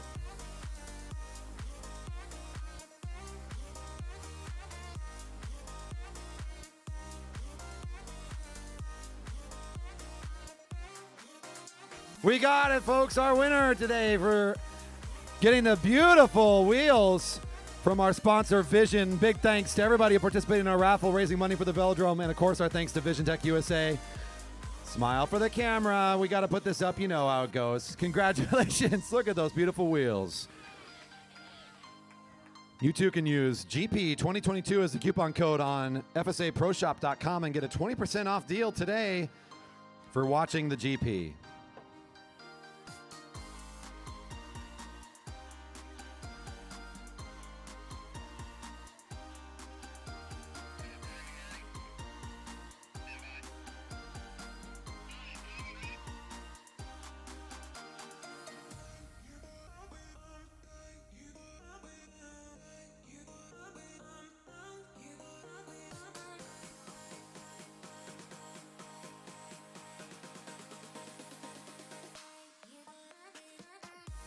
All right, we're off and away. This is a track record attempt. I didn't have a lot of chance to talk about it thanks to our raffle. 2 teams on the track at once. They get 3 laps. Each rider is committed to take a lap each. Leminwright, the leader for the elite men, going down the back straight now. At the same time, the Masters team on the home straight. That's Alex Seigel on the lead effort. Alex Seigel on the lead effort here on the home straight, number 42 on the first lap for the Masters track attempt, and a good effort there. Guy McClintock will be second up. Back to the home straight. Leminwright chasing this. We'll give room now to Andrew Karlberg, pursuing it down. As fast as they go, they are chasing this record simultaneously, 2 at the same time. A lot to keep track of. Here comes Guy McClintock onto the home straight. They are being timed on the back half of the track. Ethan Boys, number 11, will be the closer for the group. Back to our elite men. Andrew Karlberg, the middle rider, the closer. Aaron about to take his lap now. Aaron Young on the effort, number 10, trying to track this record down. And it's all down to Ethan Boys as well for the Masters group. Hitting the home straight, number 11 on his effort. Track record on the line. Let's see how our 2 teams do.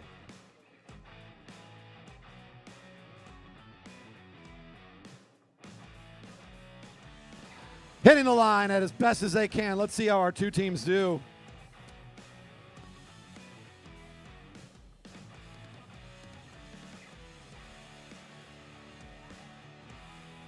The time for the elite men, a 1:18.014, the time to beat. That is the record on the track set back in 2012 during this same event just about a decade ago. The Masters men back at Masters Nationals in 2014.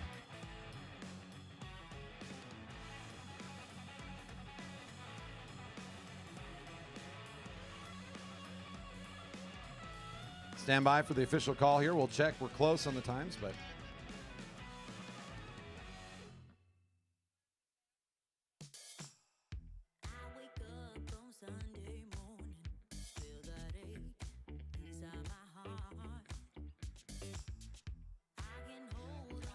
all right. Bad news, good news. Our elite men's team about 5/10 of a second off of the record time. Still a quick time of 1:18.5. I believe I've heard it correctly. Dot will correct me in a second. Our Masters team took the new record on the track for the Masters team sprint. 1:20.338, the new record at our track for a Masters men team sprint team. Ethan Boys get some high fives here on the home straight. There's Alex Seigel, the opener for the team, and Guy McClintock's out here somewhere. On the back straight, still rolling around. There he is. He's waving from the back straight. All right, that's another $100 for the riders. We're breaking a record, and the top speed on display tonight. We're breaking records here at the GP left and right.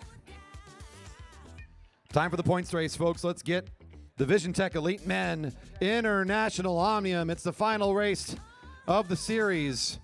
To the rail. As I call you for the points, I will call you up to the rail. Elite men in the International Omnium are set to start here in just a moment.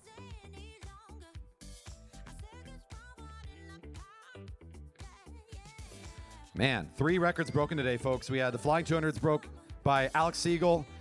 Flying 200 meter for the elite men broke by Andrew Karlberg set that time. And now the Masters men team sprint broke also Alex Seigel, I guess, part of 2 record breaks today. That's pretty impressive stuff. Coming to the line, the Elite Men to close out the Vision Tech Elite Men International Omnium. We have our top points is number 26, Zak Kovalcic for Black Lodge Cycling with 116. In second for the Fountain Cycling Guild, bib number 7, Dave Richter with 112. In third, number 33 for the Cheney Windows team, Lance Abshire with 110. Number 24 for the Fountain Cycling Guild, Mario Sandoval with 100 points. And finally, bib number 5, the Above and Beyond, it is Sam Morris with 94. Cameron Fitzmaurice has 84. Nico Sandy, 80. Tom Perkins, 78. Andy Baker, 60. Norman Richard, 56. Parker Swanstrom, 48. Jay Delaney, 46. Ludo Max, 44. Carl Hofer, 40. Chris Wilson, 38. Elliot Crowther, 33. Emmett Culp, 32. Eric Deertons with 24. Bartolome Sinak, 23. Brendan Russell with 12. Ben Flom, 8. Vern Cole, 6. Joe Sprenger. All riders to the line.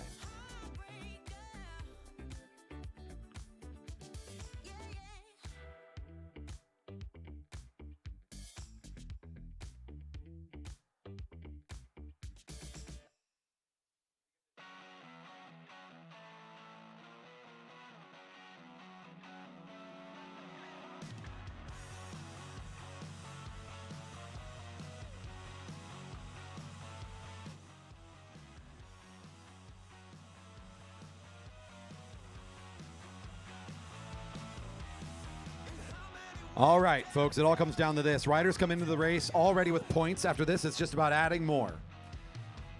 Who's in the lead? It's for Black Lodge Cycling. Zak Kovalcic, your winner back of the elimination, is ahead by just 4 points over Dave Richter and 6 points over Lance Abshire, your top 3. Very close coming into this. All 3 have been very competitive in the 3 previous races. Riders earn points on specific laps throughout the event.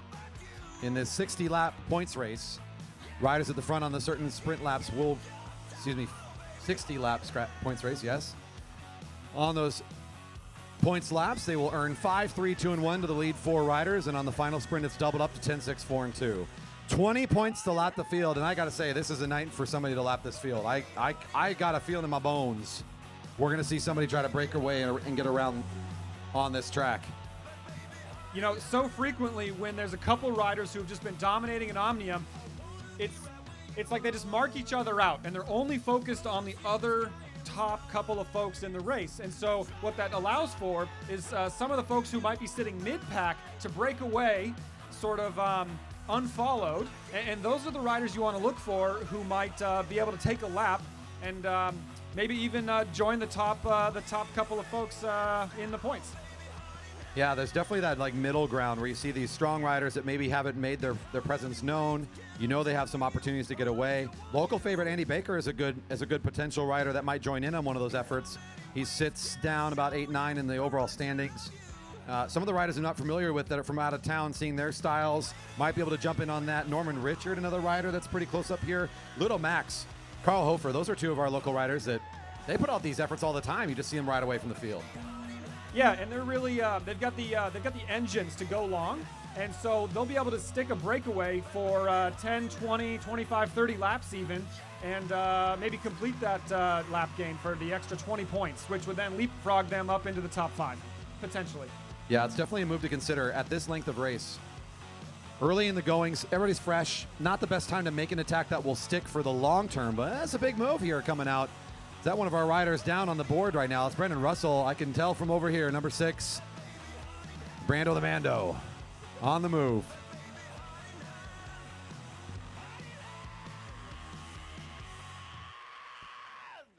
Emmett Culp, I believe that's number 38 in the pursuit of the lone rider, trying to make it 2 off the front.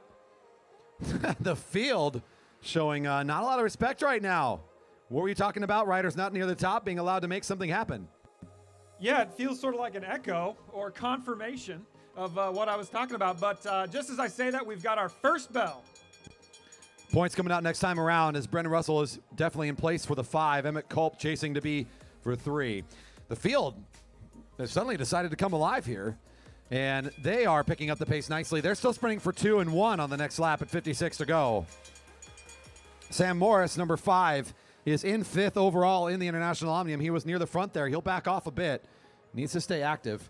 Here comes your rider for 5. Brendan Russell working his way up the leaderboards. He's got a ways to go, so the field giving him a lot of room right now. And McClintock for 3.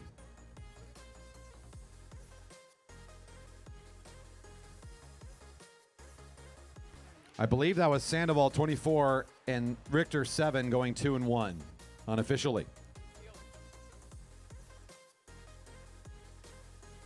Confirmed, those will be the 2 riders picking up points there. So the 2 Found Cycling Guild riders find a few more points there in that first sprint. Plenty more to go. There'll be a sprint every 5 laps in this event. I believe this is a grueling, 60 laps. Sprint every 5. So 12 times. Man, that's a lot of math.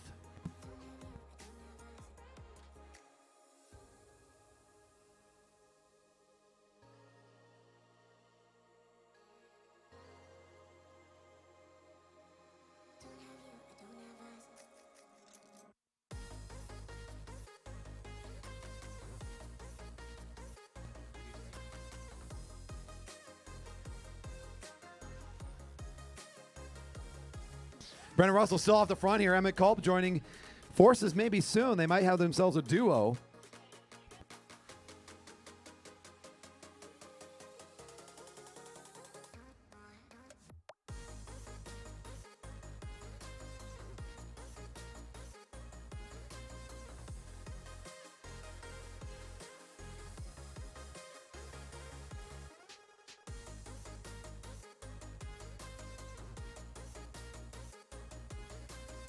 Lance Abshire, one of our top points riders, wants to get active early. He's not going to wait for this thing to go much longer. Abshire came into this thing in 3rd with 110. He makes the bridging effort, finds the 2, and overtakes the lead spot ahead of the bell, anticipating the next opportunity for points. He'll get the sound of the bell now. 1 to go for these points for Abshire. Good timing on the attack and a nice bridging effort for him. Emmett Culp, number 38. Still trying to stay in front of this field to get some more points out of this thing. Doesn't look like that's going to happen, though, as number 5 picking up the pace. Here is still your leader off the front. Abshire rounding the corner. Won't yet be the leader in points after this sprint, but he will pick up 5. Moves him up to 115, just 1 shy of Kovalcic's totals coming into the race. The sprint for 3 looking pretty good here. Number 46, number 5, and number 38, I believe.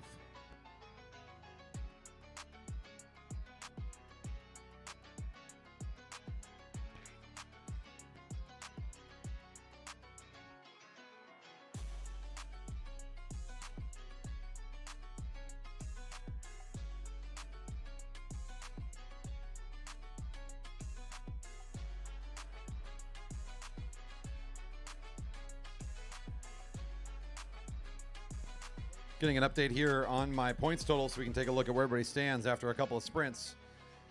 At the end of this race, we will find our top 5 in the Omnium, so that's really where I'm going to be paying most of my attention to. Zak Kovalcic for Black Lodge is still in the lead by a single point over Abshire. Kovalcic's got 116. Abshire's got 115. 2 back from that is Richter. And at 102, his teammate Mario Sandoval is in 4th.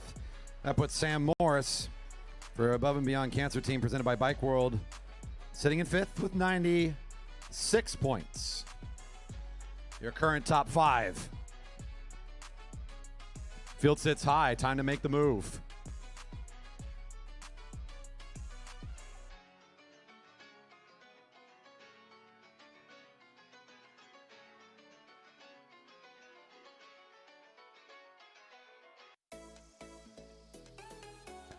Good move here from our rider from that Lost Boys kit, number 31.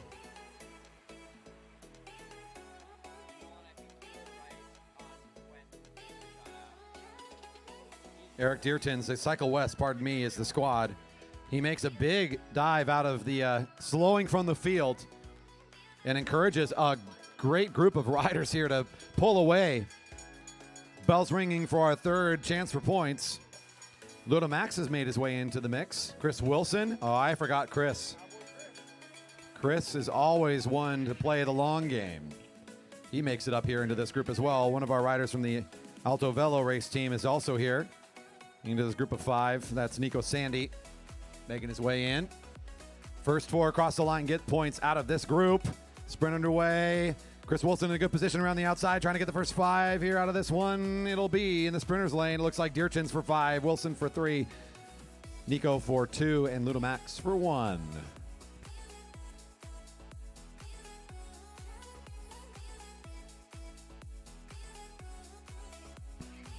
The chase in the group is heating up, led by Zak Kovalcic, who is the points leader in the Omnium as with current standings, trying to pull this breakaway back together. He knows that there are many points up the road, and if he does not close that, they will all be gobbled up, and he will be ousted as the top. The next closest rider to him in this break looks like Nico Sandy of the Alto Velo team is the next closest in that break group. And he's at 80, Kovalcic at 116. It's just enough to want to be careful, right? It's just enough that if that guy gets away, that could be a problem for me.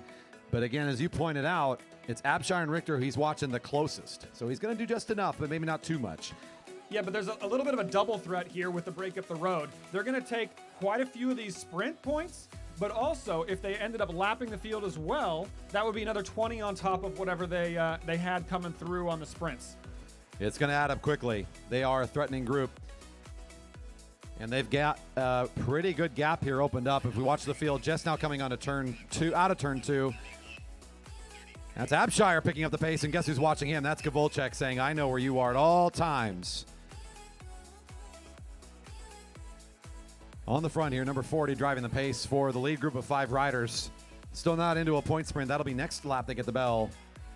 Oh, that was not Kovalcic. Number 29 is marking the move here.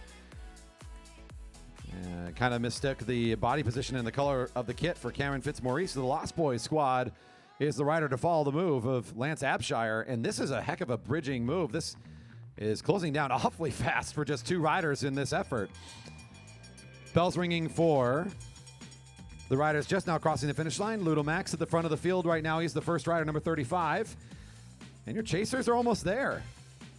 This could get very dynamic at the front.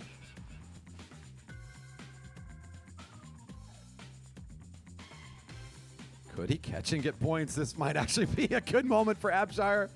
Oh, with the sprint coming from the front, it looks the 5 is going to be secured by the leaders. There's Nico Sandy of Alto Velo for 5, Ludomax for 3, Lance Abshire for 2, and Chris Wilson for 1. The chasers have found their way up into this break.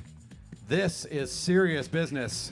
That was a tremendous bridge effort by those 2. And just as I say that, it looks like Zak knows alarm bells are ringing. He has got to close this down, probably by himself, although it looks like he's got a straggler. Corey, can you tell who's on his wheel? Not from this distance. We're going to wait until they round the corner to confirm who's in the bridge. Elliot Crowther, number 14, is the rider to match the effort, now working together. So very key moment here in the International Omnium for especially Kovalcic, who's trying to defend his position overall. Abshire, that was brilliant and well-timed. He's really making this rider work to get back up. Back all the way in the field. Baker's down in his arrow position. Number 4 pulls up slightly and gives room for other riders, but he's really trying to get the field moving too. Knows that there's no action back here to be had. You've got to get on the pace. That's Richard Norman, number 44, starting to edge out in front a bit.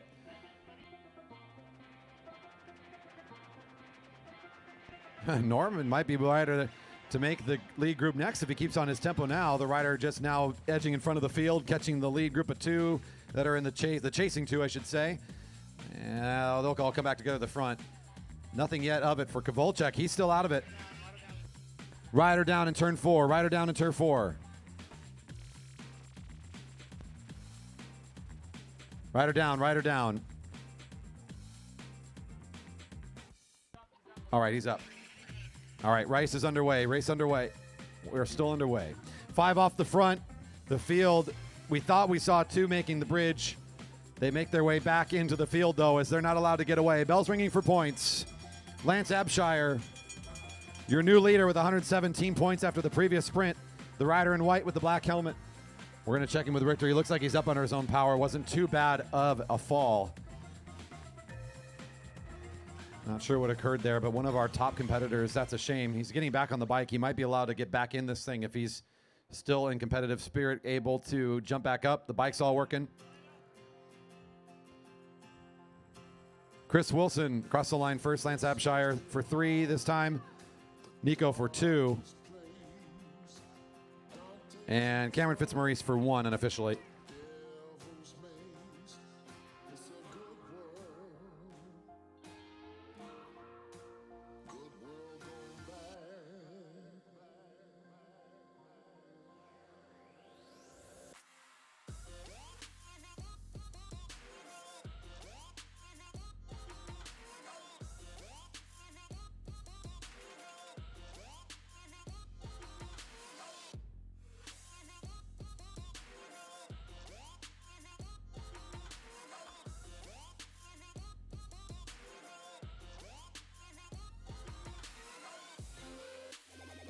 The leader, Lance Abshire, with 120 after the previous sprint. That is Bib, a number 33 in the white.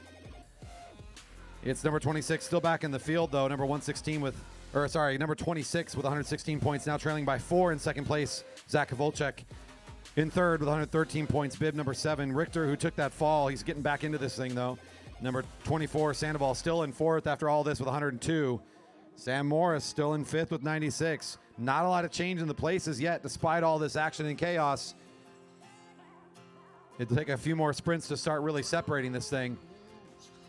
Richter makes his way back in, and it looks like he'll wipe himself off quickly, dust off that little spill, and everything looks all right for number 7.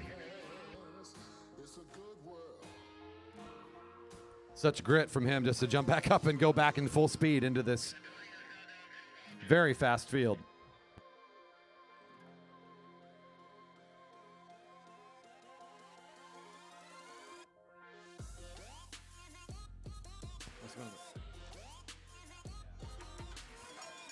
And the bell's ringing for your leaders. Here are this group of 5 coming across the line. 4 of them eligible for points. We can take a look really quick at the field. Number 24, Mario Sandoval, temporarily leading that effort to try to get this back up again. It's just not staying consistent enough, the tempo from the field. Back to our leaders for the sprint laps. Abshire trying to add on to this lead. This rider is here to do some serious work this weekend. Abshire flying in for 5. Nico for 3. Ludo for 2. Fitzmaurice for 1.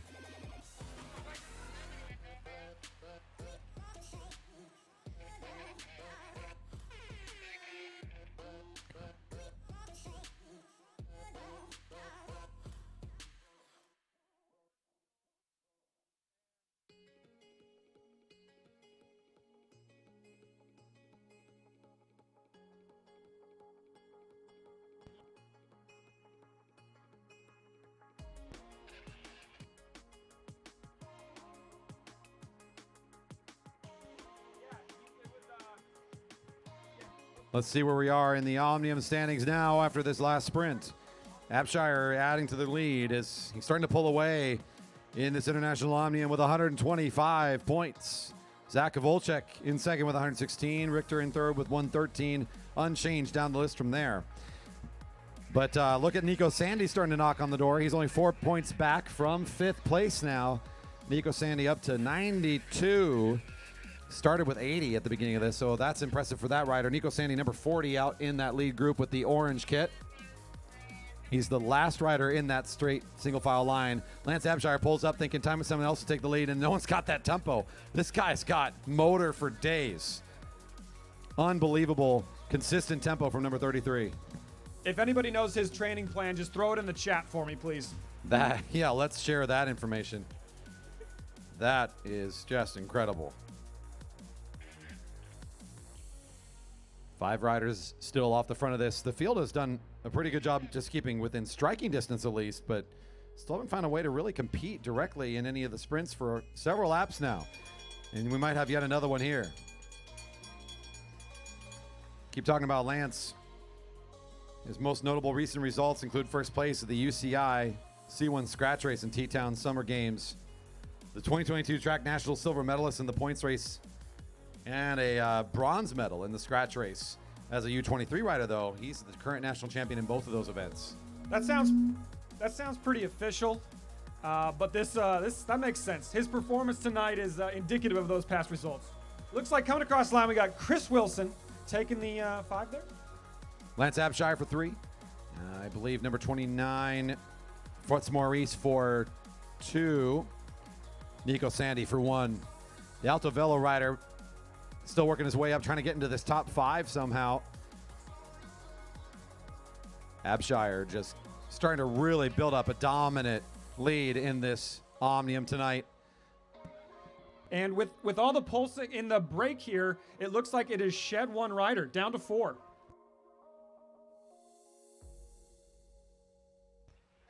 It guarantees every rider in the break some points in every sprint.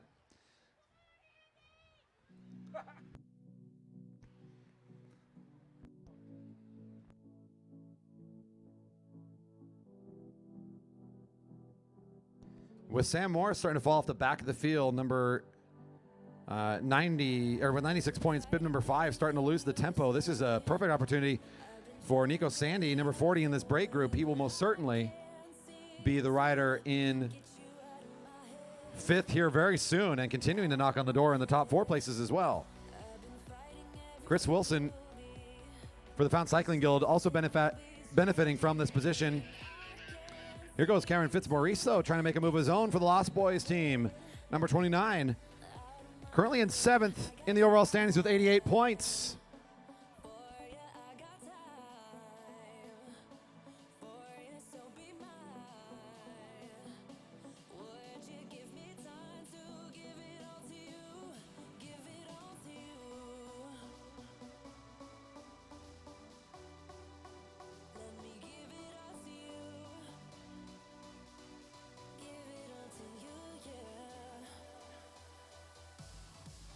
As the bell's ringing here, starting to shed one other rider. Oh no, Chris Wilson falling off. We got 3 at the bell with 1 dangling off the back.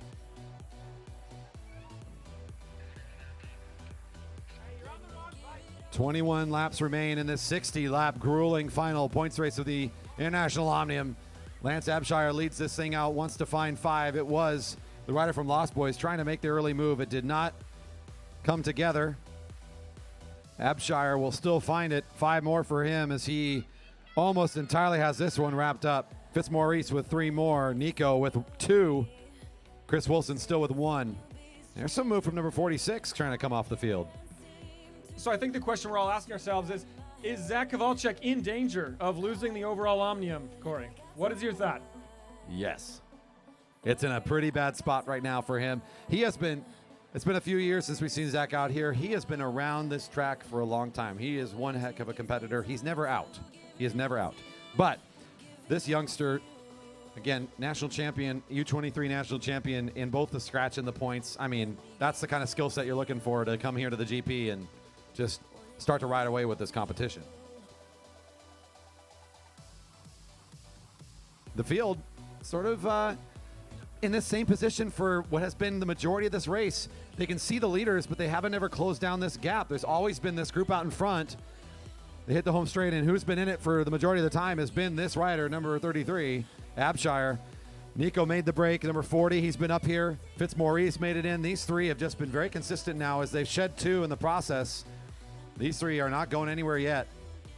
Oh, seeing Nico not take the pole, this is starting to show a sign. If he can't take the pole, he's not going to be given the respect to pick up the points either. That means it's going to be Abshire and Fitzmaurice taking the majority of the points, and Nico will at least be able to take 2 if he's still up in this break.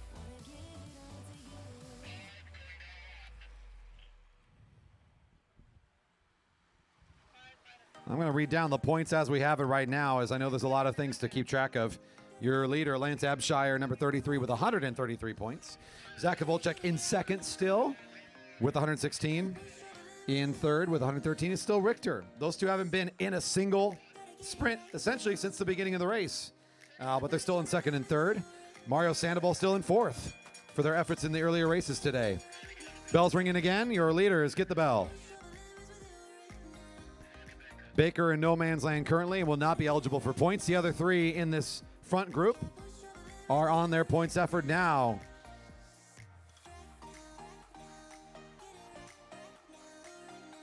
Interesting look back here behind the bridging effort. I believe that's Emmett Culp, if I'm not mistaken, all the way across the track, trying to see if that's number 38 getting things started. Abshire across the line first. Nico will find 3 this time, and Fitzmaurice for 2. Andy Baker not eligible this time, so number 4 not picking up anything this time. It'll be Emmett, number 38, instead, picking up 1. This is a pretty big moment. We're going to turn back and look at turn 2 here coming onto the flat. That's Zak Kovalcic trying one more time. I told you he's never out. He will not quit. He's got that kind of a spirit, so he starts to pull away. This is his race now. He's got to try and figure out what to do in this moment. See if he can get back in this thing, hold on to this second place he's got, or maybe even improve it. Tom Perkins, number 36, takes advantage as well, riding in the Canadian colors. They're trying to get up there. This will encourage the front 4 to accelerate even more, though. They're making their job as hard as possible. The field is just way back now as these groups they're all in. This is all the chips on the table. The race is all up in these break groups. The leader is just now crossing the finish line as our chasing group of Kovalcic and company making their way across the line. Number 36 making their way up. It's Tom Perkins joining in with Emmett Culp for a trio in the chase. Just for an update in position, the field just crossing the finish line. Just to give you an idea where they are. Back to our leaders now for a moment, getting the home straight. Here's your leader again in the white with the black helmet, number 33. So dominant here for so long.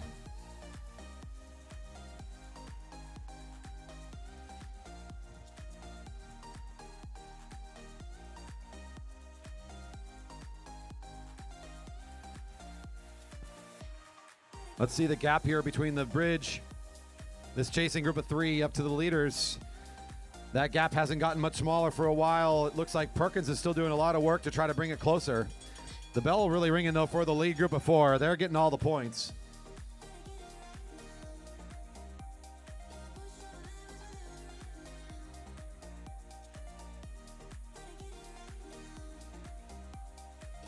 That's correct. Baker not eligible, so he's in no man's land. The 4th rider in the group at the front. He's not truly on the lead of the lap and hasn't been caught yet, so he's not eligible for points. 1 rider in the chase will get a point here. Abshire for 5 more. Nico for 3. Fitzmaurice for 2. And that is the Canadian colors, number 36. Give it to Tom Perkins, Tesseract Racing. Picks up 1.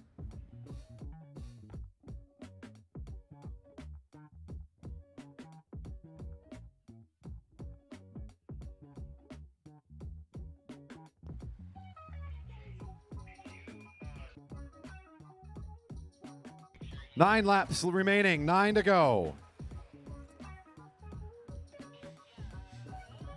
We'll check the points totals here again. No surprise, been saying Abshire all night long. He's still there.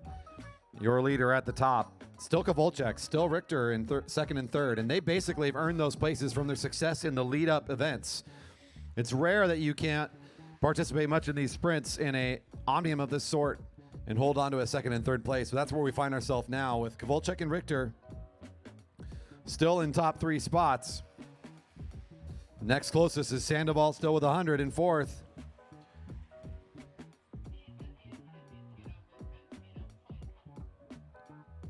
$102, pardon me. Nico Sandy has made his way into 5th, though, and he just needs a little more points to take over 4th place. Now at 101. Fitzmaurice in 6th with 95. Tom Perkins in 7th with 80.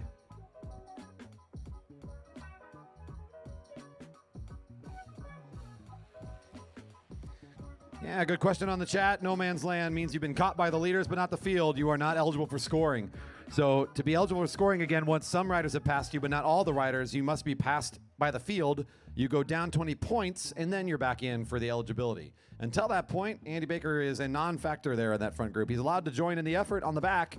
He can't be in the lead of the field, and he's not eligible to take points. Good question on the live stream. Thanks for popping that into the chat. Bell's ringing. 6 to go. 2 sprints left.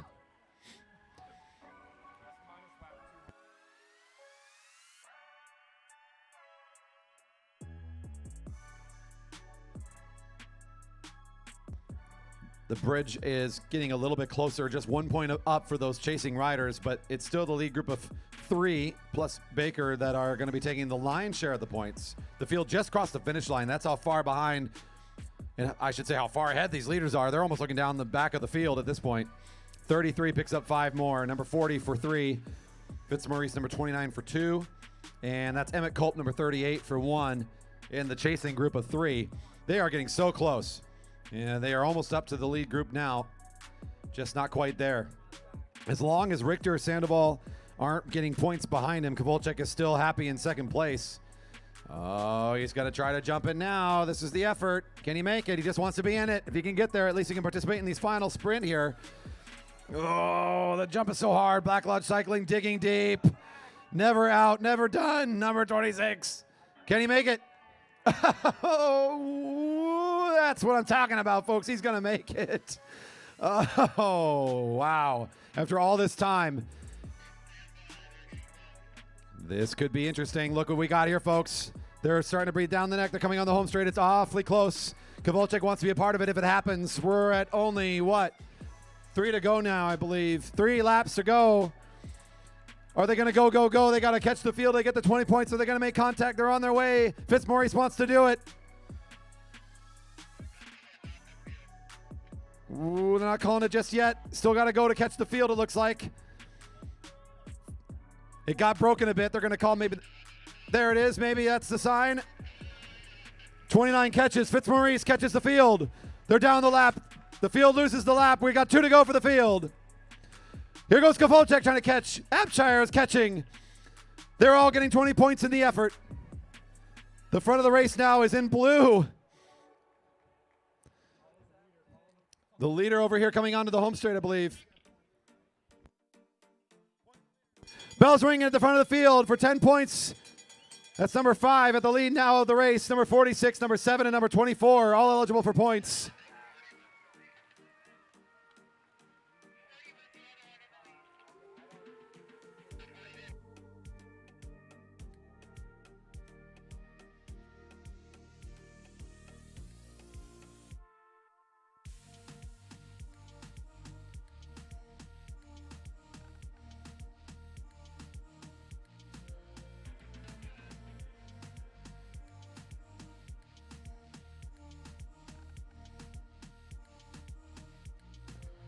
Still getting points out here. We're going to collect this after the results, but we still are going to watch. Check over here on the home straight. We still got points. This is going to go the way of Emmett Culp, I believe, as well. So pay attention here, as this finish will matter still.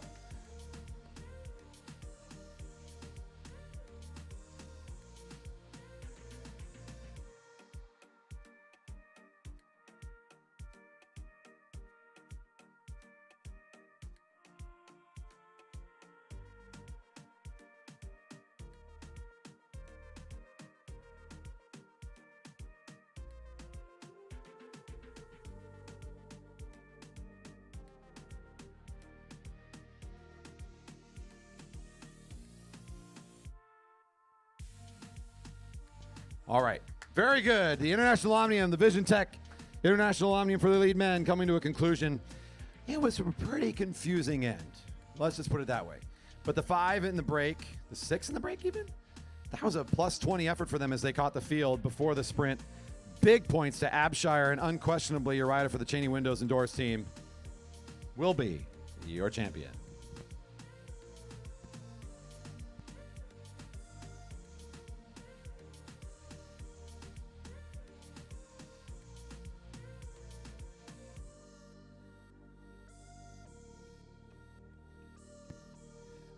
I wonder if with the deal with his sponsor, he gets a new front door now.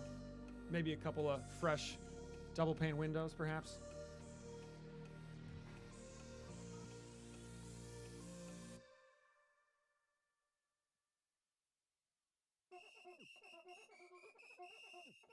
Coming to the rail now, it is our final race of tonight's program, the Ryan Triplett Memorial Elite Women. Madison to the rail. I gotta be honest, these are the sweetest jerseys all night, Corey. They are pretty rocking. We'll talk about them during the race. It is a good-looking crew with all those beautiful jerseys. And the Madison competition, always a great one. We'll talk more about the format here shortly.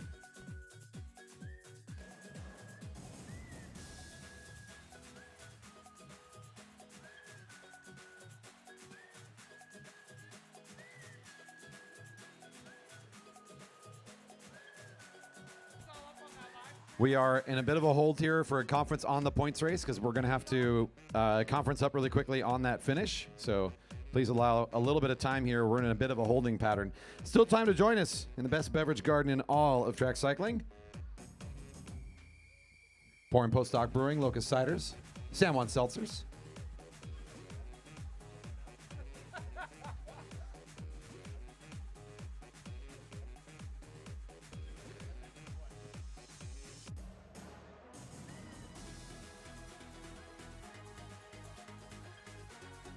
Again, we're a bit of a holding pattern as our officials, all the officials currently conferencing over the last race. So we're taking just a moment of a break here. We'll be back with you really soon with this Madison for the Elite Women.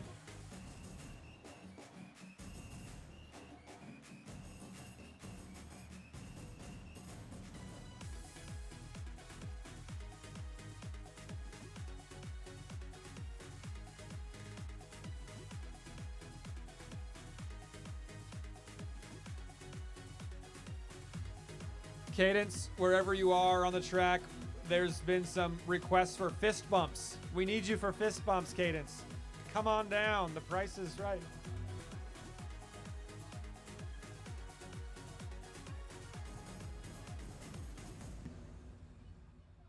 I'm sure your mom can work in some fist bump preem.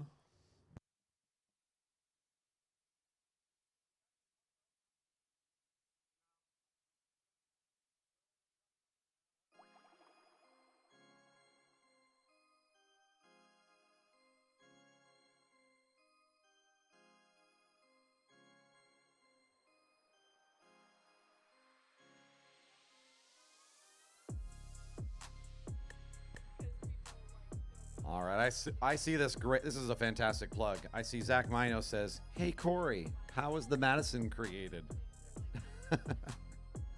It's a story corner time now as we wait for this race to start. All right, very good. So there's this place, Madison Square Gardens. It's pretty cool. That's what the race is named for, by the way. There's this great long tradition of racing riders way too hard. Let's just put it that way. They would go for way too long. Bet lots of money. Riders would be on their bikes for kind of inhumane amounts of time. It was great fun. But it was a bit of a problem. So people decided to make a law in the state of New York for all this betting that was going on for these riders going in these multi-day, these several-day events. So they said, well, you know what? You can't have your rider on that long. They made some rules around it. Basically, they said, well, you know what? We'll just keep our riders on the track on this track for 6 days by just having them change partners. We'll have them swap out. So they'll be basically be competing in the same spot in the race, but the rider can take a day off and then come back. So they got around this little bit of a workaround here. The biggest place where a lot of this betting and this racing was going on, Madison Square Gardens, it became this idea, hey, we can do this partner race, make a team event. That sort of tradition carried on to today. We now see this fantastic competition, the Madison, a team event. We're not going to make them race for 6 days in a row here today. It might feel like it sometimes. These tend to be long races. But that's kind of the beginning of it. We're looking for Elliot Crowther over to the tent area. Crowther to the tent area, please.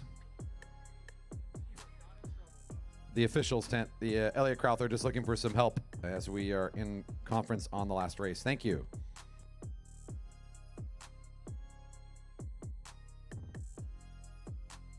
How'd I do, Zach? Was that good at filling the airtime there? All right, thanks everybody.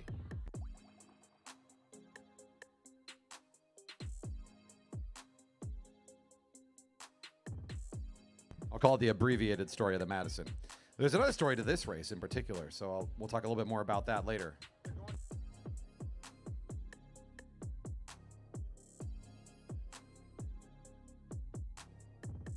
Once again, Crowther to the timing table. Crowther, Elliot Crowther, number 14. To the white tents behind the official stand, please.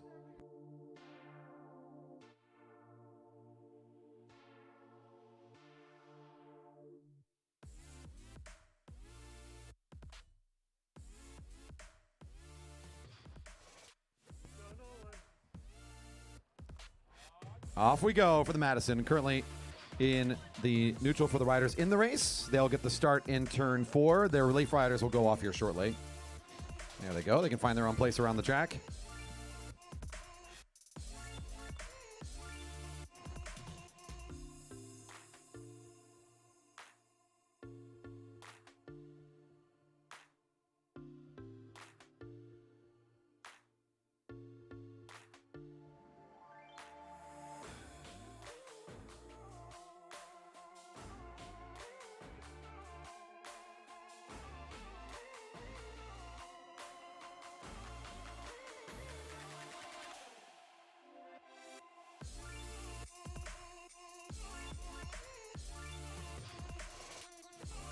And the race is underway. This is going to be a points race format.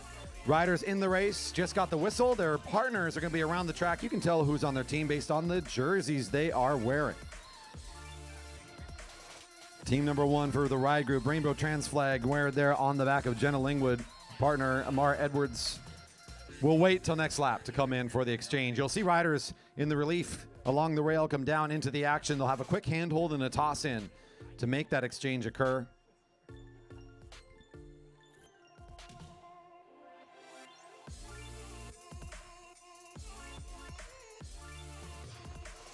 For my role in sort of compounding the issues of that International Omnium, I personally apologize in that final lap. That was a messy moment. But we are sorting out the Elite Men International Omnium, and we'll get the results here. I think it's already up. Okay, very good. So we have confirmation and sorted everything out as we could on that final lap. You can find the results at velodrome.org/live. Under the results button, you'll find that near the top of the page. And those have just been posted for you to peruse.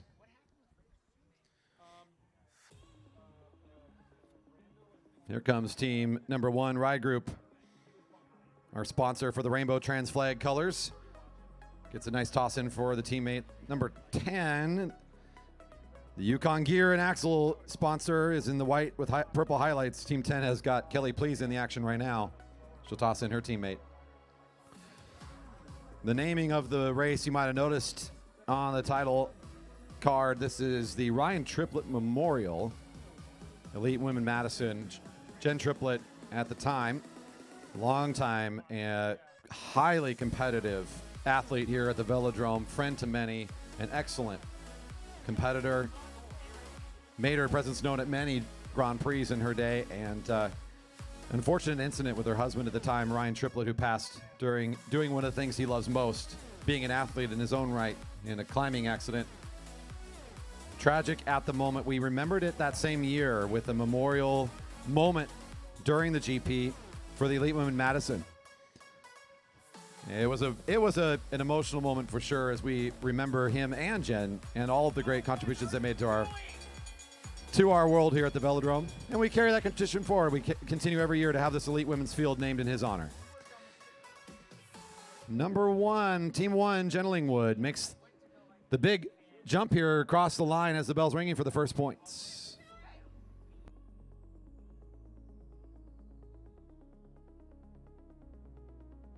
The Broadmark yellow is chasing that down. It's Jenna Lingwood of Team 1 picking up 5. Becca for Team 3 gets 3 points. Kelly Please for 2. I think our our pink team picks up the 1 point. Kind of busy on the back straight. Lots of teams making exchanges here, but it is Team 1 on the lead. Jenna Lingwood tosses back in. Amara back out a bit ago down the back straight. And it's now Amara Edwards for Team 1 off the front. Your early race leader.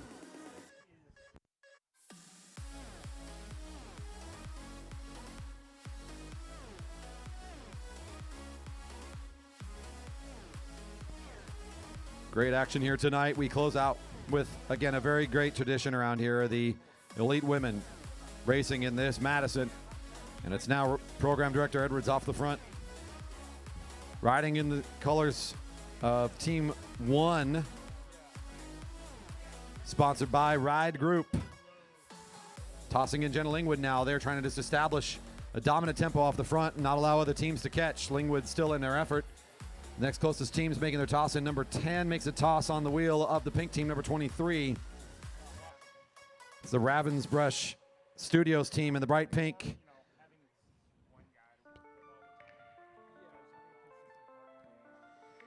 Your points, Team 1 in the lead. Team 3 in the yellow is in second. That's Espinoza and Book. Kelly Please and Hillary Luther in number 10. The white with the purple is in third with 2 points. Jennifer Girth and Diane Snoblin in fourth with 1. They're in the bright pink of the Ravensbrush Studios team.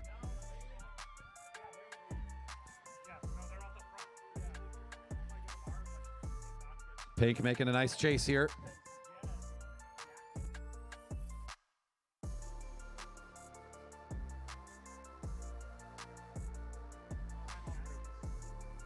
Plenty of room out here. Is Team 1 ride group gets the bell. The rainbow colors leading the way. The pink here, that's Diane Snoblin currently, and getting the bell. Points next lap for them. Getting the bell. Points next lap for them as well. There we go. Looks like Team 10 makes the next move.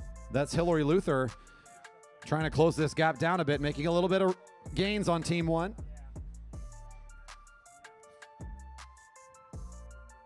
Snoblin looking for the toss-in right behind her for the pink team, but it'll be Edwards bringing in Lingwood to lead this sprint out for 5. Team 10 finding 3 on the exchange there for Kelly, please. Number 23 is chasing it down, finds 2, and the yellow team for 1 more.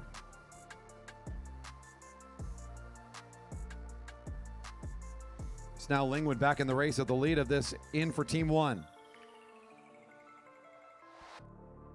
Corey, it looks like over the past couple laps, the team in white has closed down a bit. Using your exceptional judgment, how many more laps until they reach the front of the group here? Yeah, I'm going to put it about 3 laps, maybe 2, looking at the current formation. We're going to get a really important toss in here. Notice this exchange right now as the 2 lead groups are even closer as Hillary. It might even be sooner than that. This is going to be a big moment. Not noticing how close the relief riders were. I probably should have looked at that. Luther wants to catch well before 2. She's going to catch on this lap as they come around the corner. Edwards wants to find the wheel. Luther's just trying to ride away, though. Hillary Luther driving this pace now as hard as she can. This is for the white team. Yukon Gear and Axles sponsoring that beautiful kit down the back straight. Edwards in her best effort to hold on. Next behind her in the pink of the Ravensbrück Studios squad, that's team number 23, currently in 4th overall with 3 points. Another key exchange here. It's going to be back to Please and Lingwood now as they are right on top of each other.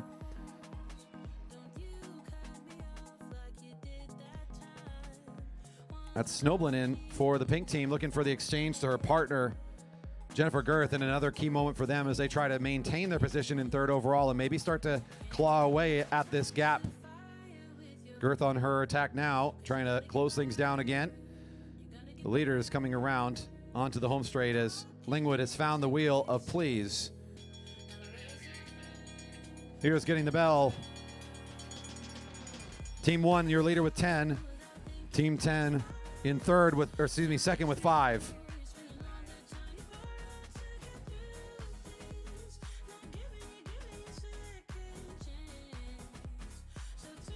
Apologies on the stream. I have turned on a bit more filtering as we're getting a bit of spam action going on. It's like a new badge of honor. We're like popular enough that we're getting the spam action going on now.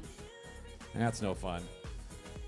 Thanks for your commentary, folks. We appreciate you being here and tuning in and asking your questions and whatnot. Trying to figure out the right way to manage and moderate.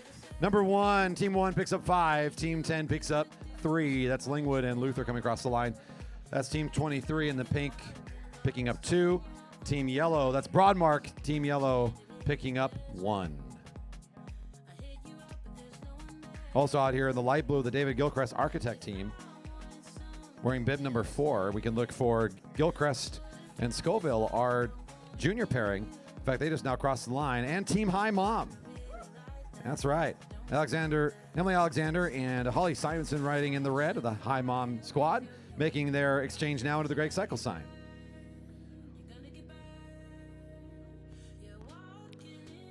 Edwards moving around the track a bit over there on the back straight, being followed by Team 10 now as it looks like Kelly's waiting to make some sort of jump. She'll do so now as she tries to put the hurt on this one-on-one matchup. Edwards will not let this one get away as she'll now find the wheel. Our leaders, Team 1 and Team 10, starting to exchange blows nicely here. The big effort by Lingwood early in the race to create this big separation. Now coming back together, that's the riders just now coming onto the back straight. Both teams making a big exchange here. Luther getting tossed in at the front. Lingwood, the second rider. Oh, a nice double throw in there. Looking good on the back straight. Clean. Yeah, very kind of like watching some sort of coordinated dance maneuver there. Just about to find the back of some of the riders here is Hillary Luther, number 10. She's making her journey to all sorts of races across the country in the back of a van. She's been spending months traveling from Velodrome to Velodrome. From place to place, competing is Hillary. She's gets up to the back of 2 riders.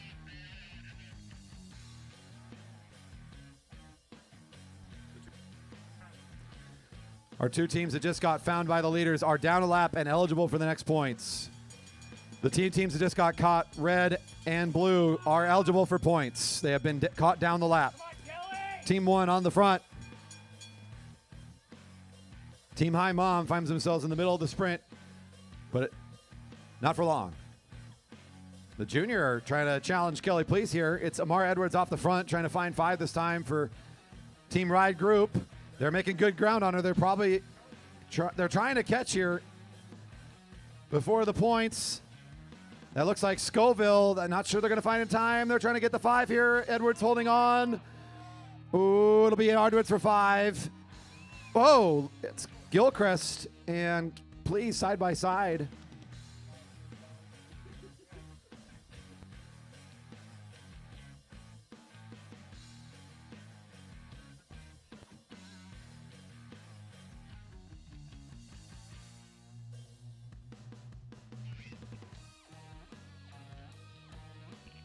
One team ride group gets the 5. Team 10, Team White, Yukon Gear and Axle gets 3.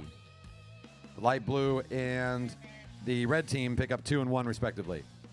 Let's check in where our points come in. Your lead group team number 1 still in the lead.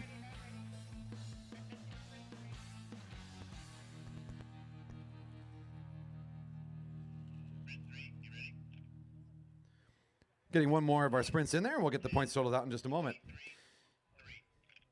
The lead group is under the Stanley sign in turn 3. They've caught a few teams. Both the light blue of David Gilchrist, Architect, and red team Hi Mom has been caught. I wish I got to say it in that voice, you know, kind of overly exuberant. A little childish, right? Makes sense.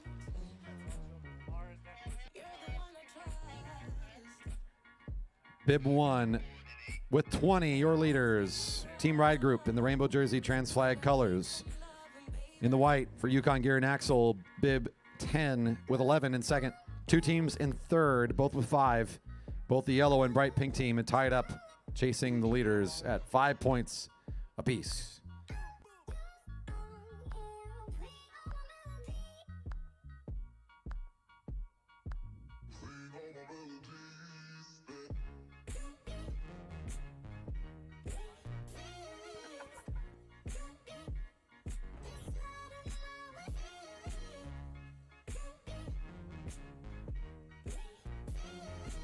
Double exchange on the back straight for the 2 lead teams. Let's check out where our chasers are. We've got the light blue of the David Gilchrist team. They've been caught by the leaders, so they're down a lap now in between the rest of the chasing groups. Team red in the middle of the back straight also chasing and has been caught. On the same lap, Team yellow trying to break ahead a bit from Team pink. Or catching up to Team pink. My mistake is that's the teams in the tie right now. Miscalling the colors from the other side of the track. I think I can be forgiven once. Maybe not twice. Just one. Just once? Okay.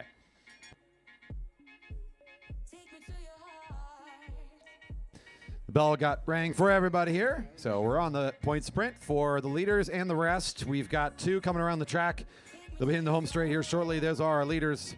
Team White, Team Rainbow. It's Hillary Luther for the 5 this time. Mar Edwards for 3.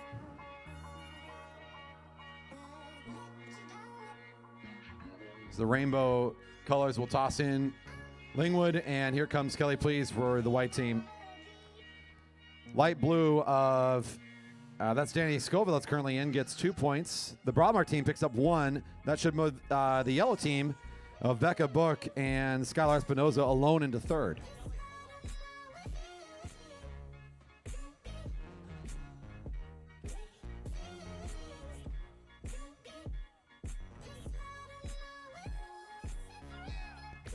Your lead 2 here of Lingwood and Please. Team 1, the leaders with looks to be 23 points now.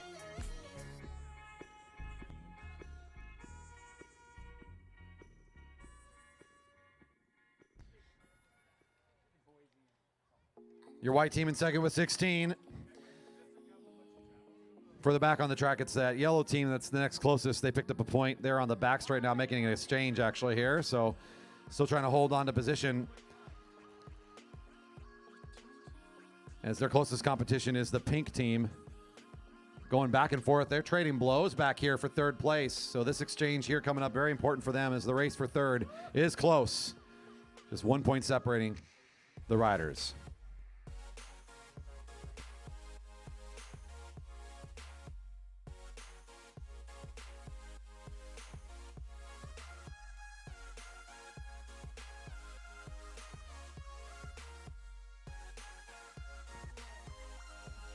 There's a few more laps here in the Madison. Your lead group's crossing the line now. It's been Team 1 and Team 10 in the lead. First and second overall for this entire race. Team 1 on top of the competition consistently. Another important exchange for them down the back straight as we're setting up yet again for some more points here shortly. Teammate has been caught down another lap, so Team Red is back in and eligible for points. Important for the upcoming sprint. Team Red eligible for points. Team Red is eligible for points. Team Red is eligible for points. Please in second wheel spot behind Lingwood now. Bell's ringing also for the pink and yellow team, who are again the closest competition on the track right now. They're going to be fighting over just 1 point between the two of them. We'll see where they end up after a lap. Lingwood pulling away a little bit here, trying to find 5 more. Team 1 for the ride group picks up another 5. And Kelly, please, for 3. Team 10, that's teammate in the red finding 2. Here comes the yellow of the Broadmark squad. They want to hold on to the small lead they're building over pink. This will be good for 1 point. Becca Book riding right now in for the yellow Broadmark sponsored team.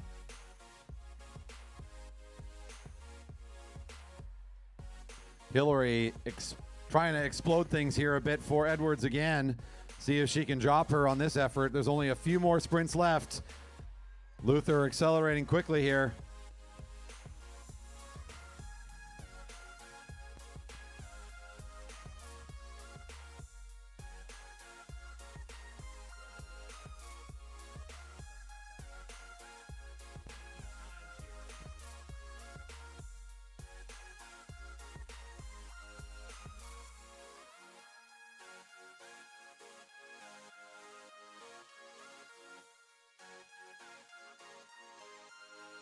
The toss in for our Team 1 gives Lingwood the speed needed to close the gap.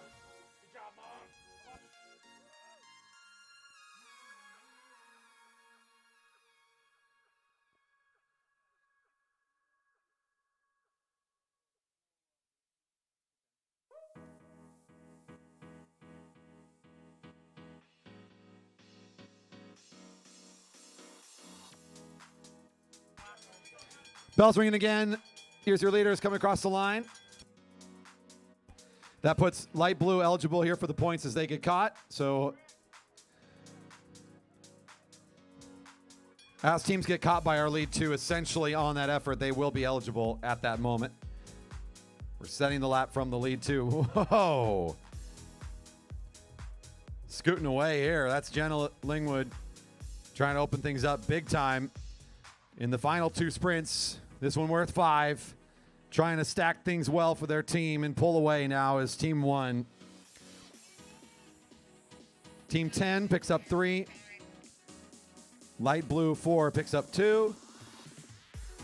And it looks like Team Red will be finding 1 here. No points up and available for pink or yellow at this stage in the race. So going to have to gain some ground if they want to be sprinting again, especially Team Pink, who's now trailing the yellow team.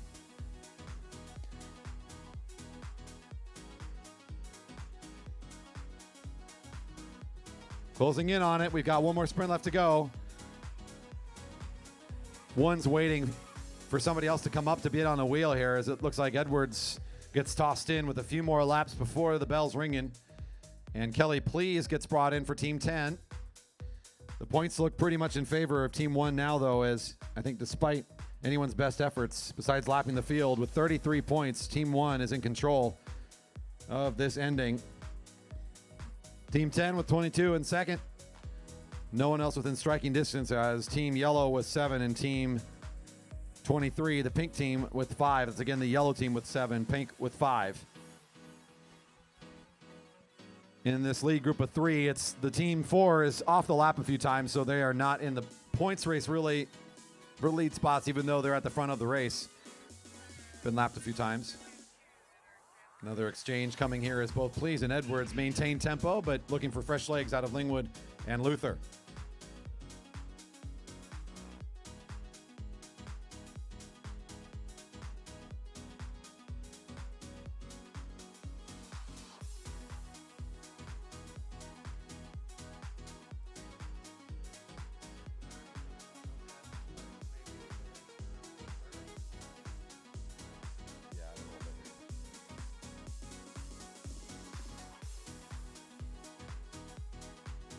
Let's go check in the race for third here. I'm looking at yellow team making a big move, trying to secure third place overall, trying to drop pink way back in the dust. This is a great move for them, as now they've really opened up a big gap. The team of Becca Book and Skylar Espinoza trying to hold this thing together one more time, as Becca's currently in the race. This is the bell on the final sprint. We're making the exchange to, looks like Kelly Please getting tossed in to try to close this thing down on Jenna Lingwood. Lingwood will toss in Edwards here for the final effort. Down the back straight, Edwards up and out of the saddle. The big effort here. Not to be caught, wants to find the final 10 points. It's Edwards on the front, still holding off the grit of this rider. I'll tell you, I know personally, this is grit tonight. Edwards for Team Ride. Group Ride takes it. Number 10, Team 10 was second overall in this race. Jenna Lingwood, where you at? There it is, throwing up the hands with a great ride here in the Ryan Triplett Memorial Madison. What a great event for these two. Did pink catch yellow? Whoa! That's pink for the third place, just like that. Wow. I think that might have been the switcheroo at the line. Jennifer Girth, Diane Snowblin sneaking in. The race is still underway. A little bit early celebration maybe. We'll take a look at that. But we're here together to celebrate nonetheless. Team 1, Edwards and Lingwood take the top spot. Team number 1. Folks, the competition is wrapping down. That is the final of our rides tonight. The racing is done. We're going to stick around as a crew for a little longer because we want to celebrate and podium all of our champions from today. We've got several events to celebrate up there on the podium.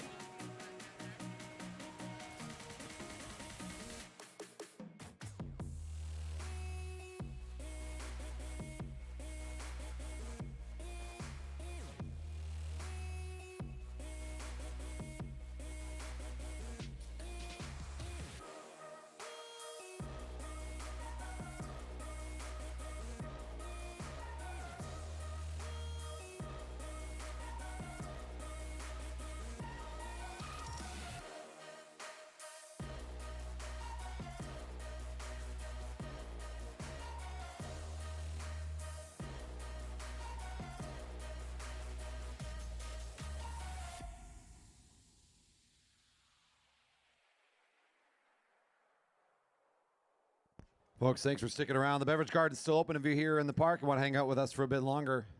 Still pouring some delicious beverages from our sponsors, Postdoc Brewing, Locust Ciders, and, of course, San Juan Seltzer stepping up for this event. Food trucks will be hanging out for a bit longer to make sure. Oh, they're all gone. They left. This is a late night. I just turned around to look, and they're not here. Food's gone. It is a late night, and what an event we've had. That has been so much fun. I can't believe we get to come back and do it again tomorrow, but right now, we've got some podiums to do, so we're going to get this thing sorted out and top 5 podium. There's cash, and of course, on the top, we'll be getting some extra merchandise. We're going to sort that all out and get ready to present here in just a matter of minutes as I pull up results and we get set to go for podiums from tonight's competition.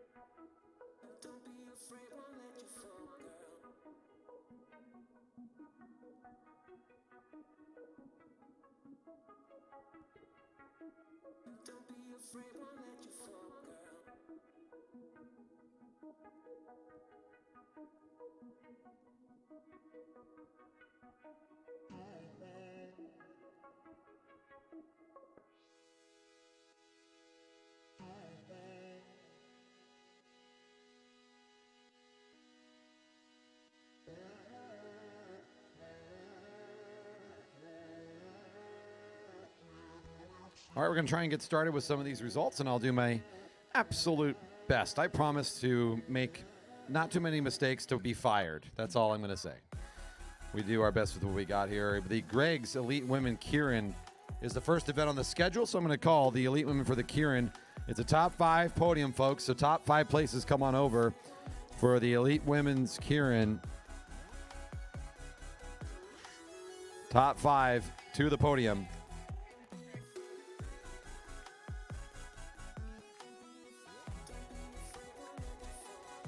I'm going to work down the order of the program. So the Gregg's Elite Women Keirin first. We've got the Broadmark Master Cat 3 Men's Sprints.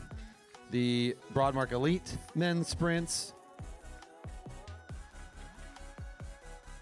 The Therabody Masters Cat 3 5 Mile. The Vision Tech Elite Men International Omnium. Stanley Masters Cat 3 Tempo. The BikeWorks Elite Women 5 Mile, and finally the Ryan Triplett Madison. Just be ready. We're getting to get going here, and I think I got all the results ready. So we're going to roll through this as quick as we can. Top 5 podium, please. Top 5 for the podium in this one. Top 5. All right. We are calling top 5 for the Gregg's Elite Women Keirin. For Alta Velo Racing in 5th place, Skylar Espinoza. Burnaby Velodrome Cub in 4th place, Diane Snoblin. In 3rd place, I Am, I Can, I Will, I Do, it's Emily Shellberg. And for St. George CC, Lizanne Fox in 2nd place. Your champion for the 2022 Vision Grand Prix Elite Women's Keirin, for Red Truck Racing presented by Mosaic Homes, Holly Simonson.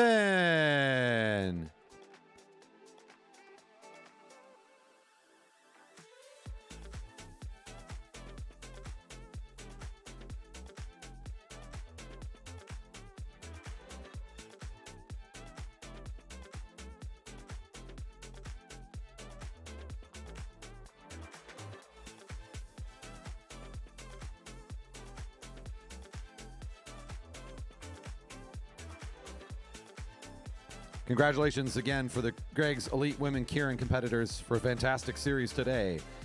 The Broadmark Masters Cat 3 Men's Sprints will be next.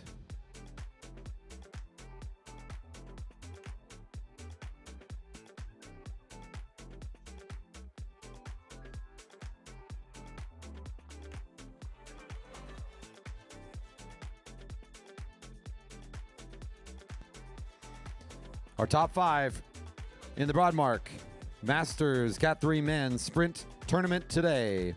In 5th place for the Burnaby Velodrome Club is Uli Mayer. In 4th for Team Atomic, James Steele. In 3rd for Dyna Racing, Eric Waterman. In 2nd place, riding for Aerotech Racing, James Campbell Harris. And your champion today, the rider out of Center Cycles, your 2022 Vision Grand Prix champ, Daniel Tomko.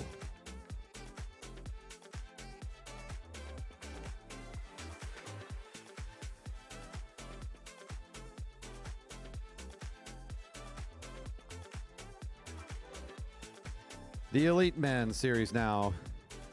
Top 5 to the podiums next. Elite Men Sprints.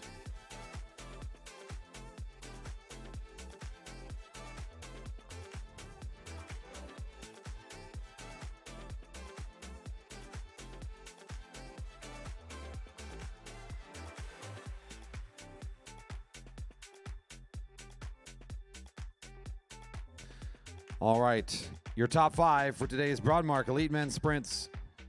In 5th, Ethan Boys. In 4th place for the Shop Racing Team, Lemin Wright. In 3rd place, also for the Shop Racing, Aaron Young. For Broadmark Realty, your 2nd place finisher, Alex Seigel. And your 2022 Vision Grand Prix Elite Men Sprints champion, for the Coefficient of Speed, Andrew Carlberg.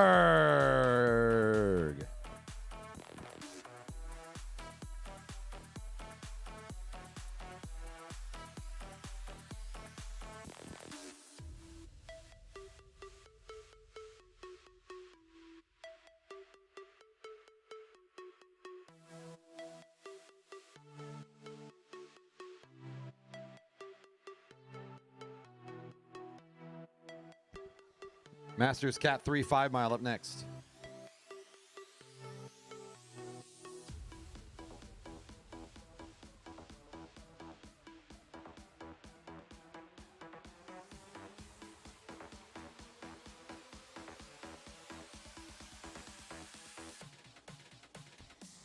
Once again, top 5 for today's 5 mile scratch presented by Therabody, Theragun. Masters Cat 3 5 mile scratch race. In 5th place, riding for Team Red Kilo, David Girth. In 4th for Dyna Racing, Scott Grinsel. In 3rd for the Burnaby Velodrome Club, it's Uli Mayer. In 2nd for the Gene Johnson cycling team, Tyson Adelson. And the Master Cat 3 5 mile scratch race champion for Keller Broadmark Racing, Matty Hers.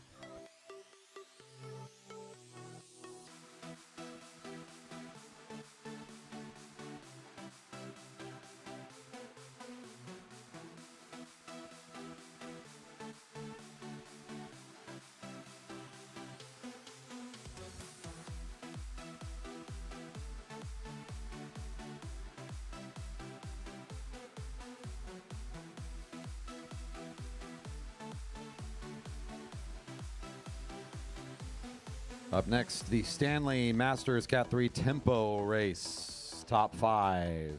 Stanley Masters Cat 3 Tempo Race, top 5. In 5th place for the Tempo Race, riding for Dyna Racing, it is Scott Grinsel. In 4th place for the Jerry Baker Jr.'s team, it's David Magidson. In 3rd place, again for the Burnaby Velodrome Club, once again, Uli Mayer. And for Keller Roebuck Racing in 2nd place, Matty Hers. And taking the top spot in today's Stanley Masters Cat 3 Tempo Race, your champion for Gene Johnson cycling team, Tyson Danielson.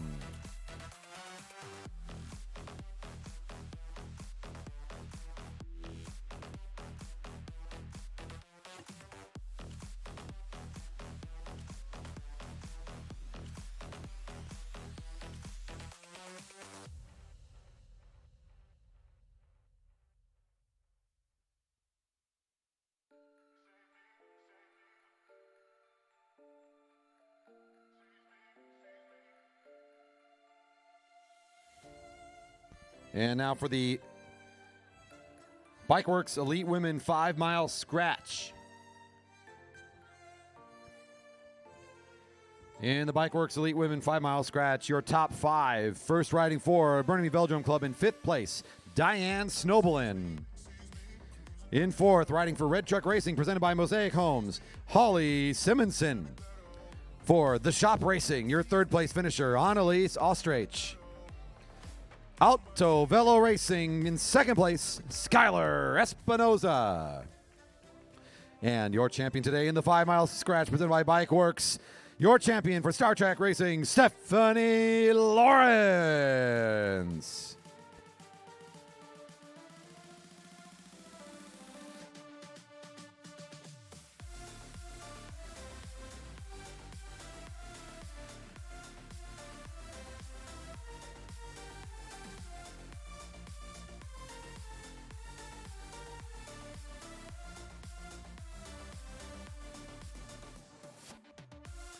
The Vision Tech Elite Men International Omnium.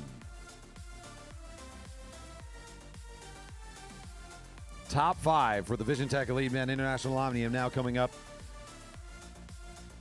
In 5th place for the Fountain Cycling Guild, it's the Rocket, Dave Richter. In 4th for Alto Velo Racing, Nico Sandy. In 3rd place, riding for the Last Boys, it's Cameron Fitzmaurice. In 2nd place of the Black Lodge Cycling Team, it's Zak Kovalcic. And your winner in today's International Omnium, the champion for the 2022 Vision Grand Prix Elite Men International Omnium presented by Vision Tech, racing for Cheney Windows and Doors, your champion, Lance Abshire.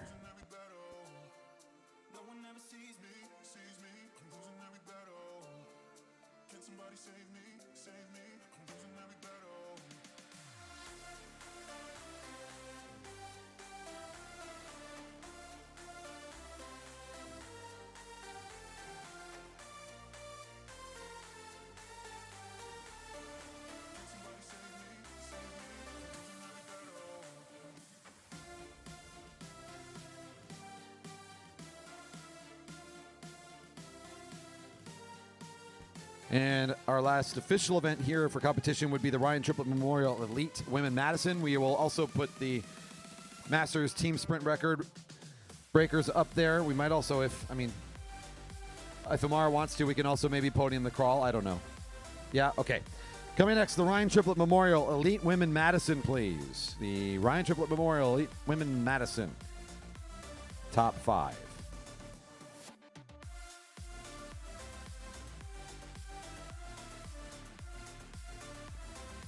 In 5th place, riding in the colors of light blue for the David Gilchrist Architect team, Danny Scoville and Lucy Gilchrist. In 4th place, riding today in the yellow of the Broadmark team, it is the combination of Becca Book and Skylar Espinoza. In 3rd place, for the bright pink of Ravensbrush Studios, Diane Snoblin and Jennifer Girth. Your 2nd place team in the white of the Yukon Gear and Axle team, Hillary Luther and Kelly Please. And today, your champions in the Ryan Triplett Memorial Elite Women Madison. Riding in the colors of the rainbow jersey, Ride Group sponsored kit, we've got Jenna Lingwood and Amara Edwards.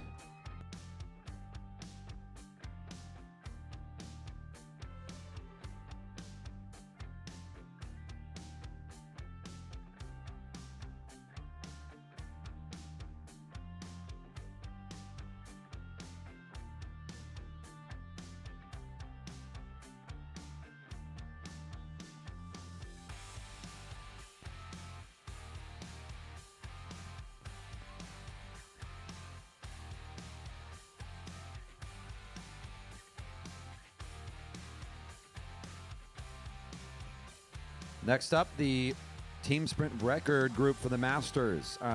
Give me a moment.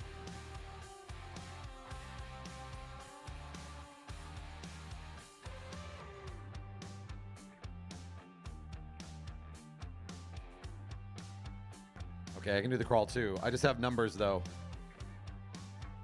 Yeah, top 3 was bibs. I have bibs. 17.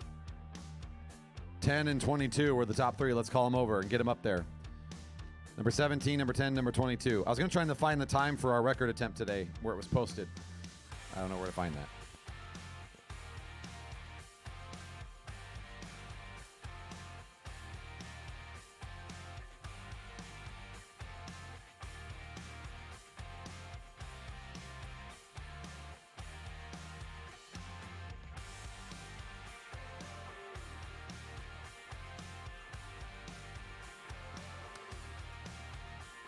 And finally, today we had a planned attempt to chase down 2 records. Excellent attempts by both groups as elite men were close. They were within a half second of matching the previous best.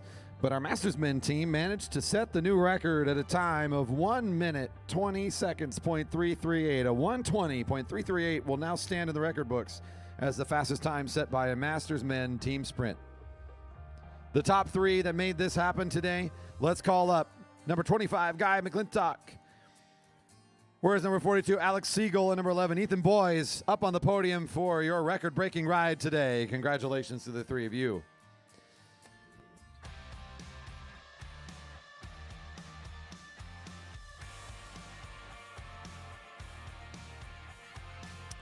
All right. They always say, everything you say, even if it's wrong, with great confidence, people believe you. Right on schedule. 11 o'clock was what we planned from the beginning. Great racing for all tonight. It's been a pleasure to be a part of this. Can't wait for more fun tomorrow. There's going to be even more great racing tomorrow as we come back with another noon session to set up an exciting Saturday evening. More great things to happen. If you're still out there on the stream, you must be liking what you're seeing out here. Please don't forget to leave that thumbs up and a subscribe on your way out the door. It has been my honor and my pleasure to be the voice of all the action here today. Again, my thanks to Nolan for jumping in and supporting me today. The crowd behind us was excited, excitable, and great today. Big thanks to the production crew that's here supporting the live stream, our officials team, all the volunteers, those that have helped with the sales, the help with all the donations. Thank you for donating if you stepped up today, if you put some money in that raffle. Even if you're purchasing a beverage today, you're technically donating to the Velodrome, so thanks for your support in the beverage garden too. We'll be back with more great racing tomorrow. We can't wait for it. The 3rd session tomorrow at noon. Signing off for now. Have a fantastic evening. We look forward to more of this Vision Grand Prix tomorrow here at the Jerry Baker Memorial Velodrome.